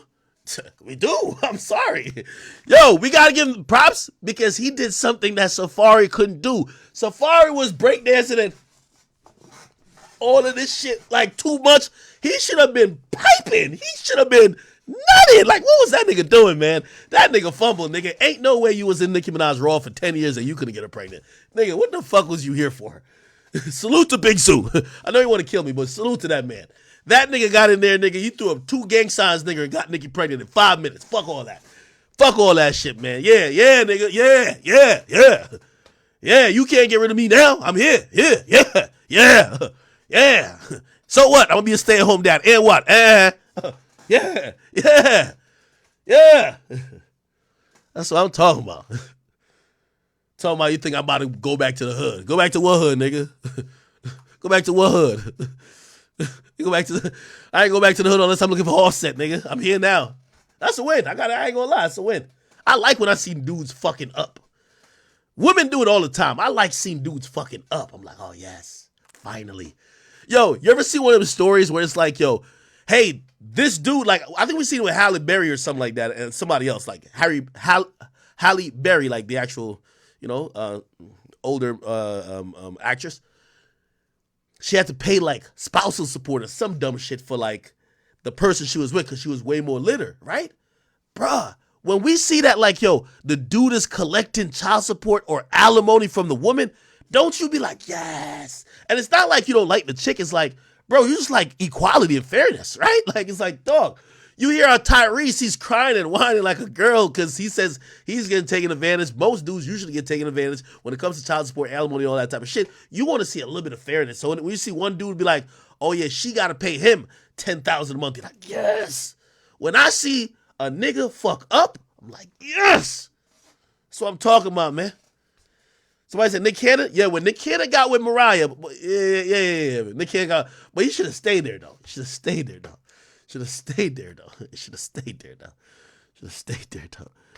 Yeah, when Nick Cannon got with Mariah Carey, yo, I could tell. Nick was trying to get her pregnant so much, I think he had twins with her, nigga. You could tell that nigga was trying to, that nigga was probably like focusing on every nut, nigga. Yeah. Let me see who else. Somebody said Lil Wayne. Like, who the hell did Lil Wayne get with?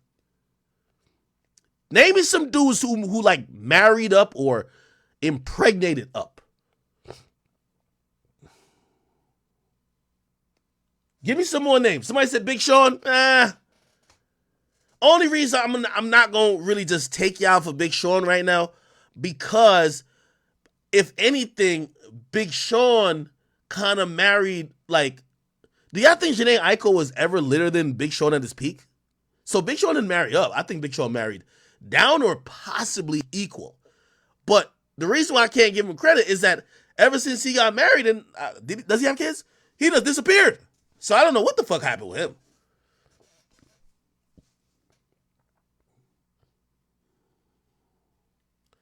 Somebody said Nipsey got Lauren London. With all due respect, Nipsey was a true star there. No disrespect to Lauren London, but Lauren London, like, her acting, I only know her for ATL, bro. Relax. Like, you know what I mean? I don't think Nipsey married up. And also, you got to remember, Surety had a child, I believe, with Lil Wayne, right? Doesn't Lauren London have a child with Lil Wayne? Unless I'm tripping. Could be wrong about that. Did I say Steph Curry? What the fuck is that I talking about? Hell nah. Damn. Good look by DDG right here, man. like, I think that the new style is everybody wearing baggy clothes, though. Maybe this is just like a baggy clothes weather. Like, they're in, I think this is LA. She's wearing overly baggy clothes. Even the pants is baggy. Or maybe she's just like getting ready for a scene. City Boys, we have thank you for the 5 and say, yo, that whole Krishan and Blueface thing, it's a script. Sex and drama sell and Wack is in on it too. It's kind of like almost true because like Wack is promoting Blueface other baby mama. Blueface drops a song called Baby Mama Drama. Krishan drops a song called Baby Father Drama. Then the other baby mama drops a song called MILF Music. Like, it's kind of like they're making like reality TV music, which means it's in real time and talking about actual shit that's happening on the timeline.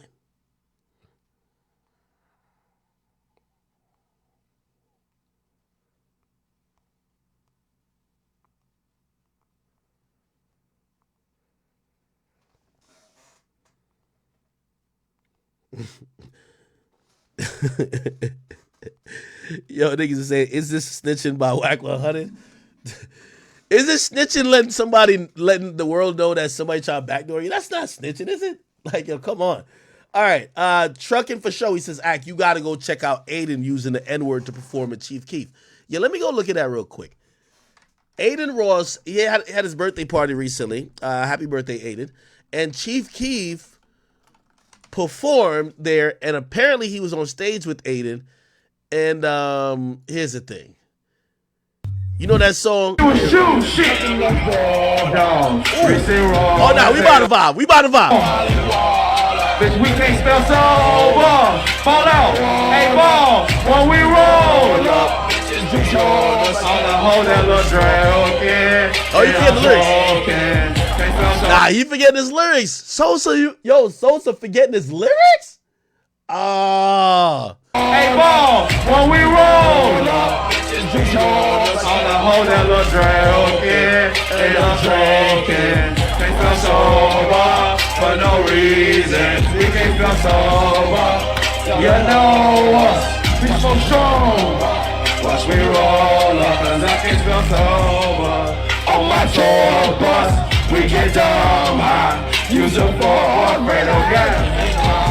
We toting the Cobra.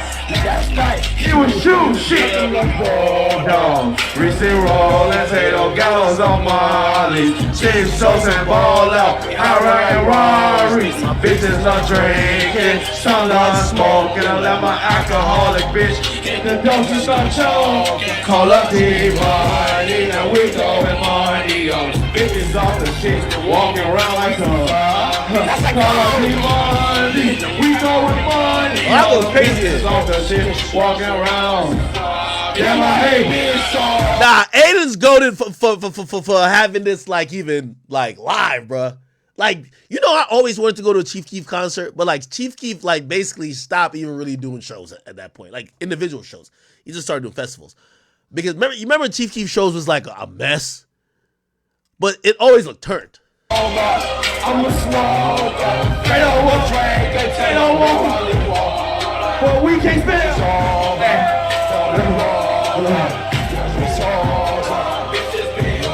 On the whole, they love smoking and love drinking. They feel sober. For no reason.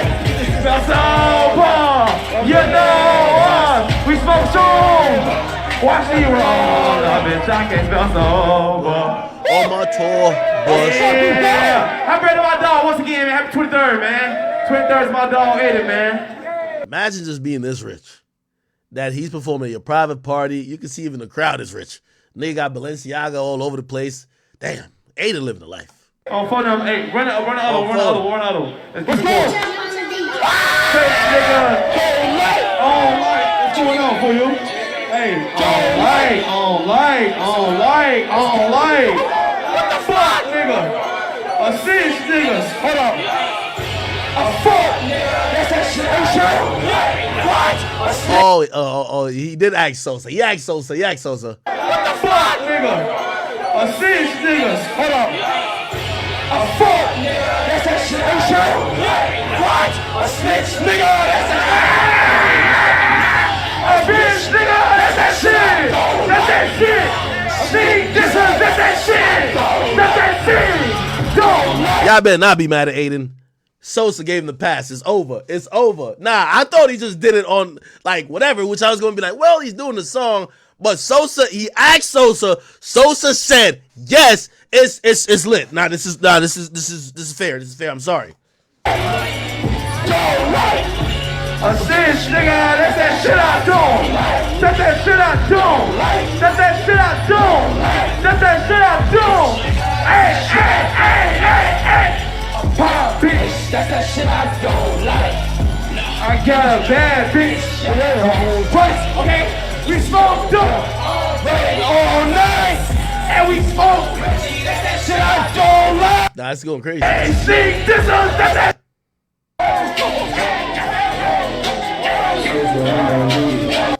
Nah, that's fucking shoot. I don't know, nigga. No. Pull up on your blocks. We gon' blow, nigga. Go, nigga. Run, nigga. Run for the pole, nigga. That's what I smoke, nigga. Hands in my dough, jump out the window, nigga. No, you can't get no money, silly hoe. I just had a stain, finito. Hey, hey, hey, hey, finito. Fucking out his neck, pistol to his throat. If we blow this motherfucker, he gon' choke. He gon' be up on the ground, up on the floor. Yeah. Someone pick him up. Take him to the mall. Hey, I'm riding through New York. Hey, feeling going. Shoot New Jersey up. That nigga trying to take my chain. I ain't done. Goddamn, we gon' come and blow New Jersey up. Son, hurry up. Boy, nigga, you tryna rob. I'm 30 up. I just left volcanoes, bitch, I'm curried up. I got cheese in my pockets, Velveeta. Somebody says Chief Keef reacted to this on No Jumper. Did he? What'd he say?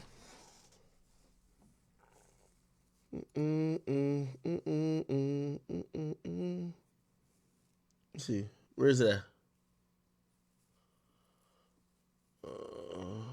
Where is it? Chief Keef. Alright, I don't know what you're talking about. I hate that New Jersey part. That New Jersey part go the hardest. In Jersey. I kid you not. Anyway, all right, that's cool. Yo, real quick update. We're about to get back to matter of fact, let me get in Discord real quick. Yo, 6ix9ine update. We do have another quick update. Let me see. Hey, if I can get my little Trinitario translator, we do have something to translate. Tekashi 6ix9ine's lawyer has now came out to speak. By the way, even in jail, I guess this is this in the jail?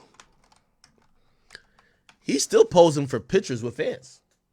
This is kind of crazy. This is, I don't know. Oh, what is that? All right. Anyway, this is him.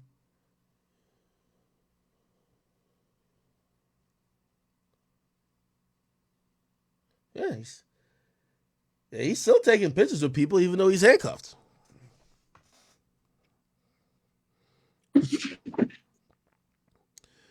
Do you got my translator man's in here or no? He about to come right now. I just added him. Right. Big W or big L for my man DDG getting Halle pregnant, man. Oh, that's a W, man. That's a goddamn mermaid money, boy. Ooh, that boy smart now. Hey. He did the right thing, man. Bounce back, man. Woohoo. Like, there was a point that I was like, yo, damn.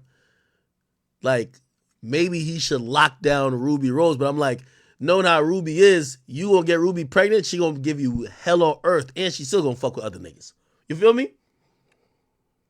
She gonna have your baby like this chick got Anwell baby. He didn't do a Tiger. He did a Travis. You know what I'm saying? He did the right thing. You know what I'm saying? Right. So So, chat, from what people have told me before, before even on this clip, they're saying that the 6ix9ine has been illegally detained and he should be out shortly. And why is he illegally detained? I'm gonna see if I could get some more information on it. Nah, what it is that in DR, when you get locked up, it's like proven guilty until innocent. It's like opposite. So like in DR, you get jail automatic. They don't give you bond. They investigate. They arrest you, then they investigate, and then if you're not guilty, then they let you go. If you are guilty, then you get your prison time. Okay. So it's kind of like how they do it in Romania and a lot of other countries. Like, I mean, shit, in Jamaica, they could hold you up to 90 days if you are a person of interest. Yeah, you know, like Rochi, the guy that you were just bumping on stream earlier. Yeah, my boy Rochi. I don't know if you want me to say this, but he got locked up for fucking with a minor, but it was still being investigated. So he was in jail for like 3 months until they investigated it, and then he got free after they said that he didn't do it or whatever it was whatever they decided. And by the way, him and 6ix9ine got the same lawyer. 6ix9ine got like the top DR lawyer. That guy that you saw him hug him, that's his lawyer. Oh, okay. So we're talking about this guy right here. The chubby nigga. I can't see it. Hold on. It's gonna take a second.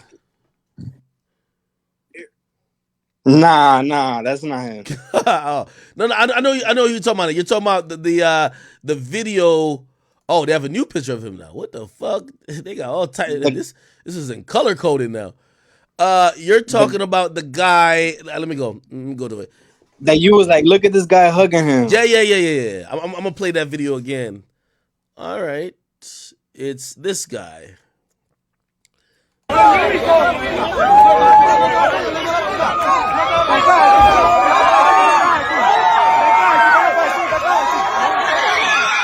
este preciso momento.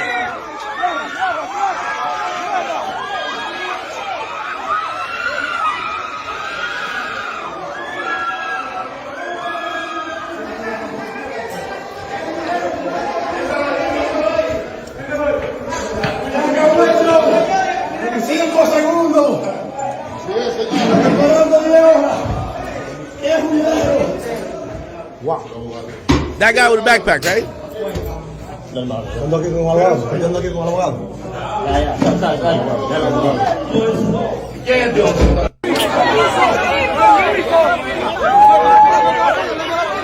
Okay, it's a guy with a backpack, correct? Yo.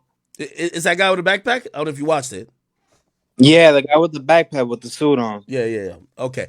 All right. I think I don't know if this is him here, but apparently they're saying this is a lawyer that's talking about it. Just help me understand what he's saying. I'll play it, and then you can kind of translate it. I got you. De ello, el acta de allanamiento, la orden de allanamiento fue muy específicamente a nombre de, y se lo voy a hacer constar aquí, de la magistrada, perdón. Como designación especial. Licenciada Jenny M. Núñez Marmolejos, y que es una procuradora fiscal de la provincia. Say again? Why is that? He ain't no admin. Yeah, so well, you didn't finish what he was saying. I don't know if you want to continue. I'll continue. De La Vega, y quienes ejecutan esa orden de allanamiento, fiscales ajenos a esta demarcación. Por vía de consecuencia, hay un acto de irregularidad, y para que ustedes tengan conocimiento de causa, existe un mandamiento de habeas corpus para poner en las próximas horas en libertad a Daniel Hernández por la violación fundamental y constitucional que establece nuestra Constitución de la República. ¿A qué hora lo van a dejar libre? A las 2 de la tarde de mañana, día. Independientemente de ello, el acta de allanamiento, la orden de allanamiento. All right. So pretty much he's saying that the nigga that 6ix9ine beat up, he has a case against him, and that his plans are that 6ix9ine should be free by tomorrow. But he's saying that's what he thinks should happen, but doesn't mean that it will happen. I guess that's part of the lawyer's team. Okay, so that's part of 6ix9ine's lawyers. This is one of 6ix9ine's lawyers or representatives. Yeah, from what it looks like. Honestly, the guy that I told you that he hugged him, that's like the main guy that helps all the famous artists in DR. You know, in DR, the thing is too, there's a lot of people that come up and start talking just to get vid talk. You get what I'm saying? But the main guy that you're gonna hear, maybe he just doesn't want to talk. But what 6ix9ine's lawyer said, his actual lawyer, he told him that 6ix9ine was defending himself. That the guy that 6ix9ine came in there on like some regular shit, and then the guy came at him like aggressive, and 6ix9ine just defended himself, and then he put the beats on him. That's what 6ix9ine's official lawyer said. Interesting. By the way, somebody else, and by the way, her name is Lydia. She's been sending me a lot of stuff via the gram. She says, his lawyers were saying that he'll probably be released tomorrow because whoever put out the warrant wasn't the district or the county where it happened at. So basically, they're saying that whoever put out the warrant to arrest him didn't have jurisdiction over where the incident actually happened. So it's some other place that put out the warrant, and so it's some irregulations of that might get him out of jail, and he still have the case, but he'll probably be out on bond and whatever. Okay. I think that also could help. The reason too, the reason is that they never had somebody so high profile go to jail too. Even Rochi, that was probably the biggest one, and he stood time in jail. Maybe I don't think 6ix9ine could even be in a jail over there, because over there is the way it works is like, yo, I'm telling you, they on some weird shit over there. If you don't pay, bro, it's like the same shit in this jail. If you don't pay up, bro, like you're gonna have to do. I don't even want to say it, like some gay shit, like. So I don't even know if 6ix9ine is like even too high profile to even be in jail. What you mean? So if you don't pay, what happens? Like they take your booty hole? Yeah, bro. Swear to God. No you way. even you're like, there's interviews of Dominican artists that come out of jail. Like he'll say like, me, I didn't do it because I had bread, but there's niggas that So you're do, saying if you that don't if you pay don't have that bread, you bread, got to pay up. if you don't pay that bread, they're gonna backdoor you, literally. Yeah, bro. Oh Whole my types of god. ways, either beating you up or through the booty hole. Bro. Yo, what? Bro, I'm not lying to you, bro. There's interviews of Dominican artists. You feel me? Yo, it was so funny. I don't know if you clicked on his clip before. Some guy named Dylan Baby. He was in jail just recently too, and he was saying like, "Yeah, man, I." His girl was like, "Wait, so you got it up the ass?" He was like, "No, not me." From yeah, that's how it goes down in DR, bro. They don't play. That's why I don't think 6ix9ine's too high profile to be in jail. But who knows, honestly, because the thing is with Dominican media, they're like fire. Like once they get on you, bro, they don't stop talking about it. So it really depends on how the public views you too. So that's really gonna depend if he's free or not. Like at least bond wise. Wow. I mean, yeah. Here's the thing: they might have to make like special accommodations for him because he's high profile. They've never dealt with any high profile people before. They like obviously, like in American jails, they would have like some type of protective custody, or they would move you to a bigger jail or a different county, or maybe a whatever it is. Like, but I don't know how jails are in the Dominican Republic. They don't have that in DR. They don't have that in DR. Rochi was in like with the thug niggas. He was with the gangsters. Like they don't have that in DR. Okay. There's a message that was sent by this woman to Tekashi. Help me understand what she's saying. Dios está contigo porque tú eres una persona que ha hecho muchos bienes, no solamente en República Dominicana, sino en todos los países. Yo le pido a Dios que sea Dios que haga la justicia, no el hombre, porque la justicia del hombre falla, pero la de Dios es verdadera y es real. Dios te bendiga, corazón, donde quiera que esté, y Dios te proteja. Y Dios está contigo porque tú eres una persona. What does she say? She's saying that no matter what people saying, I know Tekashi has a good heart. He's the only one that you really see helping people, giving out money. I know his heart. And even though the plans of the devil and the bad people want to see Tekashi in jail, God's plan always triumphs in the end. And God won't leave him. And God is on his side. And he'll be free. And yeah.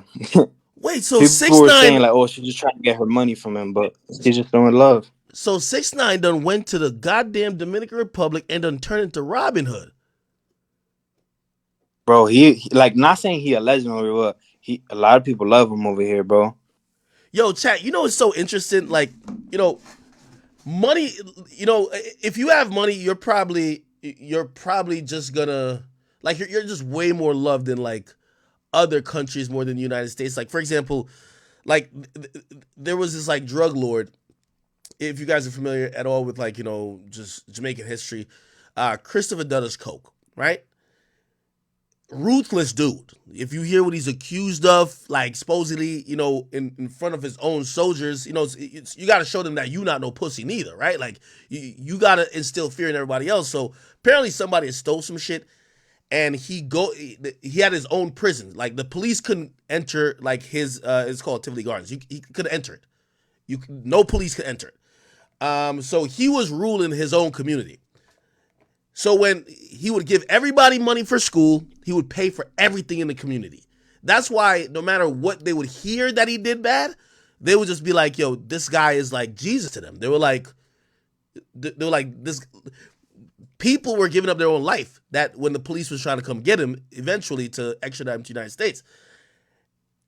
But in countries like that, where, like, you know what I mean, they don't get a lot from the government, when somebody comes in and they start being generous, they almost look at that person like almost like bigger than whatever. And just even hearing now this older ladies talking about 6ix9ine, I'm like, damn, 6ix9ine's seeming like Robin Hood, like some really divine figure. Because she's basically saying, and she probably knows nothing about him, she's saying anything they're saying about him ain't true. He's generous. He's good. Shit, man. And you know, another thing is the reason that they love Tekashi so much is that, like, Dominicans, they take care of their people. So like they saw how much Yailin was going through with Anuel. So they think as Tekashi's like, wow, we need a Tekashi in our lives. Like if you go to all the Dominican Blas pages, all the women like, damn, we need a Tekashi, because they see him as like, damn, he took Shawty out of a bad situation. He got her bread up. He got her deals. She's happy. He's taking care of the kid. He's a good stepdad. So, like, that's another reason why Dominican people love him over there. Interesting. Oh, by the way, wait, he's a good stepdad, but he's not taking care of his own kids? Well, you got to realize, probably in the DR, they don't care about his kids over here. They only care about the people they care about and what they see. They see Yailin, who's a beloved figure there. He's treating her amazing. So they're going to be like, he's the good guy. Because remember, it's like how, well, I wouldn't compare it to like Russell Wilson. It's like, imagine a woman, like whoever, if Krishan Rock finds a guy who seemingly on the surface publicly is just a really nice guy to them, people are going to be like, oh, I want me a whoever. Just like they say about Russell Wilson, even though I think he's just genuinely a good guy. How many women say they want them a Russell Wilson? So I guess 6ix9ine comes across like he's an amazing stepdad, he's an amazing partner, and he's also giving up dumb money to the community. So shit, they probably like, yo, this guy is really good. Hey, by the way, chat, to that Dunner story I was telling you about with Jamaica, again, remember, this guy, he's an area don or whatever. He kills the dude in his jail cell with a chainsaw. And the reason why he killed the guy with a chainsaw, that's one of the only murders he did himself. But he did it in the most gruesome way to kind of let the people behind him know that no matter what y'all doing for me, when I tell you go kill some niggas, I'm way more ruthless than y'all. Like I'm sending y'all with guns. I'm killing niggas with a chainsaw. You get what I mean? Which is such like a play upon the minds of people who get to like believe in these like almost figures as bigger than the government. So yeah, and they probably got like, I don't know if it's called dons, but they definitely got area dons in Dominican Republic. Absolutely have to. And another thing is that like when she left Anuel, she was very public saying that like, oh, Anuel left me with nothing. All the stuff he gave me, he took away. He took the belly bag that he gave her. He took everything. So she was pretty much broke. She said that like he didn't even come. He still hasn't come seen the baby. She said that he hasn't even tried. That the only But time come that she on, saw the bro. Hold on, baby. Dash. If you buy a girl a Birkin and you break up, you gotta take it back, bro. Come on. Hey, I'm just telling you what she said. But yeah, whatever she said and whatever. So she was broke. She didn't have none. When she had the baby, she said that's the last time Manuel seen the baby when it was born. That he hasn't seen the baby, so I don't know why he's getting mad about 6ix9ine being a stepdaddy when he's not even trying to be a dad. You get what I'm saying? And on top of that, 6ix9ine got her like he was showing her that like in the beginning like he was saying, like I didn't even want her. Like he was saying, I don't even want her. Like we're just friends. I appreciate the opportunity of just even being with her because she's doing a song with me, and I know it can make her look bad since she was being with Anuel. Like they did an interview with the Dominican. I could say he interviews Bad Bunny, all like the Spanish. I say he's like the Dominican Academics. And she was on an interview with 6ix9ine. They did with him when the song first came out. Is He it was saying, is it that dude? His name like it's like Alofoke or some shit. yeah. He even mentioned you. He even mentioned you in the interview with the nigga that 6ix9ine beat up. Oh shit. He was saying like, oh, all these bloggers are saying that 6ix9ine was defending his girl. The nigga that 6ix9ine was trying to beat up. That's what he was saying. Wait, he He did was an like, interview yeah, today. the English alofoque. Like he was like showing you love. The Dominican Yeah, no. alofoque, I hear like that. Dominican academics Yeah, no, no, alofoque. yeah. I hear that guy is like he runs the media scene out there. Okay. Wait. He did an interview today. The guy, Yeah. he did it with alofoque like yesterday, I believe it was. Oh, okay. For alofoque, Diamond La Mafia. So Diamond La Mafia. Uh-huh. That one. Yeah. Wait, the first one here? Yeah, Oh right yeah. there. Right there, the Y one la you see cosa, el hecho Takashi de in it, right volver there. del lugar donde él me estaba esperando. Imágenes Porque exclusivas, that one. Okay, we're not gonna say what the fuck they talking about. Nah, I already know. I already know the whole shit, so I could explain what Yeah, go happened since ahead. the beginning. So you know, Yailin, she doesn't write her own music, right? Mm-hmm. So 6ix9ine been getting her writers, which is fine. So pretty much she wanted to get a dembow flow because you know I guess 6ix9ine is not really tap. You know 6ix9ine said he doesn't do dembow, so he doesn't really have dembow writers. Mm-hmm. So she hit up that guy, but I'm confused because he's not even a lit nigga. He been fell off. But anyway, she hits him up. She hits him up. She said like, "Hey, can we do some songs? Can you write me some songs?" He said, "Cool." So in the meantime, they were talking back and forth. Then 6ix9ine starts taking over the discussions because 6ix9ine was already doing that for her. So Mm-hmm. like talking to writers and stuff and doing all the songs. Like even the song she recently dropped is 6ix9ine putting it all together and shit. So he's saying like, oh, everything was cool. Then all of a sudden 6ix9ine got jealous. He blocked me off everything one day. And then so the communication stopped. Then one day 6ix9ine and her got into an argument. He left the house and then she said, I'm leaving to DR. He said he didn't believe that she was going to leave. So when he came back to the crib, she was gone. You know, DR's right there. There's like I don't know, like an hour or two flight. Mm-hmm. So by the same day, she was already in DR. And she linked and but 6ix9ine was still in Miami. So he's texting her still like, oh, he came back to the crib. She was gone. He's texting her. He's like, oh, but she still thinks that he's in Miami. So she links up with the guy.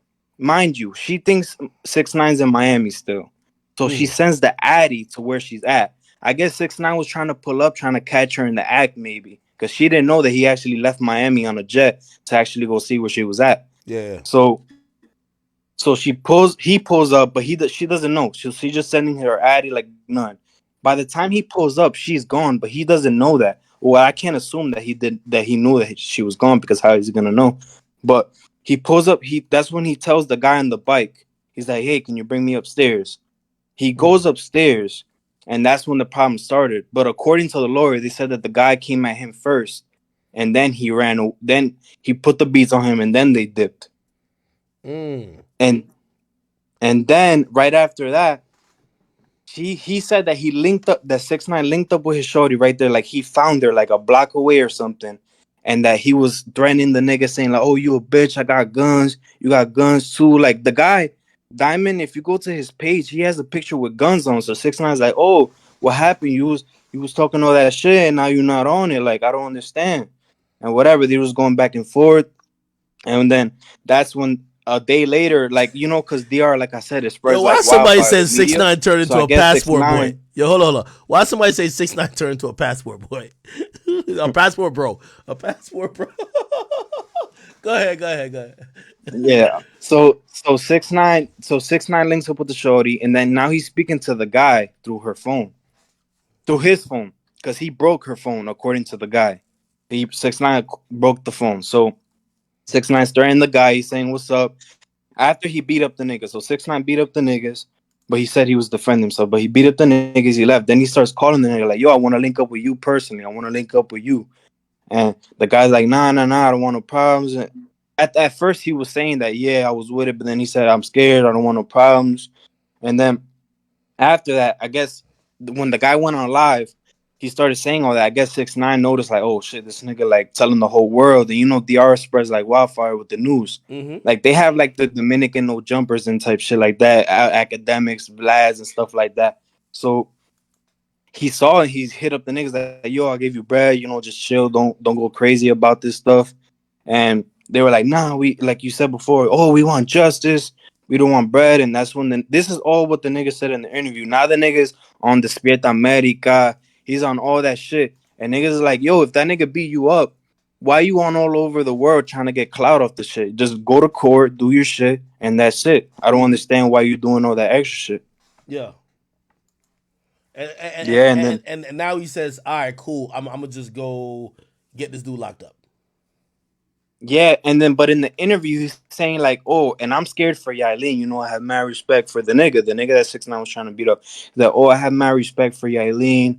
I don't understand like why people think this is for clout, because he fell off, so people thinking he's doing it for clout. So and then he's like, and then Yailin come, and then he was saying like, if 6ix9ine's getting aggressive with a nigga over some jealousy shit, well, I probably can assume that he's putting the hands on Yailin, like he said in the Alofoca interview.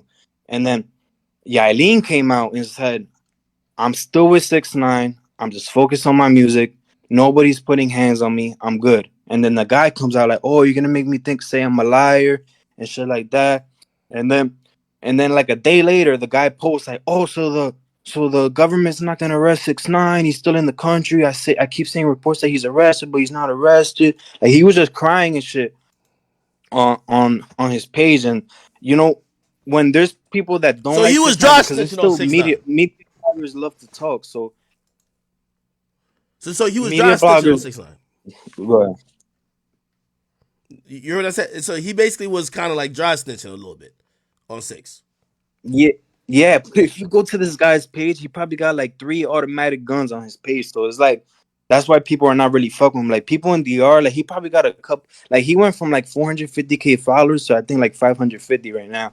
That's why people don't think like, why you got guns on your page and you got hella followers. Now he's on TV shows, Spanish TV shows, talking about the situation, when it's like he already went to Alofoca. So why is he still talking about it to other shows?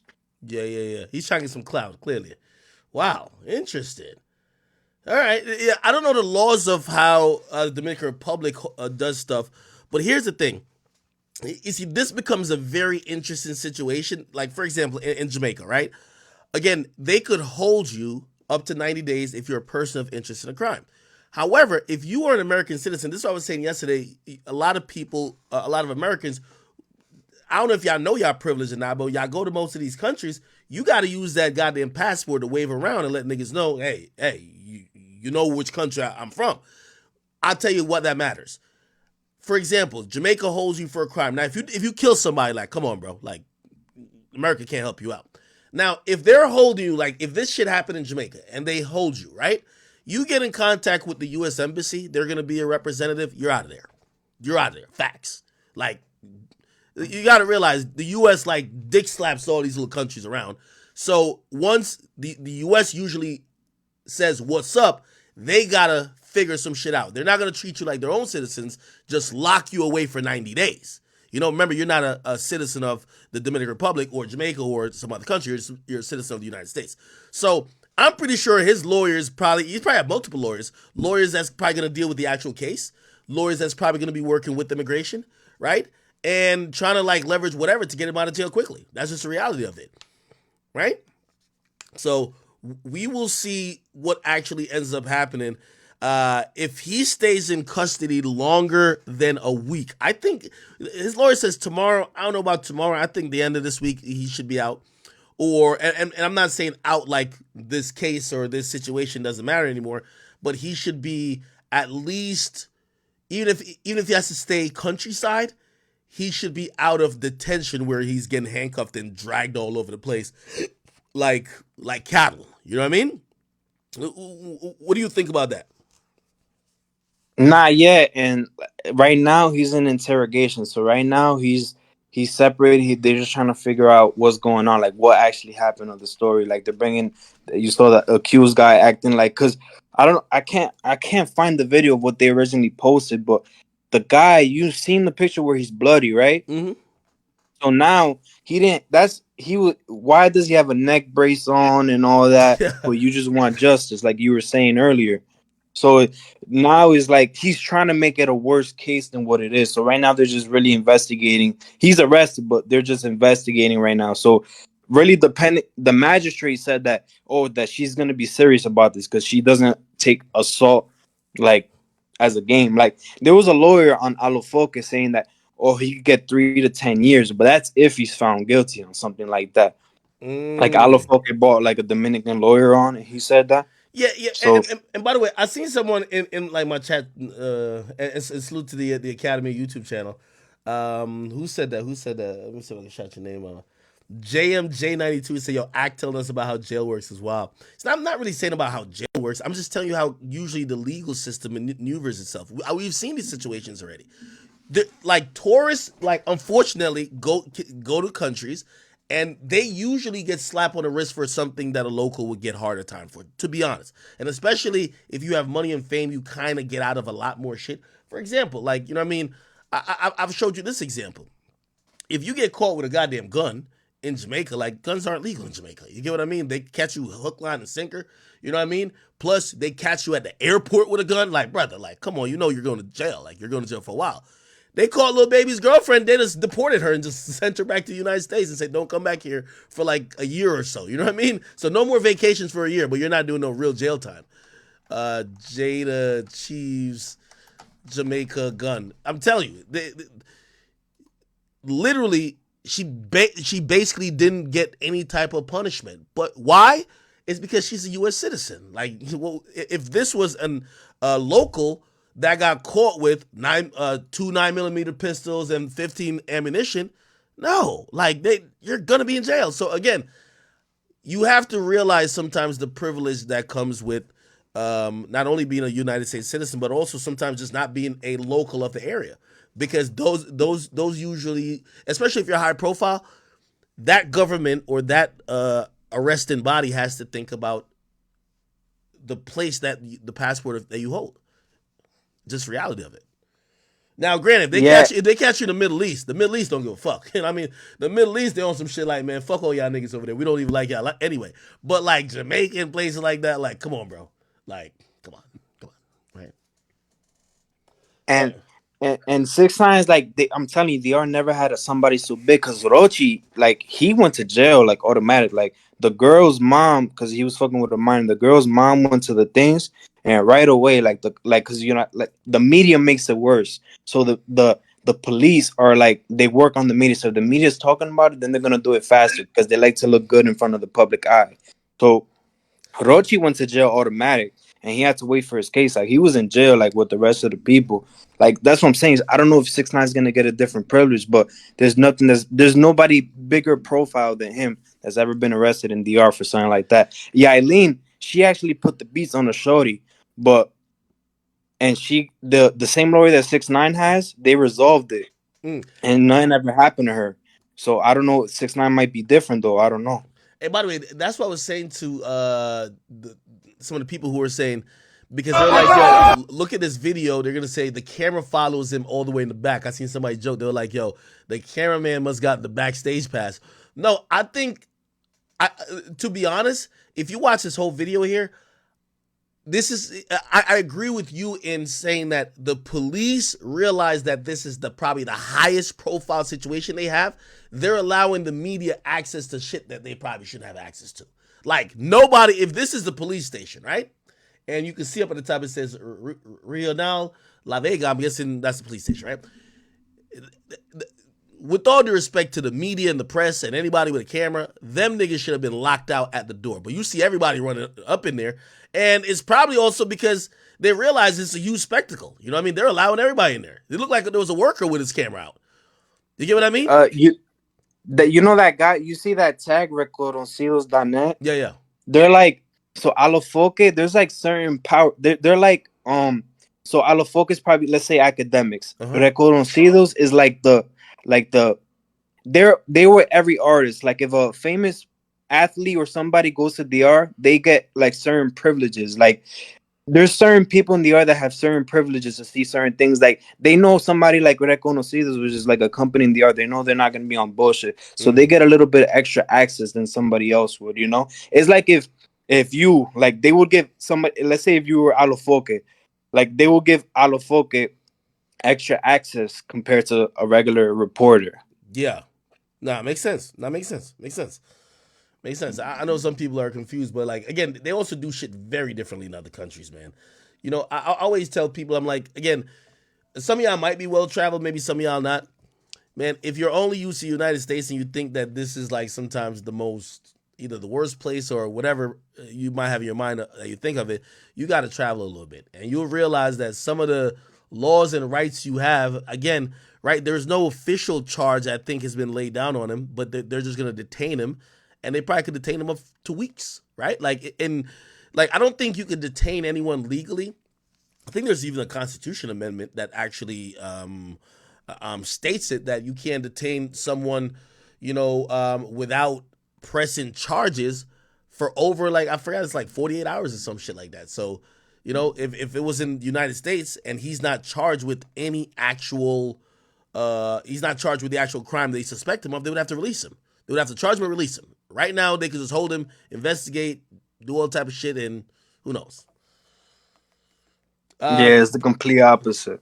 Brittany Bitts says she's 32 and never been out of the country and don't want to. Brittany, girl, you got to go on a little vacation with your nigga. Go on a little vacation. Ain't nothing wrong with it. Just don't go to the wrong places. You feel me? Sometimes people be telling me if I want to go to a certain place, I'm like, why the fuck would I want to go there? Like, I'm like, what?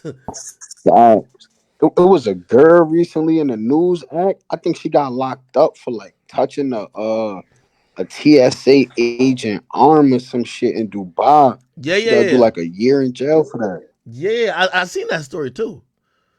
I ain't gonna Yo, lie. Yeah. Yo, I don't know if you want to know, like, cause 6ix9ine even said like how he even met the shorty. Cause I know probably people think that maybe he did do it for clout getting with her, but I think like he said like he was in the club, he was drunk one day, he didn't even think she would respond, and she did. And he was like, wow, like he was in the club in DR, like working with Bulin at the time. You know, Bulin, the people that you saw that he did the music video with. He responded and he was surprised. So, and then, you know, after a while they started doing the music thing, and then after a while they just ended up, I guess she gave him that good, and that nigga been in love ever since. But I don't think like she would be like, why you don't want to be with me? He'd be like, nah, I got my hoes, you feel me? Yo. And you know, she said he got his hoes and shit. Yo, let me tell you this. I know 6ix9ine. I ain't gonna never tell my man secrets, but and I hope Steve will do it. Don't. But listen, think about all the rappers that 6ix9ine done beef with. 6ix9ine caught one of their baby mamas. By the way, the nigga's still with the woman now.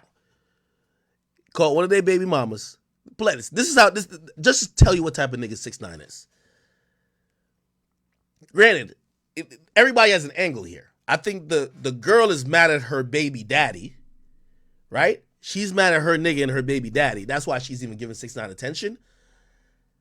6ix9ine leverages the money to like, you know what I mean, like he'll be like, he was trying to buy her gifts, you know what I mean, just to get her attention. I don't even think he fucked. Maybe he did, I don't know. But for him, the mere fact that he had a nigga who he wasn't seeing eye to eye baby mom, like, that's what I'm saying. He'll go out of his way. You know what I mean? Like, bro, who the fuck got time to talk to your ops baby moms, bro? Like, yo, you know what I mean? Or your ops girlfriend. Like, yo, who the fuck got time for that? He do. So that's what I'm saying. When you say he's just in the club, 6ix9ine is in the club for her. And if she had not responded to that nigga then, he was going to show up to somewhere else he was going to be at. That's 6ix9ine, I'm telling you. Nah, I know, but he's like, a horrible nigga to getting have beef her with, man. a vape deal and all of that, like, damn, nah. I think he in love, bro. He got her a vape deal, got her a Rolls Royce. Like, I feel like after a while, it gets to the point, like, all right, I think she gave him the shit. I think at first it was, My then she nigga. gave him the shit, My nigga, and he got trapped and fell in love. He spent $1 million on girls and starlets. I mean, he fucked like 80% of them. The same rapper I'm telling you about, he sent her $70,000 for her birthday. It's a rapper's girl. Y'all know the girl. He sent her $70,000 for her birthday, bro. Like, it's not 6ix9ine's girl. That's what I'm trying to tell you. But, and I ain't gonna lie, if that story get public, that rapper might look bad. But also, I don't think 6ix9ine looks good either. Nigga, you just send somebody's money. Like, why? You're like, why? You know what I mean? Like, why the fuck? Like, I'm sorry, I don't hate no nigga like that. I don't hate no nigga like that to go spoil your girl. You feel me? Nah, I'm not gonna drop the name, never.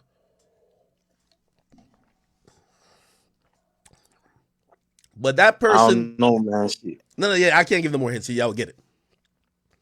Nah, shit. I mean, but bro, like it's one of the little popular baby moms. It's like it gives her like, it's like a Jada Chiefs. It's like you not saying me, but let's say a nigga that knows that's little baby's girl. Mm-hmm. Like, maybe he wanted her more cause of that, but I don't think you're gonna be being a stepdaddy if you wasn't. 6ix9ine got that okay, much okay. like. I can't believe he's that crazy, like, to be a whole stepdaddy to get back. I agree with you with that. I agree. No.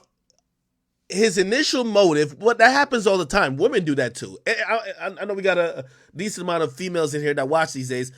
Have you ever given a nigga a chance for maybe some nefarious reason, maybe got money or whatever, and you weren't in love with him and eventually fell in love with him? Like, I think 6ix9ine went at her for the reasons of that type of shit that 6ix9ine like to do. And of course, he likes her. Of course. Like, bro, he was like, I mean, bro, he could have just did her like how he did Chief Keef baby mama. So, yeah. I think she gave him the snatch and he fell in love after. He was like, all right, this shit valid. Well, and also, here's the thing, too. I think he feels his success in the Latin market is connected to him being with her. He hit a new stride and attention in that Latin market the moment he got with her. And he like, yo, it's crazy too because they both benefited. Because like before Anuel, she had 1 million followers, right? After Anuel, she got to like 7 million. When she got with 6ix9ine, she went to 11 million, and he went from 22 to 26. So it was definitely like they both benefited. 6ix9ine was losing about 100 or 200,000 followers a month because not only was he inactive, wasn't doing much. Ever since he got with Yailin, there have been nonstop news in the Latin world, and he's been gaining followers nonstop. Yes. So I think they both benefit each other. I don't need to know the inner workings of what's going on, but I do think he loves it all. You know what I mean? And also he probably is like, shit. He probably acts a little crazy over her too, because you never want this to blow up in your face where she just like ups and plays you out while he's invested like $2 million in her now. Like, come on, you know what I mean? You just kind of got to do it, right? And before, when you were talking about this, the other translator, like a long time ago, like when him and Anuel was beefing, she posted a video saying Anuel put the beats on her. And that's why 6ix9ine wanted to fight him, like saying like, oh, you think you tough putting hands on a girl? Yeah. And there was she posted a screenshot saying that Anuel said he want to do a Bebe part 2 just so she don't post the shit. Really? Just so she don't post the shit of her getting beat. That's what she posted on her story. Damn. Wait. You aren't the dude that was a Trinitario dude from last night, right? No, right? Nah. That was me, Trinitario, Patria de la Muerte. People, everybody's saying that they say you know the real plug, you know the real tea that's going on right now. Nah, yeah. Wait, me or the other guy? No, they say you know Nah, exactly what's going yeah. on. You I'm broken it down Dominican, so pretty well. this is like my like not saying my shit, bro, but like I love like the same thing how I've been watching you for a long time. I've been watching Alafoque for a long time, so I really know what's going on with that thing. I've been watching. Yeah, Eileen used to be a dancer, like in the clubs. Like the way the art works is that you get one hit song and you get to start making money in clubs right away. You get to perform for like $1,000, $2,000 every night. So she will be a dancer for those artists, and that's how she started. But she was a baddie. She looked good, and niggas started following her because of that. And then she got with Anuel, and now we're 6ix9ine. Now we here. Mm. Damn, it's interesting. Is there any other relevant stories happening like in the Latin world? I'm, obviously I'm a little biased because obviously I know 6ix9ine and like the hip hop world knows 6ix9ine, but like, is this like the main thing being just kind of covered in just like A, 1,000%. Like other than Carol G and like a guy named Fade, and it's funny because it has to do with Anuel's exes. Because like Anuel, he'll be posting like, "Oh, I want to be with Carol G. I miss you," but then she'll post a picture with Fade. I don't know if you know who that is. That's a Spanish artist. So she'll be ducking Anuel, and then Anuel would also be like trying to get a Yailin, and Yailin posted up with 6ix9ine. So now people are laughing at Anuel. They be saying like, "Yo, Anuel's in the hospital. That nigga need an IV." oh shit. It's either 6ix9ine and Yailin or Fade and Carol G. That's what they talking about Hey, right now. I don't really see nothing else that's being talked about. Didn't Bad Bunny diss J Balvin and shit? I heard he dissed. Yeah, and J Balvin said like, "Hey, I mean, me and Bad Bunny did some great music together. We made that collab album together. I have no problems with him. If he feels away, I have love for him. You know, he just took like the chill route." Oh, that's another thing. So Arcangel and Anuel don't get along. So Really? when Yailin posted the video, because when Anuel and Yailin were together, right? Yeah. She recorded him saying, "Fuck Arcangel, fuck Rochi, fuck El Alfa, fuck all them niggas. I don't want to see you with none of them niggas. If I see all them niggas, I'll kill them and kill you." Oh Like shit. she posted a video, and she posted of him and her in the car, and she recorded it. I guess he didn't know. And Arcangel, he saw it. He was like, "Honestly, I don't know why Anuel talking about me. That nigga knows I don't fuck with him. That nigga's a bitch. Honestly, I don't fuck with 6ix9ine either. But if I had to choose between two bitches, I'ma fuck with Anuel just because he's from PR, and at the end of the day, that's his kid. You feel me? Like he playing with his kid, but like I kind of hates Anuel. That's why Bad Bunny. There's like groups. Like it's Bad Bunny and Anuel's like really on his own. He still collabs, but like that's why you haven't seen Anuel with Arcangel. You would be surprised, like two big Puerto Rican artists, but they don't fuck with each other. Like there's hella Spanish beats in between each other, and Arcangel was saying like on top of that, like that's like he was because he don't fuck with 6ix9ine either. So he was saying, "Oh, like fuck Anuel too," because the conversation came up because Anuel said "fuck you" and shit.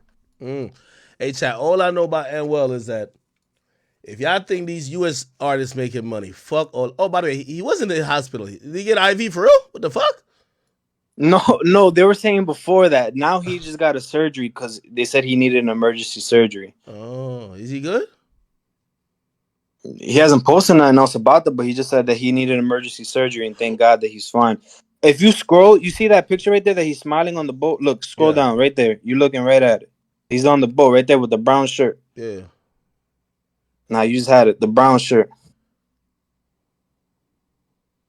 He look. If you see what he says in the caption, he says like, "Oh, when the video dropped of him and Yailin, with Yailin holding with Takashi holding the baby, he posted in the caption. It says like, "Oh, I'm not into that beat shit. My baby looks beautiful. I was gonna drop a song, but let's enjoy how beautiful my daughter looks. My daughter left me speechless." Nah, that ain't going to kill 6ix9ine. I ain't gonna hold you. You want to kill 6ix9ine? Trust me. You ain't gotta. Like, you want to kill 6ix9ine? I ain't gonna hold you.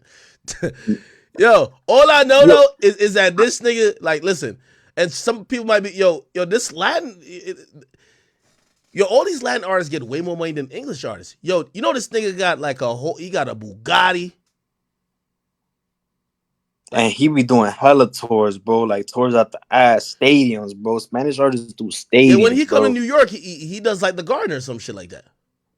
Garden, American Airlines Arena. He just Look, did a USA tour. Not, bro. I'm telling you, only stadiums. Like the big Spanish artists, they only do stadiums, bro. That's real money. like this Maybe is what I'm I try wrong, to but tell Spanish chat. artists make real bread, bro. This is what I tell chat. It's like, yo, okay, compare like annual size as an artist. This is what I tell you about the global market. Compare him to like Lil Durk. Like, with all due respect to Lil Durk, Durk don't got no goddamn Bugatti. Okay? That's just the reality of it. You feel me? Nah. You know what's crazy? The song that 6ix9ine did with Kodak. You know, and Kodak did a song, right? So they did a song for Anuel's album. That's why Kodak said, "Why you lose your bitch to a snitch?" Like he was dissing Anuel. You feel me? Yeah. I figured that. I'm wondering what Anwell thinks about Kodak then.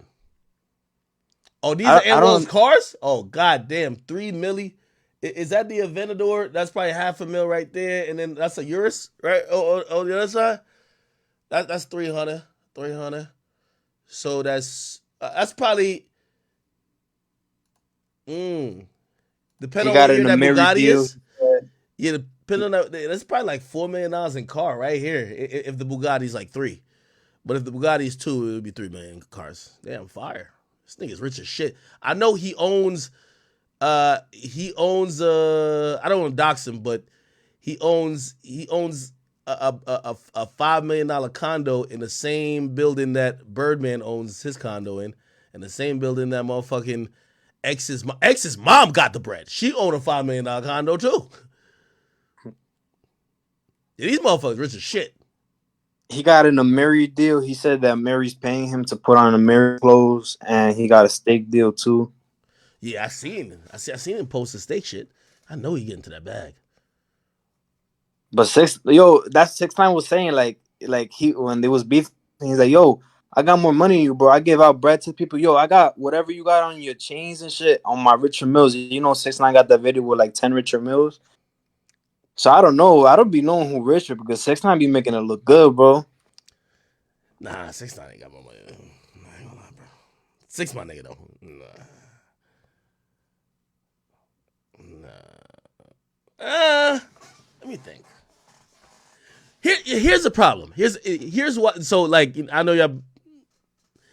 If I'm saying who got more money, the problem with 6ix9ine is he spends so much money. Like, bro, Anwell is not spending $1 million on strippers in starlets. Like, 6ix9ine was renting out entire strip clubs and just throwing like 100,000 just to fuck with the bitches for the night, right? Like, it'd be like 5. He just pick 5 bitches and don't want to fuck with them for the night. Go in there, throw 100,000 and fuck the bitches. Like, brother, like that's like not normal. You know what I mean? People don't waste money like that. Saying. You get what I mean? So 6 do got a lot of money, but he wastes it. You get what I mean? Like, I don't see Anwell wasting the money. So who's made more money? 6ix9ine. I would say 6ix9ine made more money.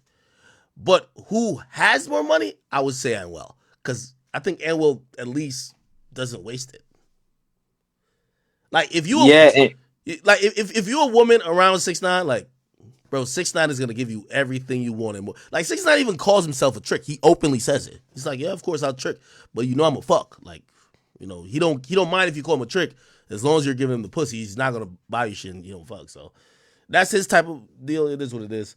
Yo, Hemi, what up with you, boy? Thank you for the donation. Thank you for the 10. Actually, thank you for the 20. Nah, it's all good, man. It's all good. YouTube chat is lit. Hen Dog and Miles. He said, bro knows all the Spanish tea. Yo, what's up? I got you, bro. Whenever you need what's me, up with Tokisha though? I like Tokisha. A lot of people. She's like loved and hated in DR. There's a lot of people that love her and a lot of people that hate her because like she not demonic shit, but she be posting shit. Like, there was a thing I tell you, DR media is like crazy. Like once they get on something, they don't stop talking about it. So there was even a controversy with J Balvin that she had niggas as dogs.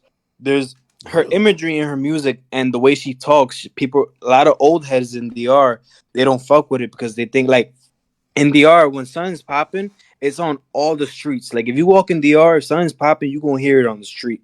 So a lot of old heads and people are like, oh, we don't fuck with Tokisha. Like she's a bad influence on the culture, but she is like a lot of other cultures love her though for that. So she's loved and hated in DR, but she's definitely probably more loved than other places. Yeah, you know, I consider she's like unique because she has an OnlyFans. She's relevant. She's not like Ruby Rose. Like Ruby Rose got an OnlyFans, but she's not lit like that. Like in music, like she's lit in music. Tokisha is, and she has an OnlyFans. She's mad sexually provocative, and I think she's almost like she's like a 101 with her own style. I like her. I really like her. And I got a few songs of hers that I actually do like. Yeah, I saw you bumping it.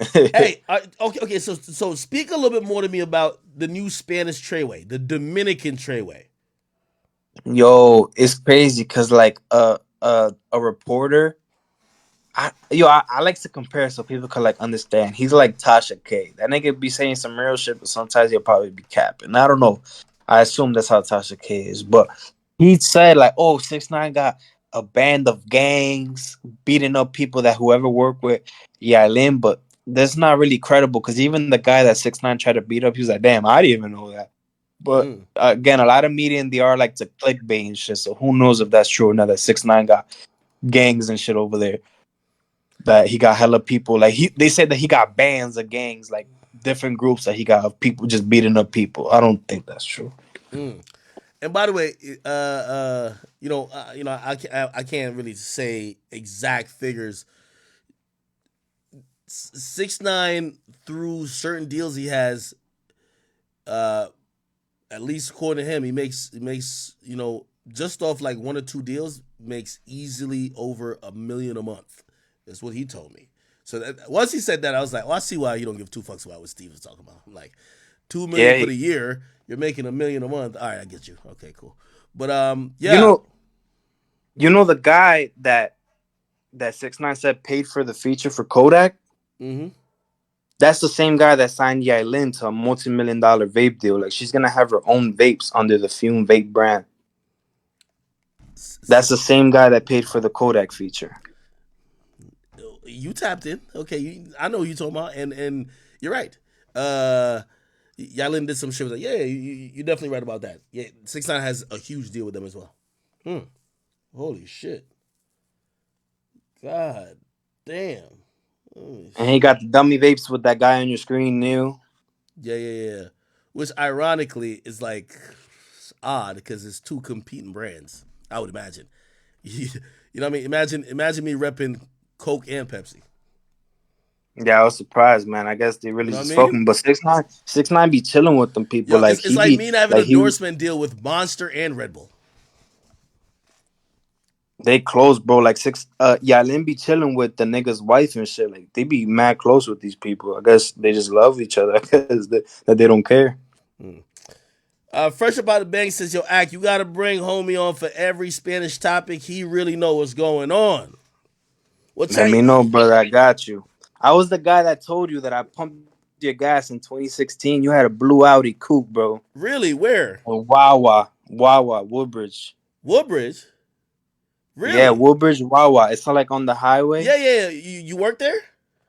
Yeah, I pumped your gas one day. It was my first day in 2016. You had a blue Audi coupe. I remember telling. I was like, I told this lady, he's like, this guy's famous. She's like, really? I don't know, but I guess I don't remember how many followers you had at that time, but nobody knew what I was talking about. But I'm sure now if I say it, they'll know. Small world we live in. That Wawa in Woodbridge in 2017, whatever. I lived across the street. I don't know if you knew that. Really, that's crazy, bro. Yeah, when I started doing everyday show, that's where they would send the car to come get me. What, there's like a complex there? Yeah, there's a Home Depot right there too, my nigga. You Yeah, bro, that's crazy. There's a Home Depot. Now they built up across the street. I mean, obviously I don't live there anymore. They built up across the street. They have a Chick-fil-A. They have Wingstop. They have Yeah, motherfucking Panda Panda Express. Express. There's a Walmart over there. McDonald's, everything. Yeah. Damn, Yeah, that's crazy. You was a block away from me. That's yeah, man. crazy. I like Woodbridge. That's my joint. Somebody says Yeah, man. somebody said that was axe based. Yeah, that was the 2017 streams was from that apartment, chat. Yeah. It was Feel me? actually So niggas know you gotta let niggas know where you came from too, bro. You wasn't all rich before too. Not saying the Audi's not good, but from where you are now, I'm sure that's way more than way less than what you got now. I still have Audis. That was my Nah, but I'm saying from the one that you had at that no, time. I love that Audi, by the way. My little blue, it was a coupe. It was an S5. I've never liked coupes before, but it was an S5. That shit was going. Yo, That Act, you shit didn't was tip me going. though, bro. You supposed to tip the gas drivers, man. You supposed to tip the gas niggas? Yeah, bro. You're lying.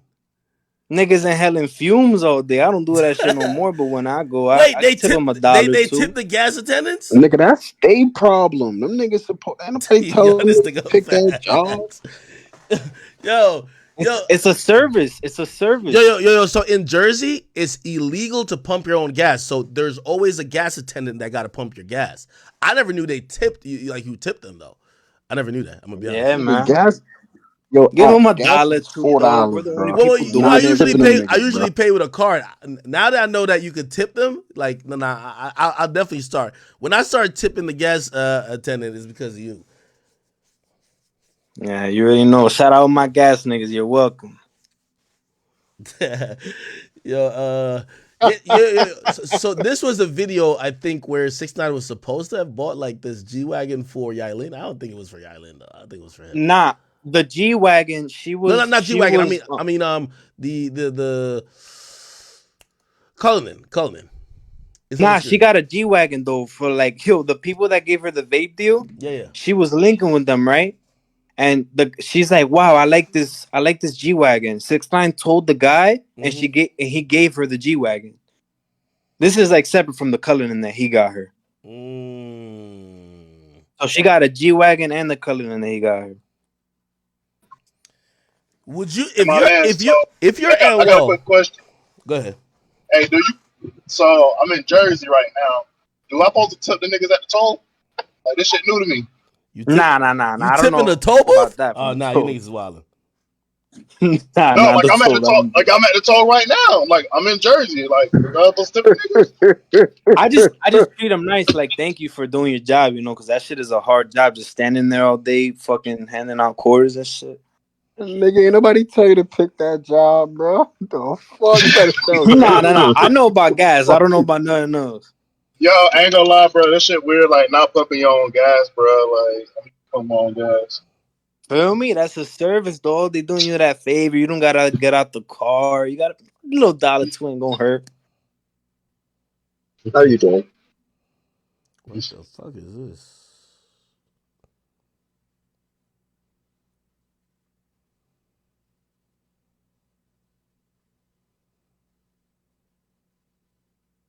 Oh, yo, Act. I don't know. You were talking about like beef and shit. I don't know if this is not really a popping guy. I seen somebody comment. There's a guy that works for Alafoque. His son got locked up for like murdering a nigga or helping conspiring into murder. I don't know if you want to. That's not really. He's not really a famous nigga. He's like a media guy in DR. Man, I ain't gonna lie. Like they send me all these videos from these Hispanic pages now, and DR look like some shit you would see on anybody ever watch Narcos? Like niggas is riding up on bikes with guns and shit like that, robbing niggas.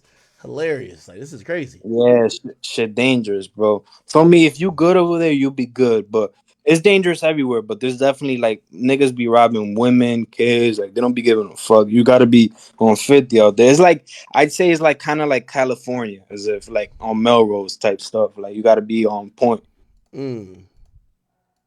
Holy shit. All right.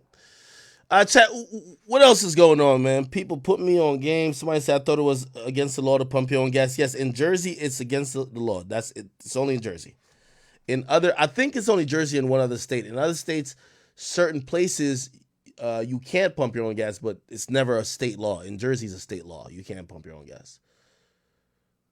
So, for example, any gas station without an attendant can never be open. So, like, that's like one of the essential jobs, because of that law out here. What the fuck? This is them rapping 6ix9ine's Lambo. I've never got a car rap before.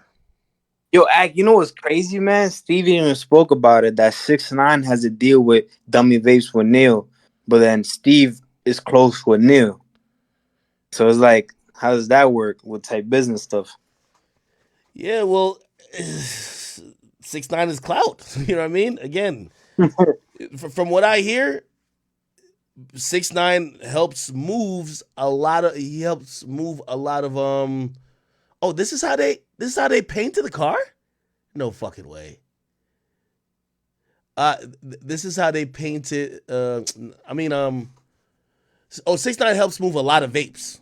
Like, from what I'm hearing, it's like 20 of. I forgot what the like. I did the math with someone, and they said 6ix9ine just even posted on his story sells a lot of that shit. So it's like, yeah, he might not be cool with Steve, but he's like an international celebrity when you need a product to be internationally marketed.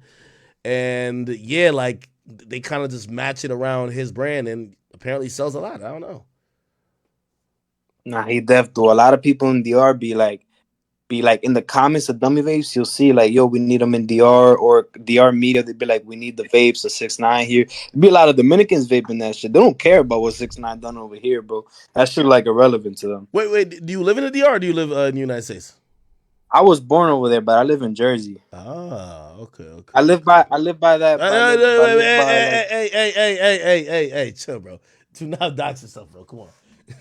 Nah. But I don't live by there. I live in. I live like probably like 10, 15 minutes from there. Okay. All right, man. Because trust me, a nigga will pop up on you, nigga.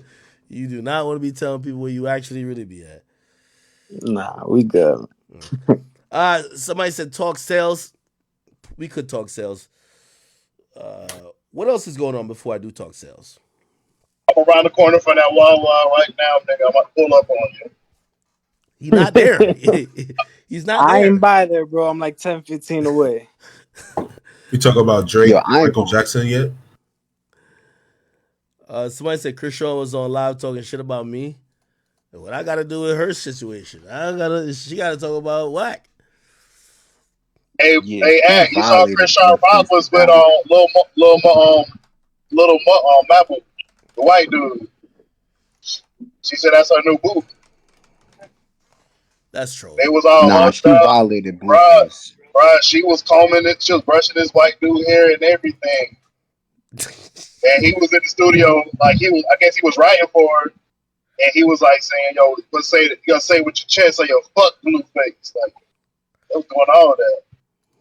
Wow. Oh, I guess this is alive right here. Love song. I made it underneath. And then it's like we not saying eye to eye. He really posted my son dick. Yo. What are you doing? What are you? In the stew, in the dome. It's probably, I don't know. We got out the car. We was fighting. And then not fighting, but we was fighting. And he tried to play with me. I'm like, boy. And then it's like we not saying eye to eye. He really posted my son dick. My boy, motherfuckers hitting us up. They want us to perform that shit now. Perform that shit. I mean, let motherfuckers run it up to #1 trending. Now. I want to know we need #1 trending. We're gonna go number one. We're gonna go number one.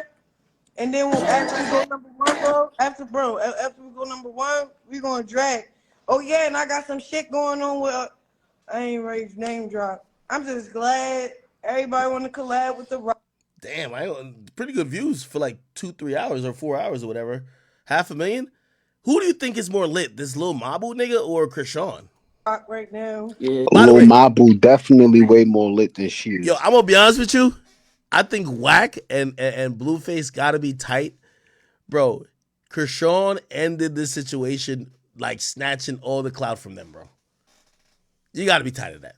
Yeah, but it's gonna be like I don't think she snatched the clout from Wack, but she definitely like got it from Blueface. But even his message, no, she killed his career to build hers. You said what? She killed his career to build hers. Bro, when she I goes on mean, live yeah, now, it's 50,000 people on her live. yeah, I agree. But what you right? But like, bro, like she tried to set the nigga up and get him smoked, bro. I need Blueface to speak on that though.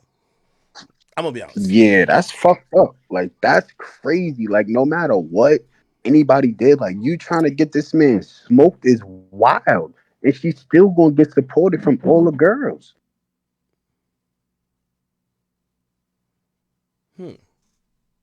Be reaching out, but you know, motherfucking time, bro. Yeah, my boo. You gonna get me in trouble because I actually talked to a nigga that I really like. Not my ex. I'm talking yeah, about. yeah. I, Anyway, stream, okay. Mr. Okay, what the fuck did she say? I don't think she said nothing. A lot of people said she was talking about me.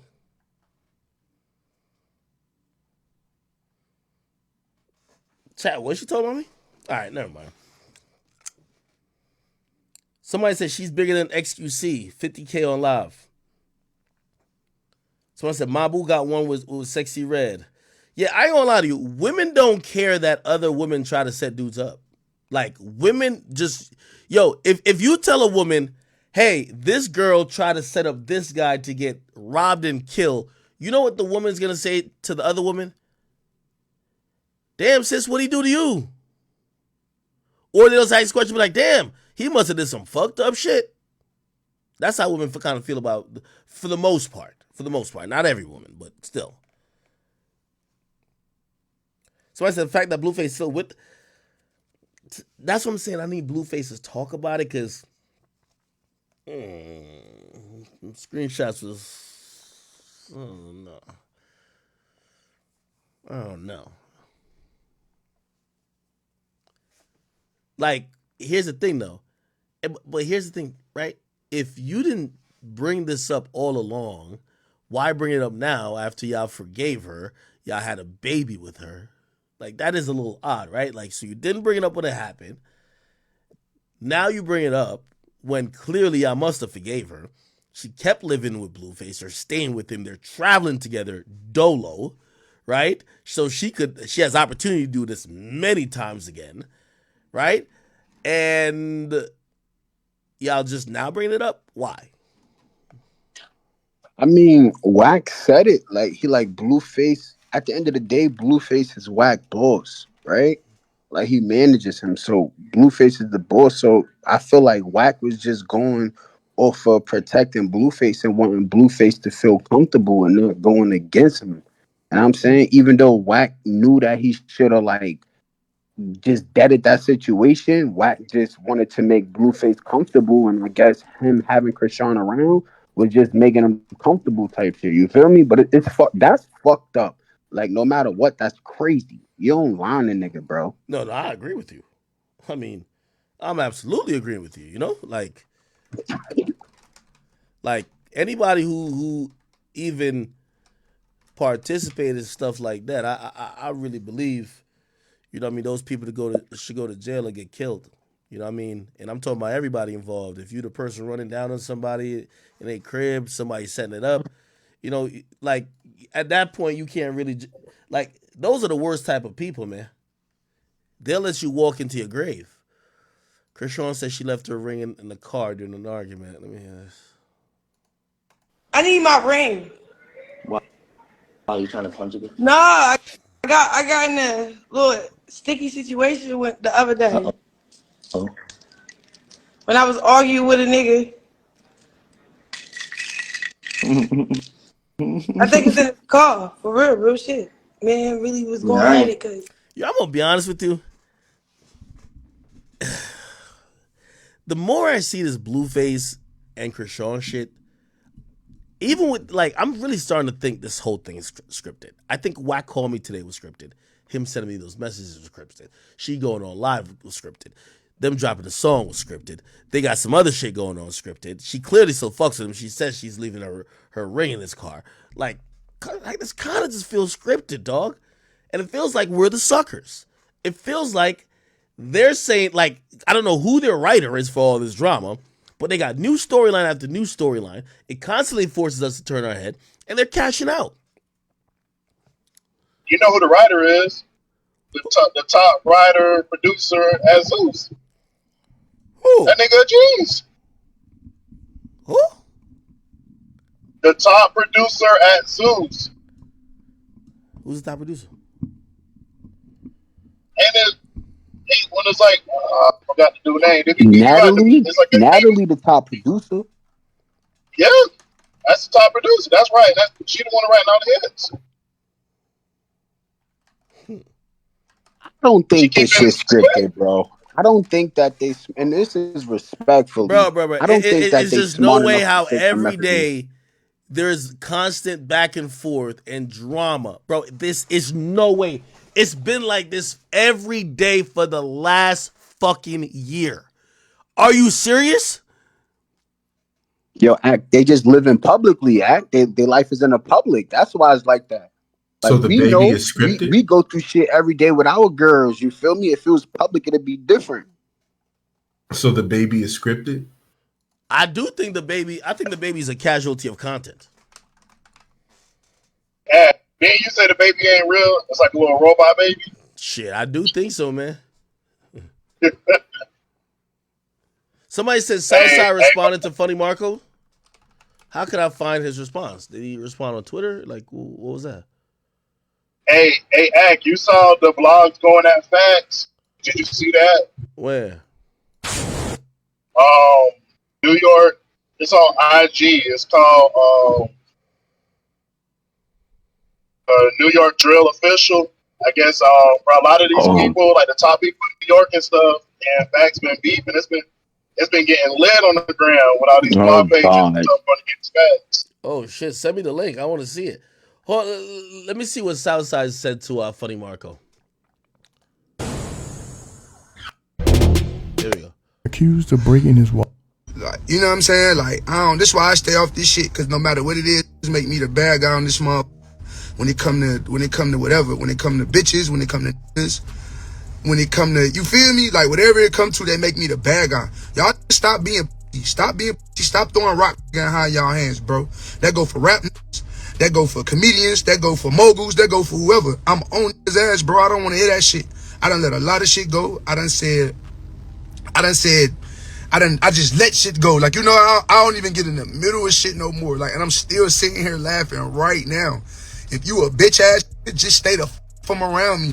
Like, I got enough bitches. I have a lot of shit I deal with. I don't need no more bitches around me. You feel me? I'm cool. Bitch ass, just stay away from me, bro. That's it. You feel me? If you see me going somewhere and you know you out of me, don't speak. Don't fake kick it. Just leave me the fuck alone, bro. I'm cool. I don't gotta be nobody's friend. I'm rich, young, successful. I do music. I make beats. I'm not a rap. I don't gotta mingle with you. I don't gotta do fucking interviews. I don't gotta do none of that shit. Pyro, bro. Like, so for a nigga to get on there and say he's scared because they say oh shit, Pyro, he dropped it. On Pyro. Okay. You know what I like about Southside? He the gangster producer. I remember that nigga was showing like a nigga want to smoke with him. He started showing him 100-round clips on his guns. I'm like, yeah. He looked like he can't wait to nail something. I didn't know he was Pyro. Okay. Make beats. I'm not a rap. I don't gotta mingle with you. I don't gotta do fucking interviews. I don't gotta do none of that shit. Pyro, bro. Like, so for a nigga to get on there and say he's scared because they say he getting beat and all that other shit is like, you a hoe. You ain't have to put it out, hoe ass. Like, you know, now that shit make me really want to, or whatever it's called, or whatever. You know what I'm saying? Or press you, because you a grown man. I can't, you a grown ass man. There's no way possible. Like, you know, for real. Herb wasn't even doing nothing. Herb wasn't doing nothing to that man. Like, you know, like, it is what it is. That's how them folks play. Like, it's cool for to get on there and say slick shit to niggas all day and do what they do. Like, you know what I'm saying? Or calling for an interview and you don't know what kind of day a nigga having come do an interview and you would say some whole wig off the wall shit. It's like, come on, bro, don't do that. Like, don't DM me. Grown men, don't DM me. I'm not talking to, like, y'all stop DMing me. It's nothing for us to talk about. We ain't doing no music, don't hit me. I don't have conversations with people, it's nobody. Like, that's just me. I'm not on, I don't even get on this. I just put this Instagram back on my phone just to say this to.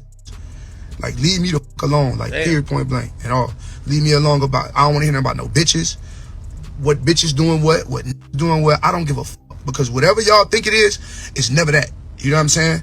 It's never, ever, ever, ever, ever, ever, ever, ever, ever, ever, ever, ever, ever, ever what y'all think it is. I swear to God. Like, you know what I'm saying? Ever, ever. And I fuck with Marco. Marco's still Marco just funny as shit. Like, you know what I'm saying? But I don't think he was uncomfortable. I think bro was good. Like, I think bro was all the way good, man. I think bro was all the way good. If he was uncomfortable, it's like, all right, damn, Marco, we sorry. We ain't mean to make you uncomfortable. But if you a bitch ass, stay away from me. More of the story, bro. I just don't, you know what I'm saying? Don't want that shit around me. There's no reason. Like. He's not responding to Funny Marco then. Who's he responding to? Who is he calling bitch ass nigga? Like, come on now. Bro, if that it was man who? talks just to talk, bro. Be sure to like, comment, and subscribe. Yeah, like, you know. Interesting. I don't know. Hey, that's a bit to me, bro. I'm just sorry. Like, you know, Funny Marco, he does really entertaining interviews, but just like how you view the Bobby Althoff thing, which, by the way, Bobby Althoff, matter of fact, Funny Marco, fuck with you. Hey, Funny Marco, I don't know if you should have wrote that whole thing. You should have ignored what people said. You know you was cool with that interview. That's why you put it out, right? You know you was cool with it. You're making content. You make amazing content. And by the way, you put people in uncomfortable positions. That's kind of the whole thing about your style, right? Like, you put people in awkward, uncomfortable positions, and their reactions is what's really good. I think these boys, they would start doing it to you as well. And, you know what I mean? Obviously, with the throwing the cup at you, obviously a little bit too much type shit. But, you know what I mean? Hey, listen, y'all know it's the type of content space. And I don't know if you know these guys. You know what I mean? I think maybe they felt a little bit too comfortable with you that they thought they could do all that. But, you know, I'm hoping if you did feel away, you didn't only feel away because the internet start calling it out. Because sometimes, you know, things will happen. And in the moment, you don't feel like, I'm gonna lie, I'll be very honest with you, the internet made me feel 10 times more upset at the Vic Mensa shit than I really did. You get what I mean? Like, once I came back home and read 1,500 comments, I'm like, nah, niggas is right. You get what I mean? So sometimes that could also fuck up, like, you know, your mentality in terms of, you know, the content you're making. I thought that was great content. It's doing great views.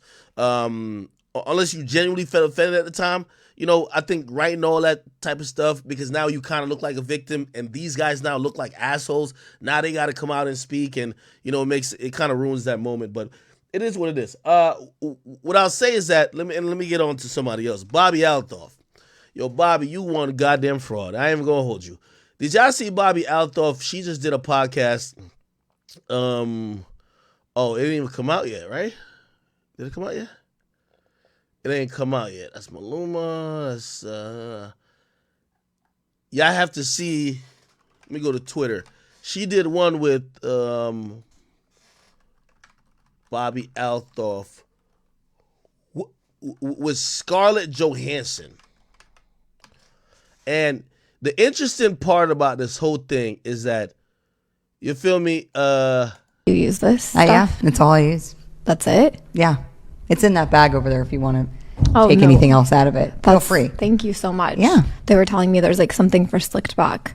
Sure. You could slick back your hair. Or you can use this. Can I put some of that on your hair? Because there's a piece that's like. Is there? Yeah. Would you? I would love to. Oh, thank you. Thank you. Why, is it driving you crazy? A little bit. Your hair is very smooth. You know, I had a hair person come and do mine. Oh, I didn't. But I didn't know I could just use this. And I was like, oh, how's it working? There, look at that. Is it better? That's amazing. Not bad, right? Wait, look at that. It's like smoother. Oh, it's like perfect. Is it? Yeah, that was really. Thank you. You should do like a little before and after. Can you see? Can you get the little hairs from there? Yeah, you had like a whole bunch of flyaways. No, that's a piece that was just like huge and just not. We're looking crazy. I could keep going. I just wanted to fix the front because that was the only part that was like. Driving you crazy. Yeah, but it's better now. Thank you. Okay, there's a few more clips, I think. Offensive side eye. Okay, there's a few more. Is there another clip? Yeah, it's all I use. All right. So there was some criticisms about. That's all I use. There's some criticisms about how her demeanor is with Scarlett Johansson compared to other people, especially people of color. They're saying that when she's talking to people of color, Bobby Althoff comes across as very condescending, kind of belittling, putting people down. I don't know who you are, even saying it to Drake, like, yeah, what song do you have? You know what I mean? Pretty much even trying to tell Offset, like, damn, you know, like, I'm doing you a favor. But in this clip, it kind of comes off as different. It kind of comes off as, you know, a little bit more respectful. It comes across like, you know, she's probably a fan of this person. And with the, especially hip hop entertainers, it kind of comes off like she doesn't give two fucks about them. And that's what people are kind of pointing out. And truth be told, it's probably true a little bit. Am I going to call it racism? No, I'm not going to call it racism. I think this is what you get when you run to a white girl to do an interview. If you're Offset and you go to Bobby Althoff to do an interview and she isn't all that familiar with you, who are you to be blamed? Like, okay, great. She wants to interview anybody hot, but she probably doesn't give a fuck about you and the Migos as much as she cares about her white fucking Puritan queen, which is goddamn Scarlett Johansson. She's going to talk to her in reverence. She's going to talk to her with much more care and respect. And if you go to a place, and I'm just like, I'm not here to defend none of these artists. If y'all feel like y'all getting talked to condescending by this little white girl and y'all continually go there, it's your fault. If you go where you're not celebrated and you expect to be getting the same type of treatment that you would get other ways, bro, we're not about to ride for y'all. So I'm not even mad at this white girl. You know what I mean? In reality, look at her. She looks like she has much more in common with Scarlett Johansson than Offset.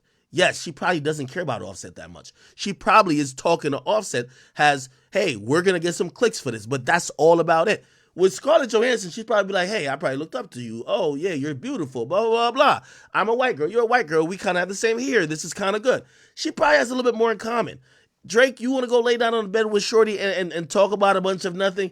Yeah, I know you're the most poppin' rapper in the world and we love you, but in her world, she might just be a Taylor Swift fan, okay? I guarantee the way she was talking to Drake, put Taylor Swift in that motherfucking bed, she's going to be in reverence and be singing her goddamn songs.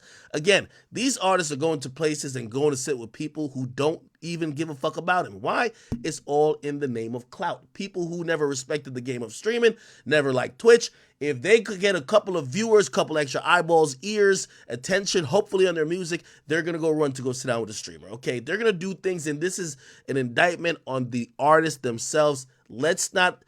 Don't try to bring us into it now to be like, oh, let's call out racism. How is she racist?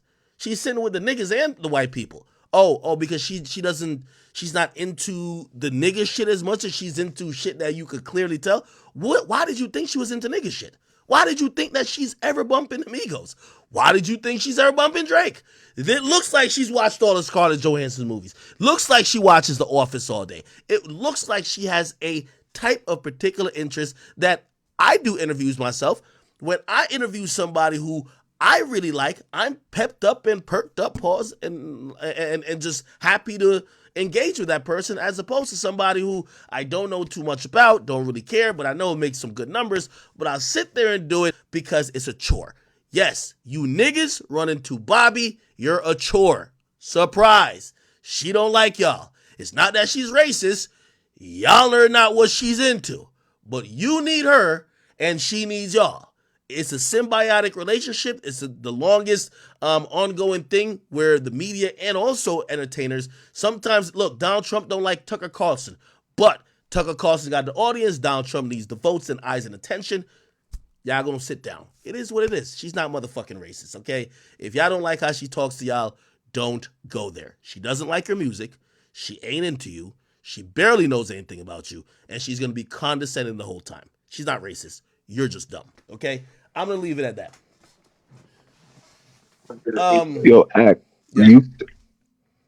You said that they need her. So are you saying that Drake need Bobby? Well, he knew it would be a bigger moment sitting with Bobby than anybody else.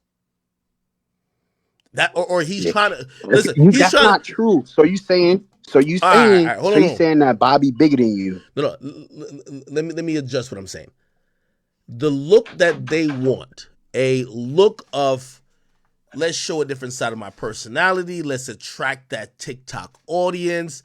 Let's be in this new awkward, everybody's this parasocial, whatever type of atmosphere. These interviews work more for that newer audience they're trying to tap into. That's why they're doing the interview.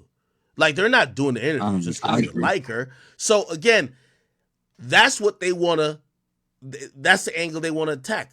They're smart. Now, obviously, it's going to get a little saturated because what's her angle? Her angle is, hey, I have built a core, or now I have a core of people who enjoy this type of humor, blah, blah, da, da, da. They kind of have the same perspective, or they would love to be, it's kind of when Aiden Ross used to have the rappers and he used to be doing the little white boy gay shit, which was like, yeah, a lot of 16 to 20-year-old white boys act fucking gay. You get what I mean? And his audience became the people who wanted to see him do it around rappers. Did the rappers want to go sit with the guy who's gay? No. But did they do it? Yeah. So again, Drake obviously could make a bigger moment or sit down with somebody for a bigger moment, but going to Bobby is attracting that, it's feeding clip culture. You go sit with Bobby, it's going to be like 25 clips that's super viral on TikTok. And they're going to be viral for the most awkward reasons, and it's going to be a crowd of people that's liking it. And, I'm following that type of content. That's just not your prototypical hip-hop fans. And that's what I think these guys are going after. Okay? Thank you. He says, yo, you pandering. She used black culture to get where she is, and she's condescending to black artists. To say it isn't racism is BS. Why not with Scarlett? You keep saying she used black culture. How could she use black culture when Offset is promoting the album? Offset's DMing me right now, yo, why I'm not getting more posts and support? Offset did the interviews. He ain't come sit down with me. He's sitting down with Bobby, though. Like, come on, stop it. She's not using niggas. They're using her, too. Like, the idea that she's just using people and manipulating them. Drake doesn't grant nobody an interview. He granted her an interview. Again, you got to stop saying she's using black culture. You can't use and exploit something if they don't allow you. And then you got to ask those said individuals, why do you allow that? Right? Because there's nothing that says that she wouldn't be condescending. Nothing. It's not like she's one of your biggest fans that talks about your. When I seen motherfucking what do you call it again? Logic do an interview with, I think, Blackie Speaks. That nigga is a goddamn stan of Logic. He's sitting down with somebody who's a huge supporter of his, which obviously, if that interview goes the way of Blackie Speaks being motherfucking condescending to Logic, that would be weird. He likes your music. He should like your music. He should be asking and be operating as someone who's excited for this conversation. These rappers ain't getting forced. Nobody twisting their arm. They're willingly running to this woman to try to get a look. That is it. She's not racist. She's not exploiting shit, because you can't exploit something if people don't allow you. Let's be honest what it is. Listen, if the rappers don't want to sit with her, you know her MO. You've been knew her MO since the first one. You knew her MO after she motherfucking talked about after she talked about, what are you talking about? Yachty. So every rapper who then shows up, what are you expecting? Is she exploiting you, or she's doing exactly what she's gonna do? But Offset reversed it. He did exactly what he was supposed to do when he went up there. He made her extremely and I think that was dope of Offset. Yeah, Offset did it right. But still, the problem with that is, though, that might have helped her too. That might have helped her more than the other two. Okay. I mean, to be real, the rappers were using her because she got a TikTok fan base and she started doing the podcast. Thank you. These rappers are trying to tap into, they're leaving traditional media behind. So there's 3 levels of media. Let me give you the 3 levels of media. You have old, antiquated media, right? Which is print media, right? Like going to do an interview with Rolling Stones where they write out your answer. Old media, right? Doing an interview with Hot 97. Old media. Breakfast Club. Even though they're still lit, old media. New media right? New media now is okay. You're gonna go do Vlad. You do Adam. You do some with me. You do some. You want to say cheese. You're on the blogs. You're keeping it on the blogs. You do it on the radar freestyle. All of that shit. New media, right? Now that's gonna target, like, you're gonna be targeting the 18 to 34 right there. That's what I think. This is if I'm breaking down demographics, right? Maybe a little bit lower, 16 to 30. Let's go with that. Or probably really 16 to 35, really, but I don't want to make it too big. Anyway, pause. The new and the third level, which everybody's chasing, is the TikTok era. Like, there's certain influence. So TikTok and streaming, right? Like, I'm telling you, if Speed wasn't in Sri Lanka and in motherfucking India and in goddamn, like, Bali, he's all over the goddamn place, these rappers would be running to his house, lining up, trying to get with him too. He has the youngest audience in the entire streaming community. They can't get to him. They try to do the Aiden thing, but I think some of them have a bad taste in their mouth because Aiden was doing some of the gay shit too much. Now, Kai is the golden ticket. They're running to Kai left, right, and center. They're offering him wild amount of, I'm telling you, that's just what it is. So they need Kai for the street, like Kai's the key to the streaming audience, right? And then they still need TikTok. Now, all of these things kind of happen on TikTok because, of course, my clips go on TikTok, Kai's clips go on TikTok, Hot 97 clips go on TikTok. But if you want to target just TikTok, you got to target some of this weird shit. This is why you see Drake sits down with Caleb Presley. No disrespect to him. I think he's a brilliant creator. But some of those questions in this awkward style, it plays well on TikTok. It plays really well on TikTok. It's super viral. They're targeting TikTok. So, again, I'm not mad at it, but it's worth understanding why they're doing it. And I just can't, like, I can't just knock her because she's her. As Ray said, Yeah, she's I a don't TikTok knock her audience. act. I knock the rappers. Hey, you came out by man. That's high quality milk right there. High quality. Yeah, and by the way, you're gonna continue to see, like put it like this. You're gonna and here's the funny thing about it too. Here's in the same breath of what y'all are saying, think about how if anything is racist, this is racist, right? What it's not her being condescending, it's racist how black entertainers would treat her versus treating Funny Marco. You see what just happened with Funny Marco? Throwing a cup in his face, yo, you a bitch ass nigga, you a goofy. That's how they talk to you when you do the same type of shit that Bobby's doing. But when you sitting here with the white girl, Drake is like, yo, she's saying, I don't know no songs you make. And Drake is still trying to fucking explain. He ain't condescending to her. He ain't mean to her. He ain't throwing a cup in her face. Neither is these other niggas. So again, as much as y'all want to say it's her being racist to other people, maybe we should start saying, why, if rappers treat Funny Marco one way, why don't they treat her the same way?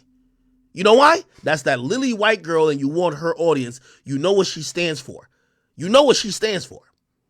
You know what audience she's representing, and you're gonna tap dance and, shuck and jive to go get that shit. But when it's Funny Marco, you will turn up a bit. So who's using who? Who's racist to who?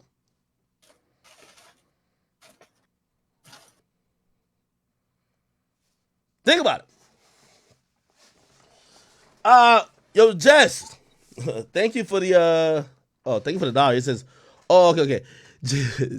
Jess, thank you for the 50. She says, I'm boycotting Drake until he gives you an interview. Stand on business.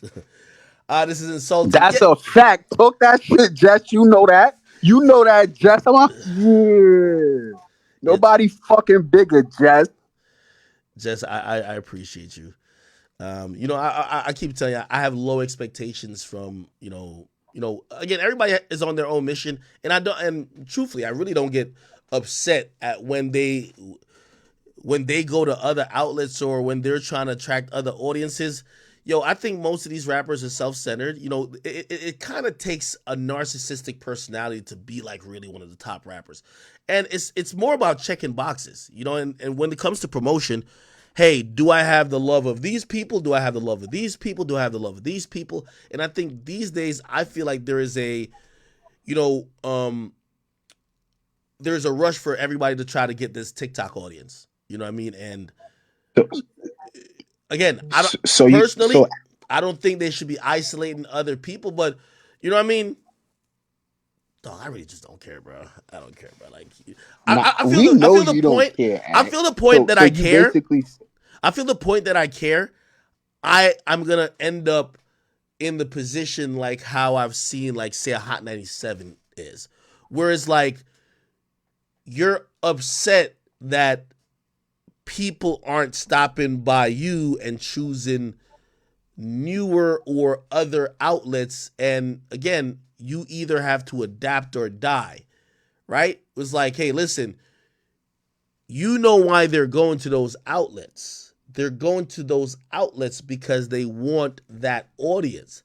If you can't connect them to that audience, how mad could you be?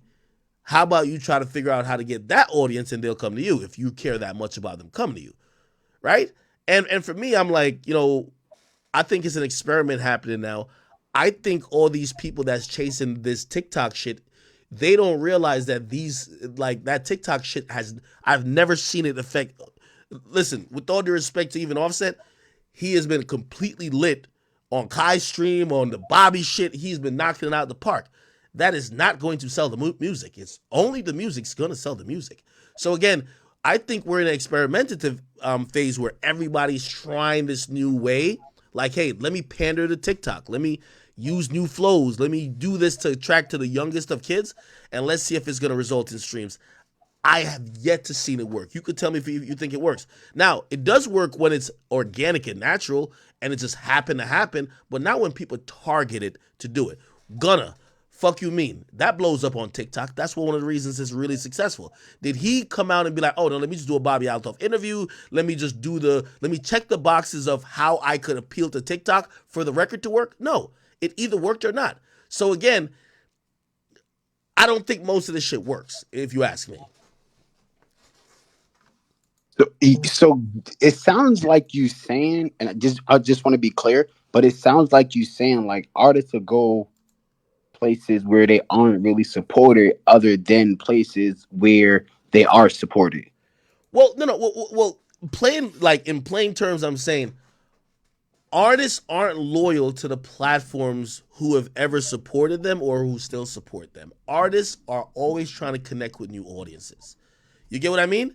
That's the point. Like, for example, if they're now at the point to say, we need Kai's audience. Now, I'm telling you this, and this is respectfully.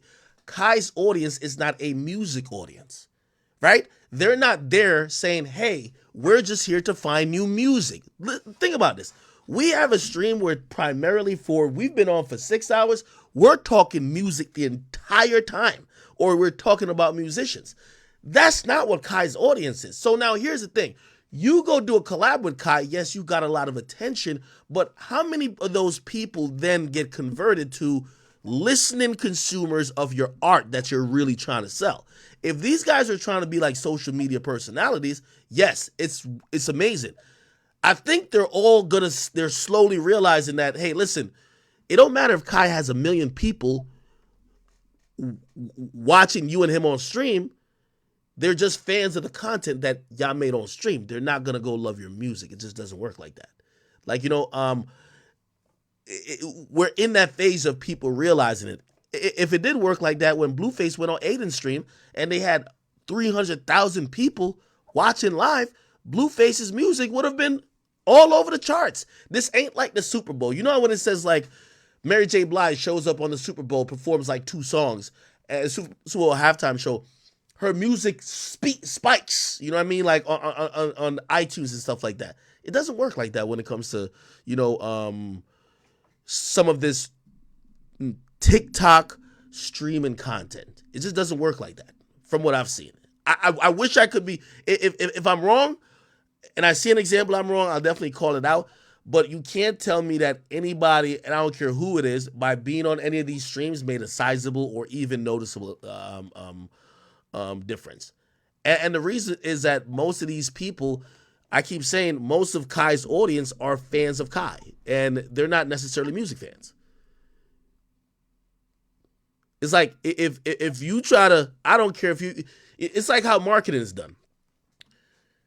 The way how marketing is done is like this, right? If I'm selling winter jackets, right, and I go through an outlet that the majority of the people that watch it are in sub-Sahara Africa, and they never need a winter jacket. Yes, my voice is being amplified to them, right? And maybe all of them see it, but how many of them are going to actually cop it? Do you get what I'm saying? And that's the only point about like streaming and stuff like that, right? Again, I think it's a great way to show people's personality, but I think sometimes these artists are using it as the only promotion tool for their music, which I think is blatantly incorrect. I think if y'all doing a Bobby Altoff interview, you should want to do something like what Offset did, was you're showcasing your personality. That's nothing about music. You're showcasing your personality. Cool. Bet. You doing Kai's stream, you're showcasing that, like, that was so dope that Offset showcased that, like, bro, I could hang. Fire. Love it. Now, you have to still present and sell your music. Like, it doesn't mean because you check those two boxes means that, and again, maybe I'm wrong, but I haven't seen it yet. So, we're going to go through this phase and then we're going to see what happens next. And by the way, Offset, he's expected to sell 85K. From what I'm hearing, and I even spoke to his label, his art is getting good response. He's been rapping up to a certain level. He's been putting out music up to a certain level. And word of mouth, I always say, once an album drops, word of mouth either helps the projections go up or it's going to help the projections go down. In Offset's case, it clearly helped the projections go up. So I'm going to give him credit for actually dropping a pretty good album. Somebody said Twitch streamers about to start selling out arenas. Yeah, honestly, truth be told, it'd be like really dope. I think I passed that idea off to like Kai before. Like, Kai and like, say Kai and Aiden, or Kai Aiden and Speed. Bro, they could have like a whole festival, right? Like, I think they could pull out like 100,000 people, which that's a fucking lot of people. I think they could put 100,000 people paying if they have a dope lineup. Easily.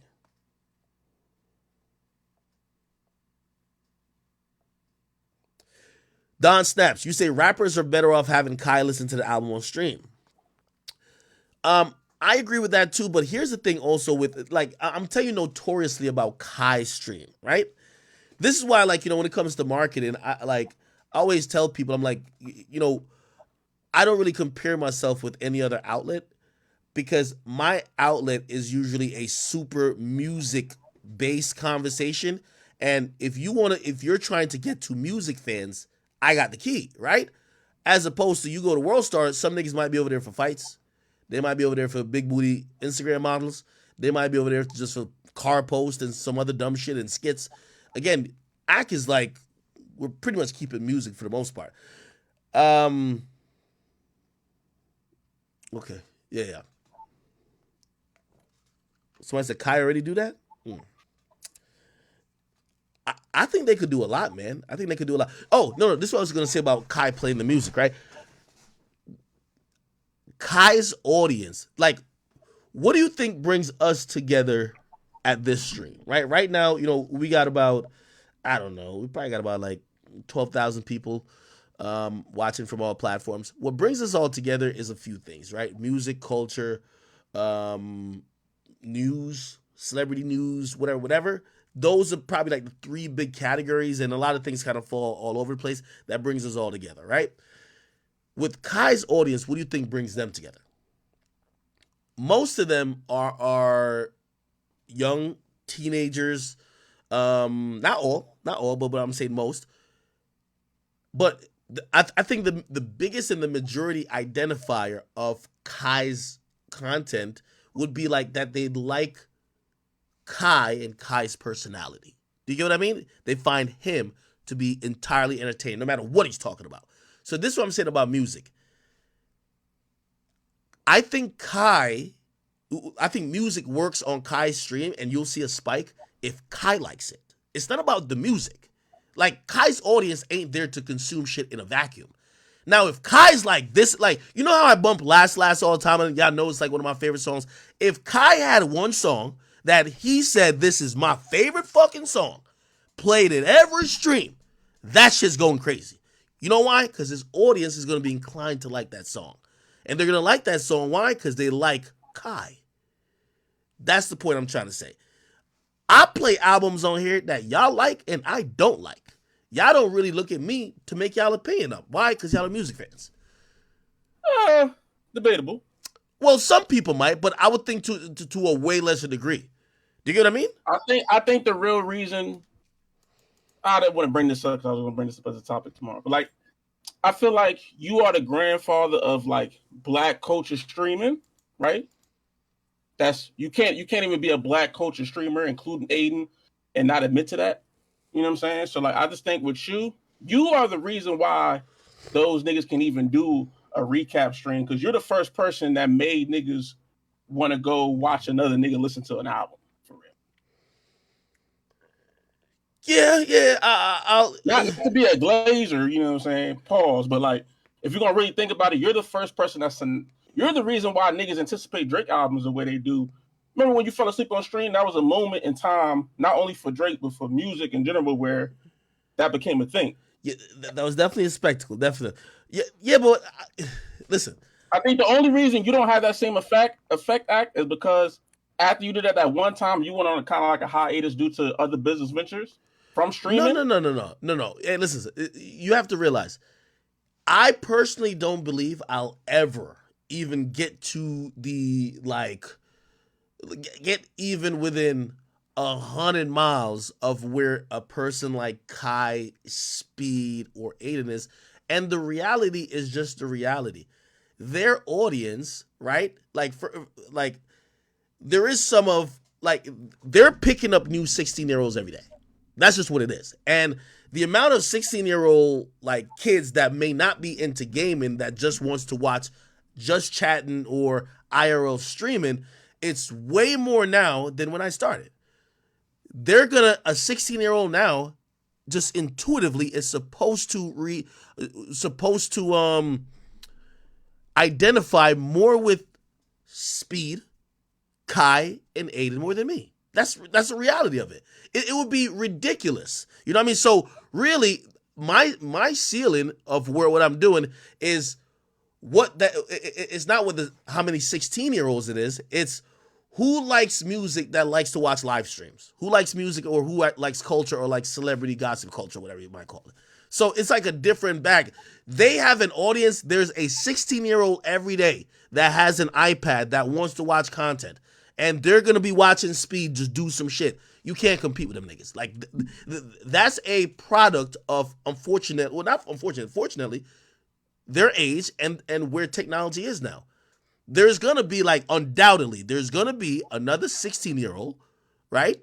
Or another, maybe say 18 or 19-year-old, that's going to be like Speed in the next 10 years that every 16-year-old is going to watch. That's just how it is. And I was just speaking in regards to the music and like the ability to impact the music, but I will say this. Okay. Well, also on that same note though, I do, and maybe I'm usually alone in this idea, but I feel like there's a part of it where like the idea of like trying to use them to make a song pop in TikTok, I don't know that's always going to work. You know what I'm saying? Because like they can listen to a song a lot and really like it. That don't mean that song itself, maybe that moment of the song that they like the most. You know what I'm saying? Hey, chat, what you're seeing right now in a sense of, you know, I'm not going to accuse these big artists, and I want to keep it very vague in general what I'm going to say, but I'm calling it TikTok attractive tactics, which means artists are now trying to figure out, how do I get TikTok fucking with me during this album cycle? I think the Bobby is part of that cog. I think doing collabs with streamers. I think whether it's a Kai or IRL streamers, like you got rappers now pulling up on Neon, right? Who's, you know, again, I don't even think Neon plays music like that. Like, to keep it real, he's not the prototypical hip hop fan, right? Like, that's not what you think of when you think of a hip hop fan. But they're pulling up on him because they would like for his audience to be exposed.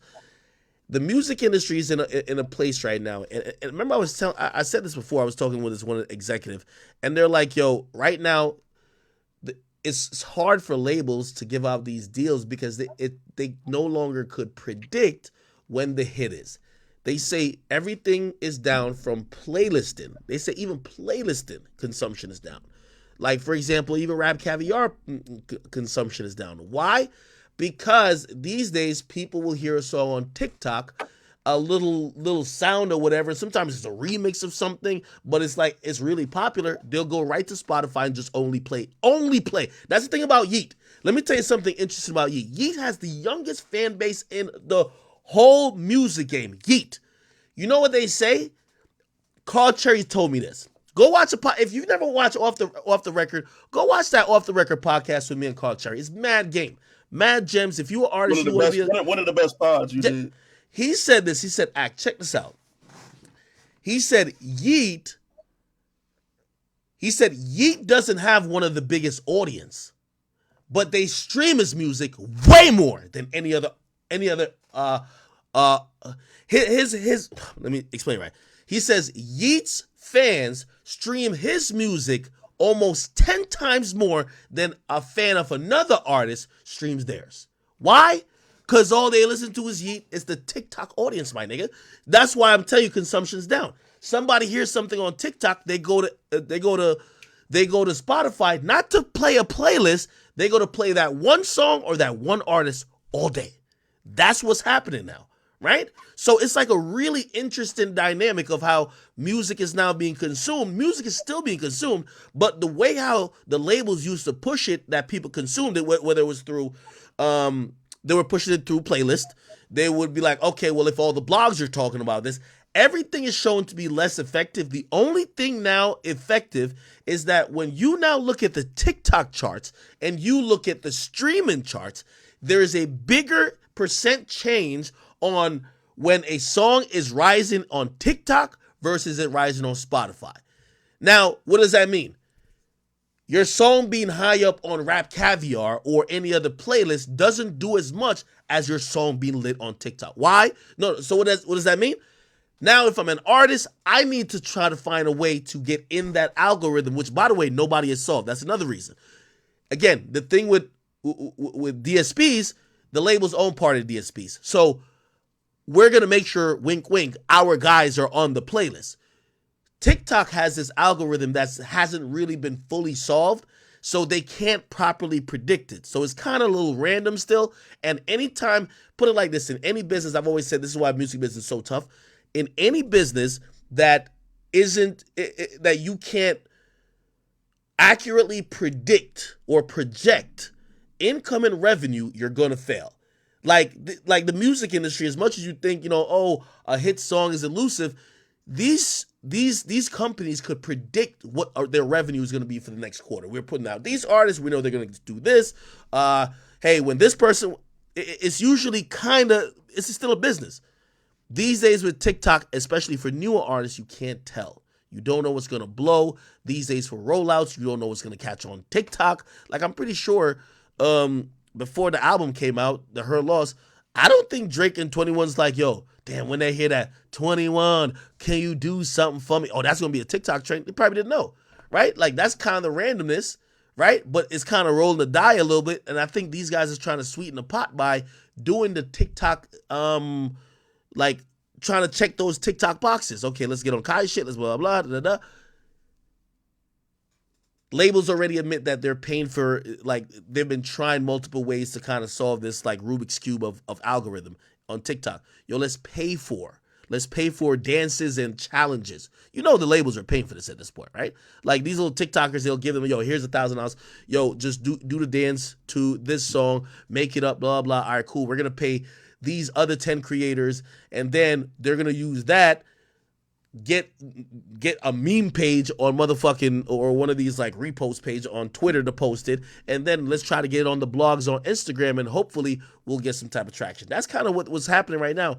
It's just not as predictable, and it's not as ironclad as it used to be. Once you're on a sizable playlist, it's over. You're selling everything, like almost to the point that you could almost guarantee that you might be able to make the Billboard charts. Now it's really TikTok, which is unpredictable. And sorry for that whole rant because I know a lot of y'all probably got it, but long-winded as fuck. All right. Another thing. Let me see. Remain L, thank you for the 5. It says accurate truth. Seriously, love listening to you and your informative content about hip hop. Thank you for your hard work and dedication. Yes, I appreciate you. By the way, we're 6 hours and 30 minutes in. I know last night I must have been tight of me, so that's why I'm putting in the work today. Okay, cool. Jess, hey, thank you, Jess. You are way too generous. Geronimo, thank you for the 10. He said, yo, put some money on 6ix9ine books for some soups. I don't think they're gonna have 6ix9ine in like in a regular jail cell. And I'm only saying that because if I'm seeing how the Dominican Republic is treating this, they're treating this almost like a matter of like national security, and they're seeing how big it is, and now and pause, by the way, everybody is looking at this country and how they're handling it. I don't think they would want to just throw them in a regular jail cell. And you know, this ain't like Cook County Jail Cook County Jail ain't no sweet place to be either. But it ain't like Fulton County Jail where they're saying at least 10-9 Jake reportedly, well, he said reportedly Young Thug got a whole wing of a dorm to himself. It ain't like that. Not up in no Dominican jail, man. You feel me? So I would imagine they would try to hold him somewhere, but somewhere that would probably still be away from all people, right? Somebody, bro Eswar, thank you for the 7 Canadian. He says, Akio, you gotta talk about the guy in Georgia that got a $1.1 million ticket for doing 335 over the speed limit. Who the fuck is that? Georgia 35 speed limit. $1 million ticket?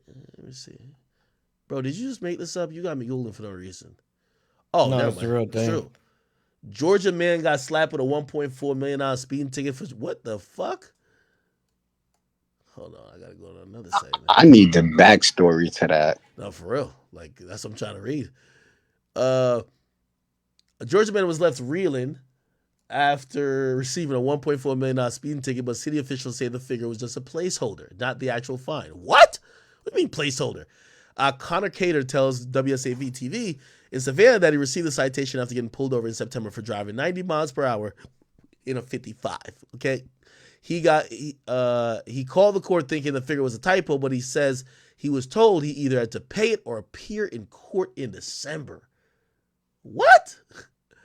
Wait, why didn't they just put mandatory court appearance? Like, why are you saying he has to pay $1 million to not go to court? Because that's really what they're pretty much saying. Savannah officials say anyone caught driving more than 35 miles per hour above the speed limit has to appear in court where a judge will determine the actual fine. The figure he received reflected a placeholder that was automatically generated by the e-citation software used by the local records court. They said the actual fine cannot exceed $1,000 in addition to state mandates. So pretty much that fine it's like, it really is not true. Well, they put it on the thing, but it's not a real fine because they're saying according to law, the fines can't go over $1,000. Then add the state mandated cost. We do not issue placeholder as a threat to scare anyone into court, even if the person heard differently from someone in our organization. He added that the court is currently working on adjusting the placeholder language to avoid confusion. What are they doing in Savannah, Georgia? This got to be some. Ain't that where Quando Rondo from, man? It don't look like there's two smart people from there. You feel me? Yeah, they got Quando Rondo and Little Tim. I don't think they're the smartest niggas. But just put on a motherfucking ticket, court appearance. That's what they have in, I don't know where y'all from. Right, what they have in Cali. Like, what they have where I'm from is, there's a checkbox that says court appearance required. If they check it, you cannot pay it online. If it's not checked, there is actually a fee then. You get what I mean? Somebody said you're doing 90 in a 55? What'd you say? That's the same thing for Cali. Yeah, why the fuck would you put $1.4 million? Like, I ain't gonna lie. I think that is so scary for certain people. Niggas might go on a run if it was some, imagine it was like a hit and run or some shit like that, or like an accident you get a ticket for, and you see $1.4 million. Fuck that. Somebody said the chat don't got fast cars. Man, you could do 90 in a Civic.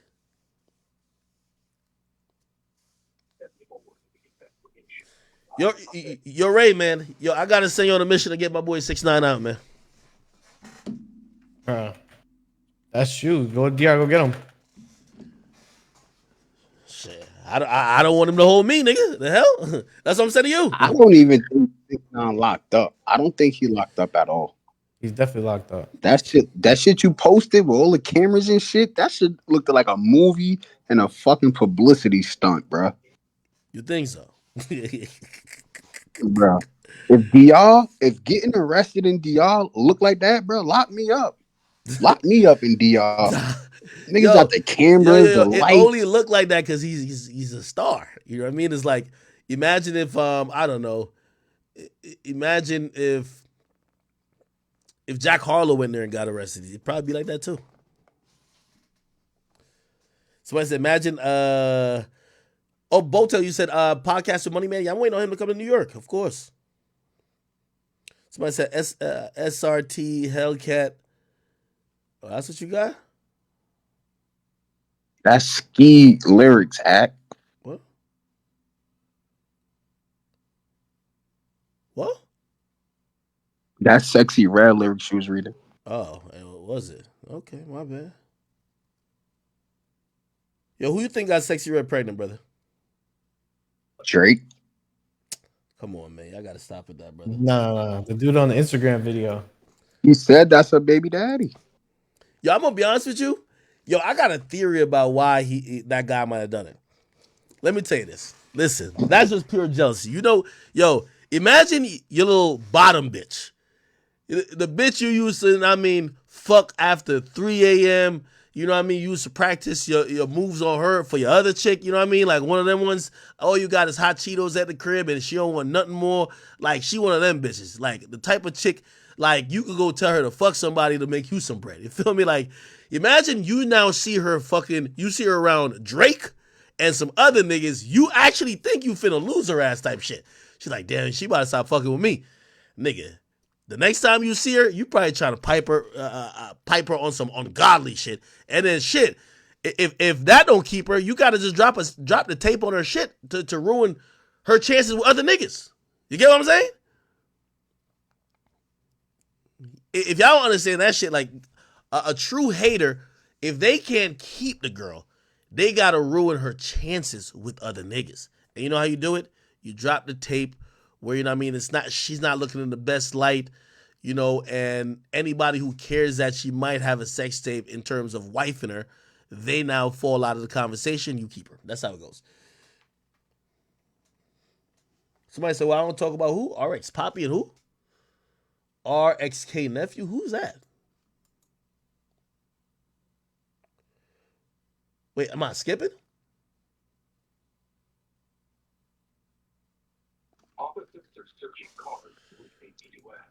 So you just feel like the hating nigga from the projects just got her pregnant? Yeah. Bro. You think that nigga wasn't nothing in her, bro? Definitely a regular dude that just busting his shit. Yeah, bro. You think he wasn't nothing in her, bro? They look at her in the hood like Kylie. Bro, you got it. Okay, Kylie, you not busting in that? Yeah, like to keep it real, every nigga every hood nigga she's been fucking with is probably in a mad dash trying to get her pregnant.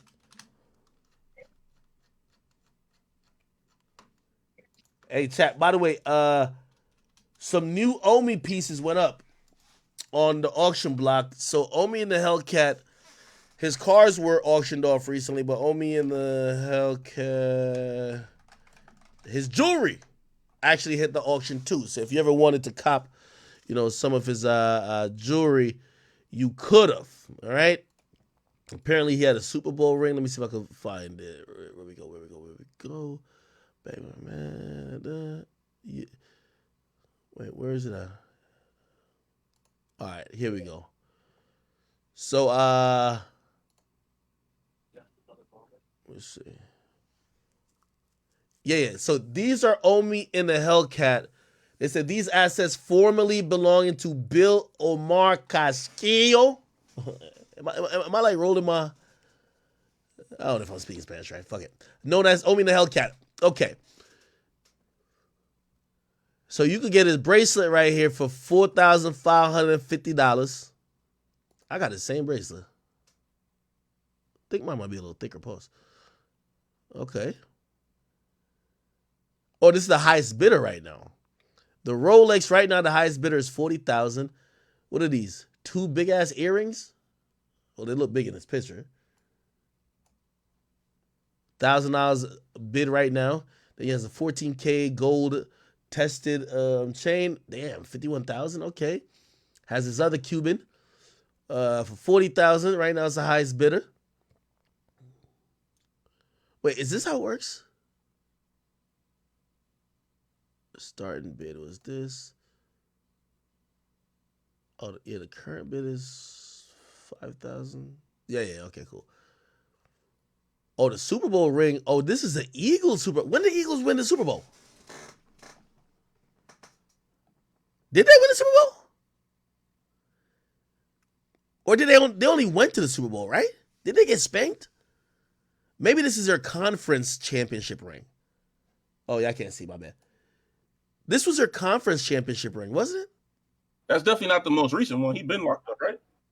Nah, that nigga was free until like a couple months ago, dog. So is that the last year's one? Probably. Didn't they win last year? What, Yo, it says 2017 Eagles World Championship ring. Oh, 2017. Okay. Yeah. Okay. So the Hellcat was getting that money for a long time, boy. Yo, I ain't gonna lie. As long as they cleaned all these with a jewelry cleaner, bro, I'm not buying no next man jewelry lathered in fucking lard and neck fat. Like, get out of here, man. Y'all gotta wash and clean that shit off properly for me to get it. They probably didn't do that though.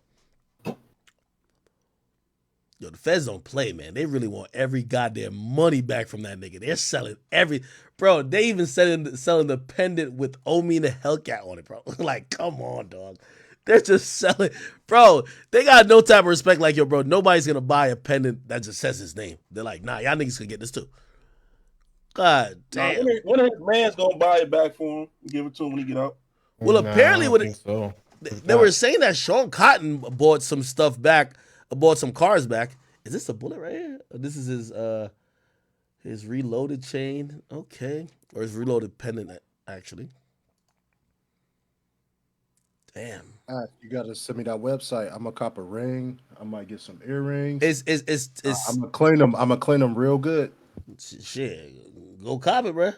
Hold on, like if y'all cop some shit, would y'all give him his shit back when he got out or no? Nah, that shit getting melted, bro. I'm about to get it for the low. I'm up. Down. Well, he was touring it. He was pirating cable, right? Yeah. No, he made his money. I'm about to just. So you gotta make yours.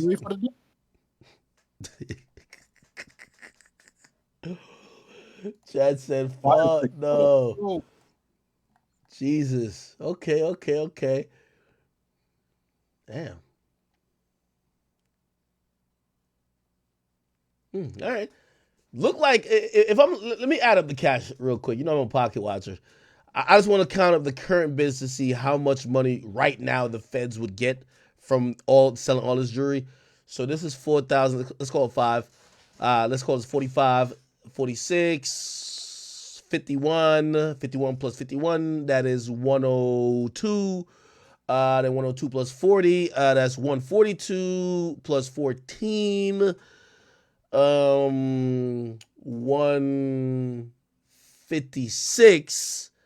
Then 156 plus 7, that's 163 plus 2, 165 plus 1, 166 plus 30, 193 plus 17, that's going to be 210, 210, and let me see, we're going to call this 2 right here, 210, 212, 215, let's just call this 3, 218 plus 40.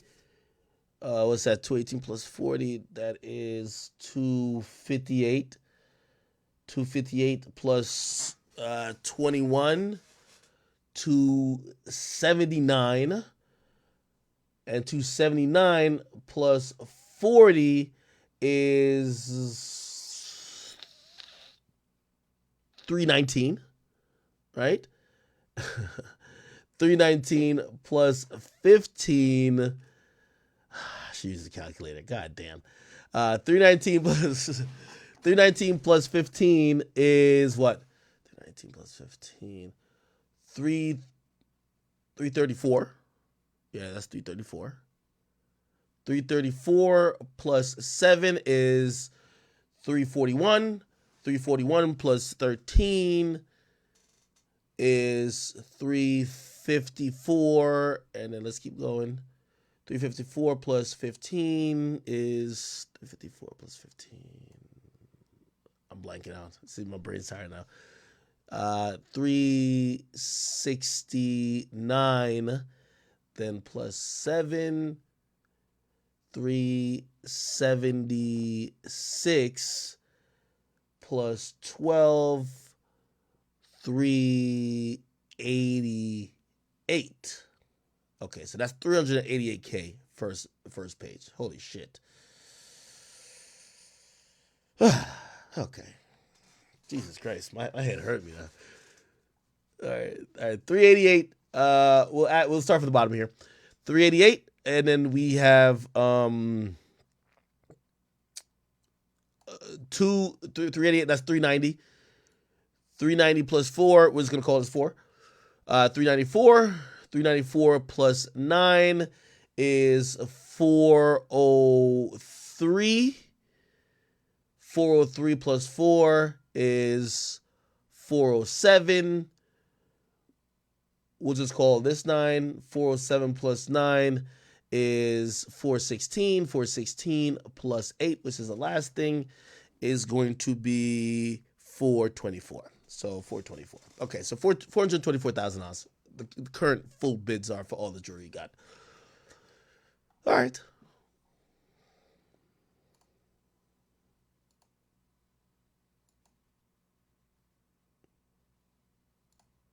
Okay. Oh, this is how the locks look. All right.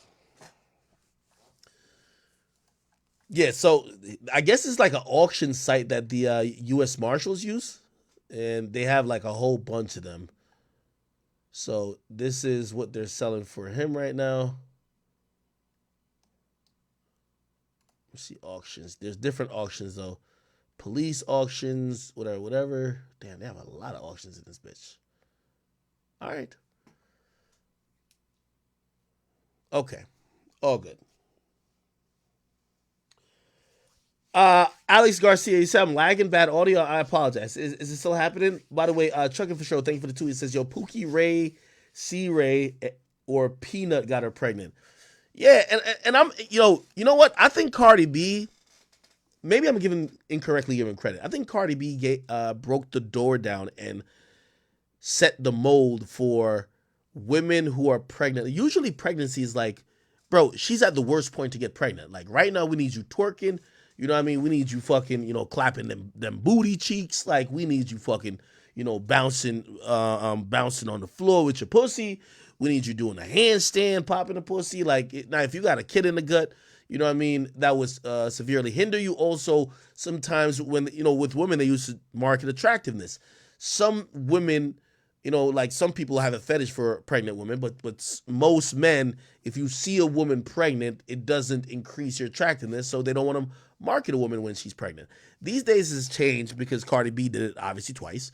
And we're seeing much more women having babies in their prime. I'm not going to count Nicki Minaj. Nicki Minaj's been in the game for a long time. She could take a break. But right now, you would not say Sexy Red should be able to take a break, right? I think Summer Walker also did it too in her prime. So it's definitely changed on how people could have these, how women are even treating pregnancy or treating, building a family while still being lit and in the middle of a career. So we'll see. Somebody said pregnant women got the best pussy. I mean, that might be true, but still, here's the thing though. Whether that's true or not, it's about aesthetics. And aesthetically, when you see a pregnant chick pop in the pussy, it's like that. Like if that make your dick hard, bro, like I don't know. I don't know, cause I'm always thinking like who watching the baby right now? Like yo, who's watching the baby in the womb? Yo, act truth or truth. Have you ever fucked a pregnant girl? Yeah. Are we talking about the person knew they were pregnant? Did you know she was pregnant? No. Actually, a few times. I feel like a piece of shit admitting that a few times. like I'm talking about a few different ones type shit. You know what I mean? Type shit. So you saying you're responsible for a few knots in the back of young niggas' heads? Is what you're saying? Type shit. Yeah. This nigga's crazy. That's fucked up, gang. How's that messed up? You only putting knots in babies' heads, man. Wait, so you telling me you would turn that down? So okay, remember you're a single man, right? A girl who happens to be pregnant. You meet her. I don't know where you would probably meet her. You met her at like walking by the baby aisle at Walmart. You feel me? She want to put that pussy on you. What's up? Nah, that sounds like a headache. I ain't gonna lie. How many months is she first of all? Yeah, how many months? Okay, does it matter? It does matter. It do matter. Fucking on 9 months. If she 8 months, act that's crazy. No. Yeah, hold on. All right. Little baby bump is cool. I'll tell you one thing, that's man. all right. Yeah, that's hold not on. crazy at all. Yeah, it's definitely not crazy. But hold on. I'm gonna be honest with you. Like, even one of them joints don't count with me because, like, the chick, she pregnant, but she knew she was finna have an abortion. Like, that don't count. Like, she knew that little nigga was about to get up on out of there. She like, bro, come on, do your thing. I'm about to get this thing up out of here Monday. You heard me? That's not even like bro. She know like that's yeah, wild. like bro, that's on some real shit. Like she knew she wasn't gonna keep him. She like, yo, come on. She's like, you better hurt and fuck, nigga. Like, I'm having this abortion on Monday. I'm like, yeah. I'm like, so I had to ask her. You know why I hit it too? She told me after the abortion, the pussy was out of commission for a little bit. So I got to get into, like, your girl ever hit you like, yo, you got to come fuck tonight because she might be on a period. You like, nigga, you in the car already? Like, hold up, I got to get there. Bruh, what's the problem? She said the little nigga was going to get extracted out the box. She said, yo, catch it tonight.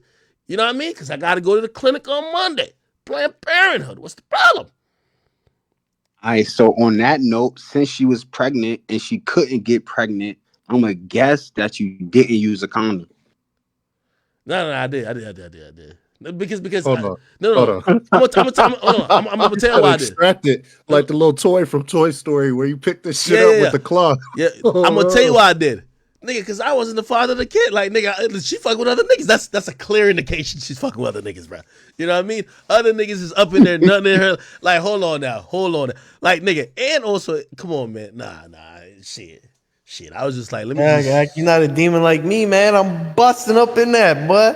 Shit, you might bust up with some. Ray, I'm with Ray, gang. Hold on. Might as well go all the way. You might bust up with some gonorrhea or some shit like that. Like, nah, I ain't talking about like, I know she can get pregnant, but I'm like, nigga, like, bruh, these bitches be nasty out here, man. Bro, I'll be busting in pregnant girls, dog. Somebody say you using condom on listen, sir. I'm gonna be honest with you. Yo, here's the thing, chat. Listen, after like the first year of me having sex, I've never wore a condom for pregnancy reasons. Like, I don't know if y'all niggas is weak on some pull-out shit. If y'all need to, I don't wear condoms for pregnancy reasons. I wear condoms for STD reasons. So obviously it helps both situations, but I'm never thinking about a chick getting pregnant. You feel me? I'm thinking about this bitch might be burning. That's why I want to wear one. It's not like I'm thinking like, oh, because some of y'all incorrectly say in the chat, oh my God. You're nasty, man. That means you're still fucking these dirty assholes. What do you mean? What do you mean? I wear it for pregnancy reasons. If I feel like they dirty like that, I ain't hitting. No, hold on. It's not about if you think they dirty like that. Put it like this. Bro, these days, all girls got 5 niggas that they're fucking same time. Bro, here's the thing. A lot of time, and by the way, usually the more attractive these women are, the more niggas they got. So here's the thing. It's not only her I'm worried about. You fucking all these niggas? Nah, I'm good, bro. One of these niggas is probably disgusting. I gotta be honest with you. Yo, I don't know if you ever admitted this, or I don't know, but I want to ask you because I'm gonna tell my truth. I tell my truth before you answer if it makes you feel comfortable. Oh. Have you ever caught an STD? I caught chlamydia before. Respectfully, I caught it before. I'm not gonna lie. This niggas wanted to caught it.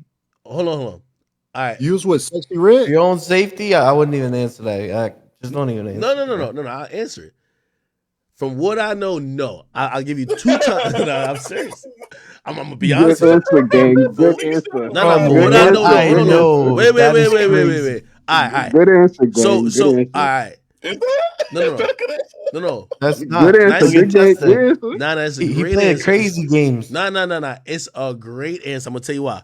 So, I remember like in college, like there's this number that could text you anonymous type shit. Like, yo, hey, your partner been exposed to some shit. Nigga, go get tested. I get the test. I get the text, but then I ain't gonna lie. Good thing I knew Shorty. Shorty called me too. She was like, yo, you know what I mean? You should go, no, you know what I mean? Anyway, when I went to get checked, I didn't have anything. Okay, so that's the time that I got it, or I got notified, and I went to go check. I didn't have anything. I ain't even gonna lie. One time, somebody who I was with was like, yo, I ain't gonna lie, I caught some shit, and I ain't been fucking that many people. It might have been like you might have got some shit too. I just went straight and got the pills, nigga. Like, fuck the test. Just straight and got the pills, nigga. Like, straight. Like, I think it was I think it might have been pills of chlamydia. I think I just went and got the pills, my nigga. Like, so nigga, I never even got the positive test. Nigga, I just got the pills. Sorry. Nigga, I don't even want to know. Nigga, I just took the pills. Nigga, I took the pills, and I'm like, nigga, if I did have it, I'm cured. If I didn't have it, well, it's like wearing a seatbelt, nigga. At least you know I'm still here. It's like wearing a motherfucking seatbelt, bro. I'm sorry. That's a different type of crash out, boy. Yo, Jasmine Scott, don't be judging me. Listen, I'm sorry. Hey, first of all, every real nigga gets tested through their bitch. Every real nigga. I'm not gonna lie. I used to do that.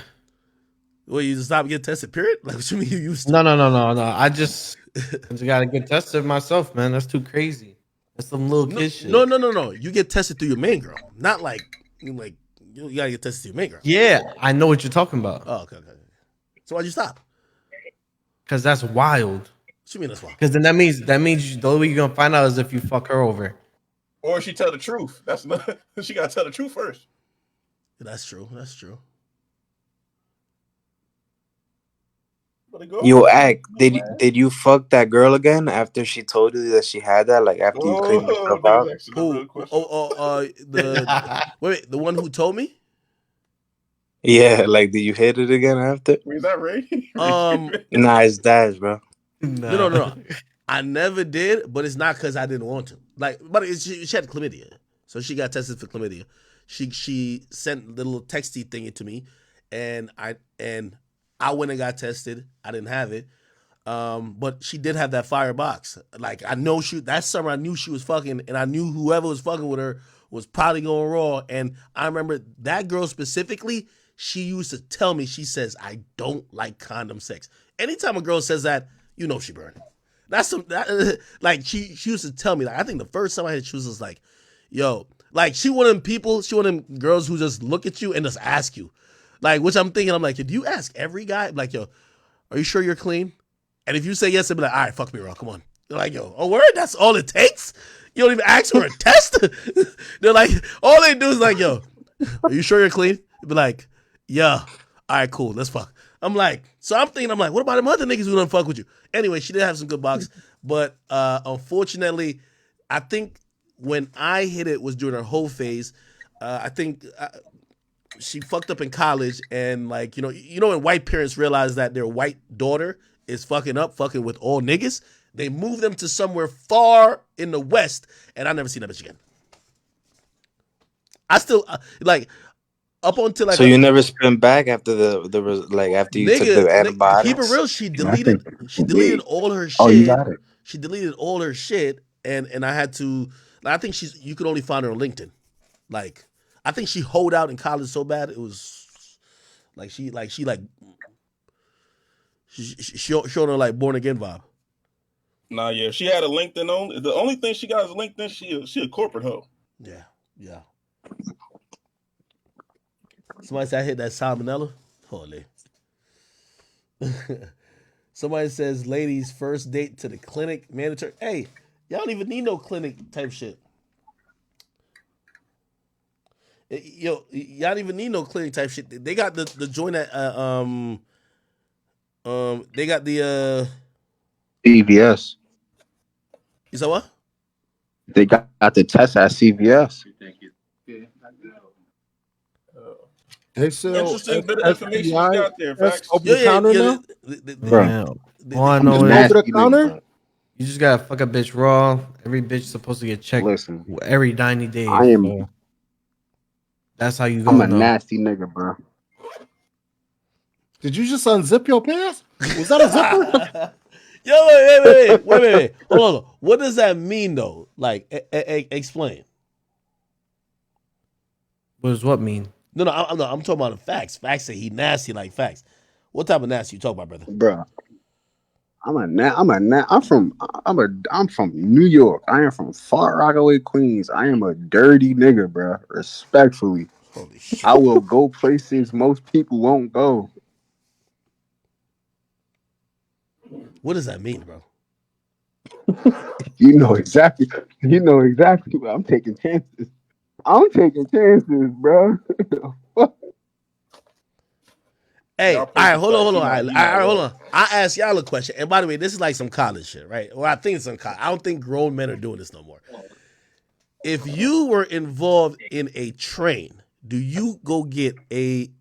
And I'm hoping you wore a condom. Like, I'm hoping. But do you still go get checked? Not if you wear a condom. Keep it G, I'm not bro. I gonna would never lie. do a train. Yeah, I don't do trains. So Back in the day when I did it, I didn't go get tested. I remember I was on a roof one time right after like we cut school and we went on the roof, and then like we did our thing. I ain't going front. Like I don't even think I washed my shit after that. Like it wasn't no sinks or nothing. Like went right. I didn't even put my pants down all the way. I did it through the boxes and went back to school. Real nigga. You went raw? Yeah, what you mean, Oh, nigga? What? Yo, are you one of those dudes that don't believe in like Nah, AIDS and like facts, STDs and you shit? something else, Bro, dog. I was like Those 15, people bro. I was exist. 15, bro. nuts, I bro. was 15, bro. Don't Hey, judge me for my mistakes in for the all the past. chat niggas and all the chat queens, once a year, go get tested. Do it on your birthday or after the new year. Don't be spreading these fuck ass diseases around. Please go get tested. Yo, man, the new rule is if Shorty don't show her paperwork, I'm not fucking, bro. Bro, you know you're not following that rule. I swear, bro, you got to, bro. Shit The Yeah, crazy. you know what I baddest don't like, bitch bro? is on you. You gonna so yo? Where's your paperwork? I swear to God, bro, you have to. Yeah, Like right now, I'm 100% clean. But we gotta start normalizing niggas really being honest about having chlamydia. Cause it's like 7, 8 people in VC right now. And I could ask all of y'all. All y'all probably be like, oh no, I never caught anything whole time. I never called You know what I'm anything. saying? Like Not I'm for I'm the not not even scared gonna to males. say jinx I caught myself. chlamydia before. Ray, you was in Miami with Tori with all them scallies down there, and you never caught Bro, it's nothing, called protection, man. You know them hoes out to brother. get us.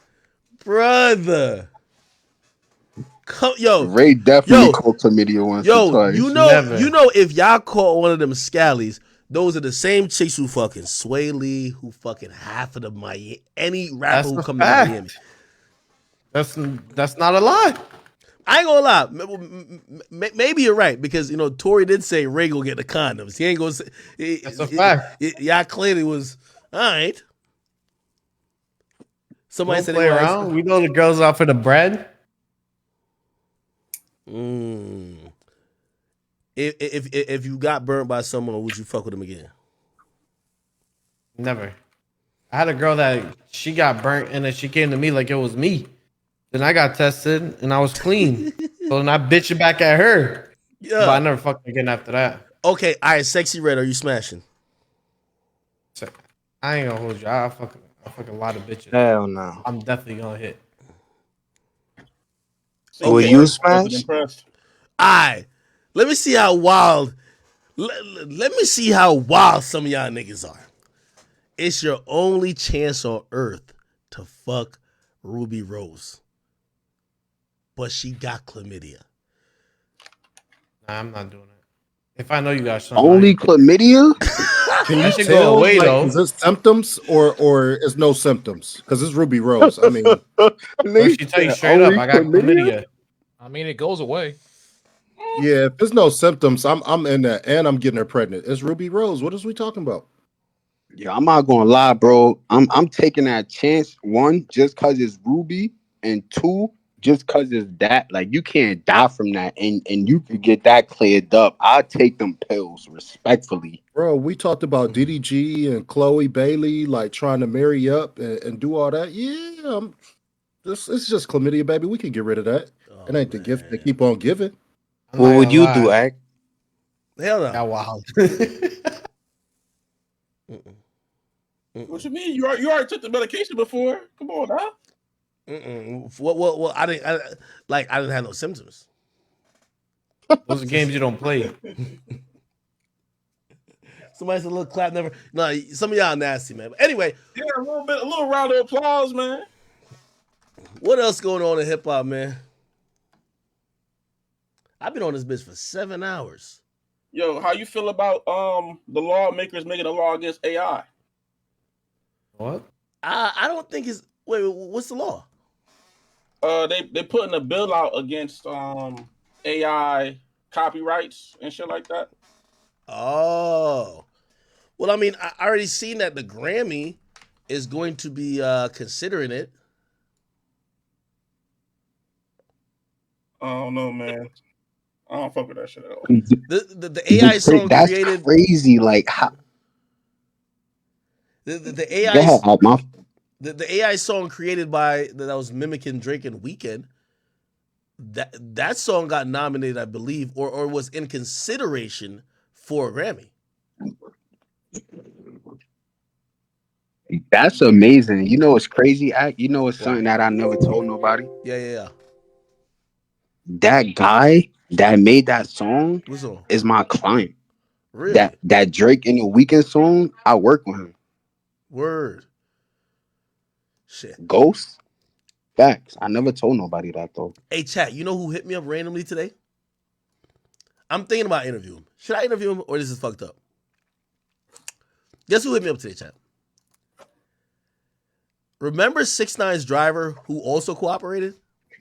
He hit me up today. He was like, yo, Ak was good. I'm like, what the fuck? I'm like, you still here? I thought he was really on some witness protection.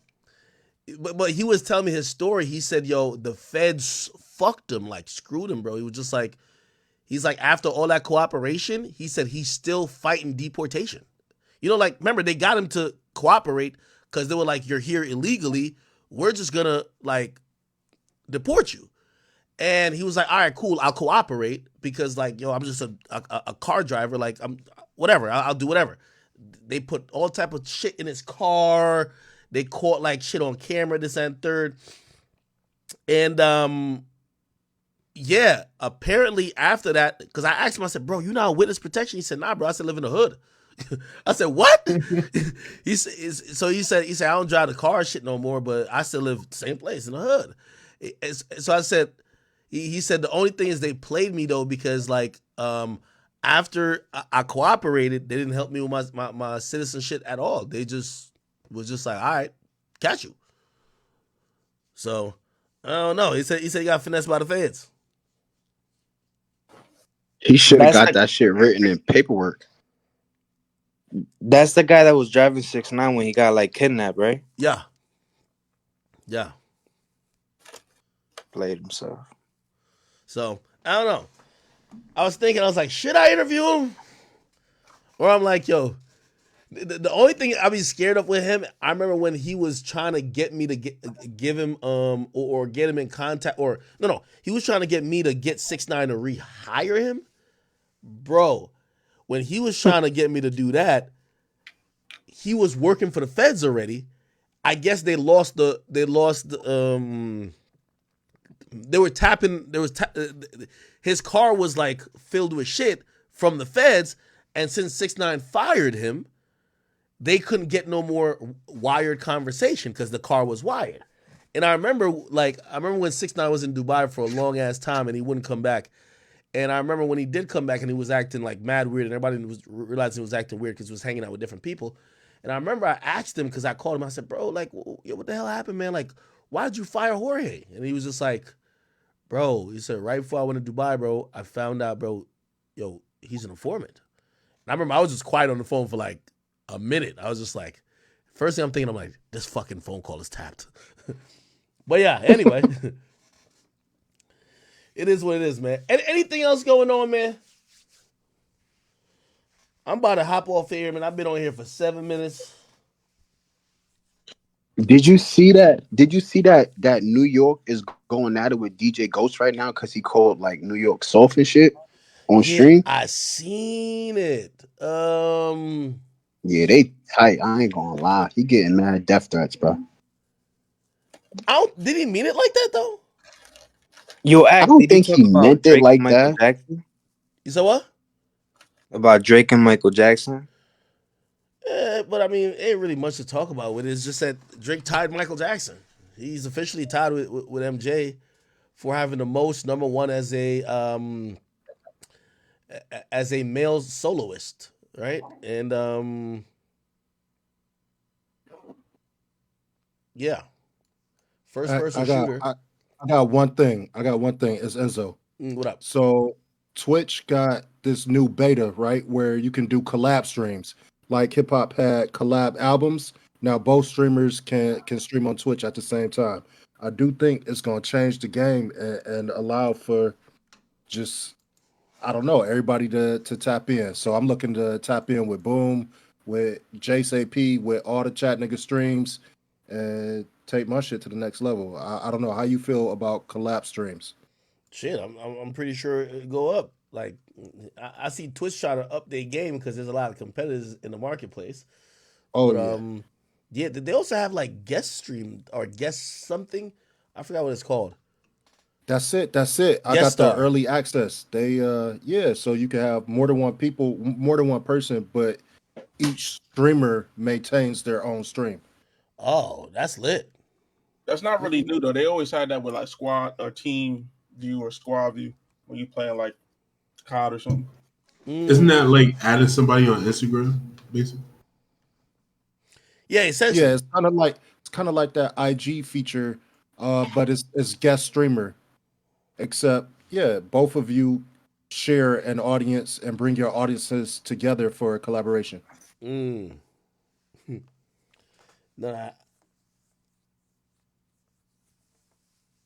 I think that's something for Twitch to get back at Kick and Rumble for taking some of the market share.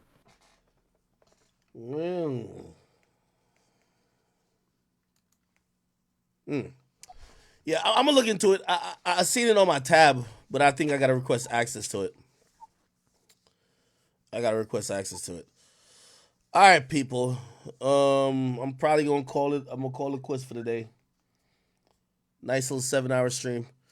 If I didn't get to something today, I'll get to it tomorrow. Thank you, all you guys who came out on all of the platforms. I think I probably got to. Let me see. I think I got to all the donations. If I didn't get to all the donations, I'll make sure I read them before I get off. By the way, Alden, thank you for the 2. He says, "Yo, Ak, what do you think about the KSI versus Tommy Fury?" I was very impressed by KSI. I thought KSI was gonna get knocked out second round. Tommy Fury, I'm gonna be honest with you.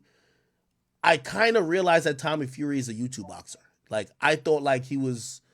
When I seen him fight Jake, I was like, even though Jake didn't knock him down, I said, damn, I think there's leagues and levels to this, and no one could really compete with him in the YouTube sphere. I'm wrong about that.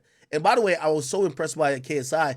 I think KSI has a decent chance versus Jake Paul. I really thought he was gonna get handled like a rag doll. What fight you was watching, nigga? What? That nigga KSI punched himself in the forehead, nigga. That shit was terrible. That was a disgrace. That to shit was fight a hug sports. fest, bro. Yeah, what the fuck was you watching? But still, you're supposed to knock that dude out, bro. You're supposed to knock him out, bro. No, you were Yo, supposed to at KSI least got fight. hard to me. You know, I think KSI, like, his boxing talent's constantly getting better, but he got hard. Facts. What? He got anime hearts. He got Zelda hearts, nigga. Yo, he hugged him every time he was about to get swinged at. Like, shit wasn't even a fight. Mm. That shit was pathetic. Shit. Well. Yeah, no, I was impressed that at least he ain't get knocked out. Like, my whole thing was, again, when I'm going in, things going to be a knockout. Anything else is win. Secondly, the Dylan Dennis versus Logan Paul fight. Again, I was kind of disappointed Logan didn't knock him out. Like, that shit was just a clown show, if you ask me. So he should have got knocked out, and I thought KSI was going to get knocked out. So to me, I thought this was a big win for everybody involved. Dylan Dennis got a big ass paycheck because he helped promote this fight by clowning Logan's girl. Then you have KSI, who, even though he lost, he's still in a great position to fight Jake Paul or to fight anybody else. I think he's good. And also Tommy Fury, I still think he's going to be now the big bad wolf that somebody got to try to beat, which I think Jake Paul is probably going to try his hand at it again. I think everybody wins. Everybody got paid. Nobody got embarrassed. And everybody could make a reasonable argument for fighting either again or another fighter. So, it's one of those. It's one of those. This is a money grab, if you ask me. Straight up money grab. All right, Bozo, thank you for the 10. He says, do you think that Drake numbers actually hinder him? A lot of people feel their falls and undeserving compared to Michael's before 2016. He has 0 number ones before streaming. Hey, this is the streaming era, and he's gonna rule the streaming era. I told you about in the streaming era, Drake is gonna have number ones all over the place. I think eventually they're gonna kind of cut these stats in two, and be like before streaming era and after streaming era, because half of the battle is popularity. If you're popular enough and you drop a song, it's going to be heavily streamed, despite if it's good or despite if it's going to stay there. So,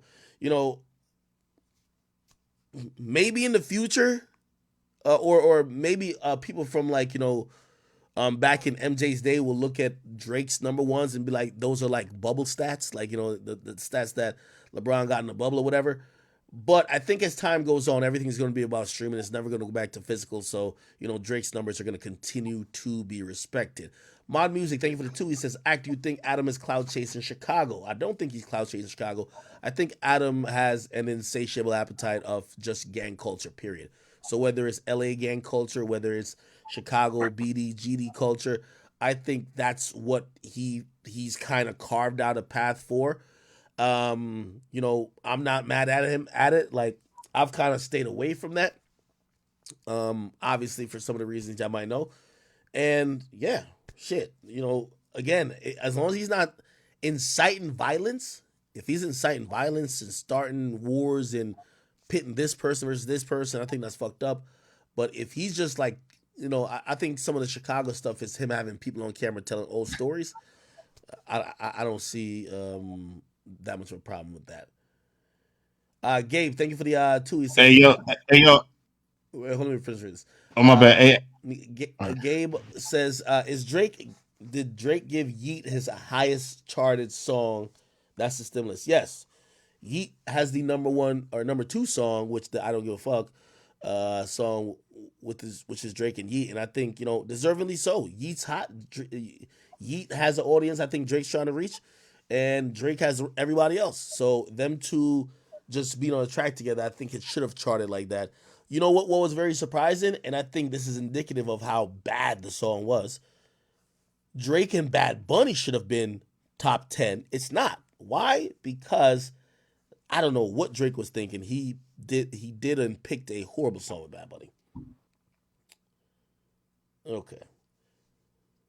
All right. I think we kind of got everything in. If you guys tune in via whether the Academy channel or you tune in via the King Academics channel, I appreciate you guys tuning in tonight. Also, Rumble, Rumble, Rumble, Rumble. Thank you guys who tune in over there.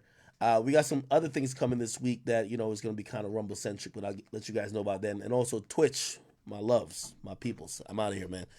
Everybody in Discord, yo, I'm gonna catch y'all. Well, for the people who know, y'all know what it is. All right. Everybody Yo, else, act. what up? What up? Yo, before you go, why? I'm not saying I don't know, because I'm sure All Focus speaks English. I know you've done interviews with Vlad and all the other. Why you don't like maybe hit him up or see if y'all could do something? Because he definitely gives you your like shit. He knows that like you're the English king of media and shit. So, and I'm sure like y'all could do something good together. Yeah, no, it'll happen at some point. I've heard about him a lot, and I will definitely do something great. There was a time that I was even kind of asked about doing something, and it was a little bit newer. I didn't know too much about him and his movement, but obviously, I would definitely do something. So it's just about us kind of getting together and doing something. Whether it's me going to the DR, I don't know if he ever really travels. Well, at least the main guy from there. I don't know if he travels over Yeah, here. he be in Miami a lot to interview a lot and shit. He about to build a shit in Miami for like his Out of Focus shit. Like he trying to hit the US shit. So True. Yeah. So no, we'll definitely do something. It's about the time. Absolutely. yeah. It's Hey, Dash, Act, by the did way. you I look at appreciate that you having me link I on, bro. dropped in the VC chat about the blogs that was going at facts? Did you already look at that? No, not yet. But I look at it off stream. All right. All right. All right, chat. Everybody, thank y'all. And there's some exciting new content coming soon, man. Uh just keep us in mind. All right. I don't want to kind of give it away yet, but it's coming soon. All right. Peace out, people. Catch y'all later.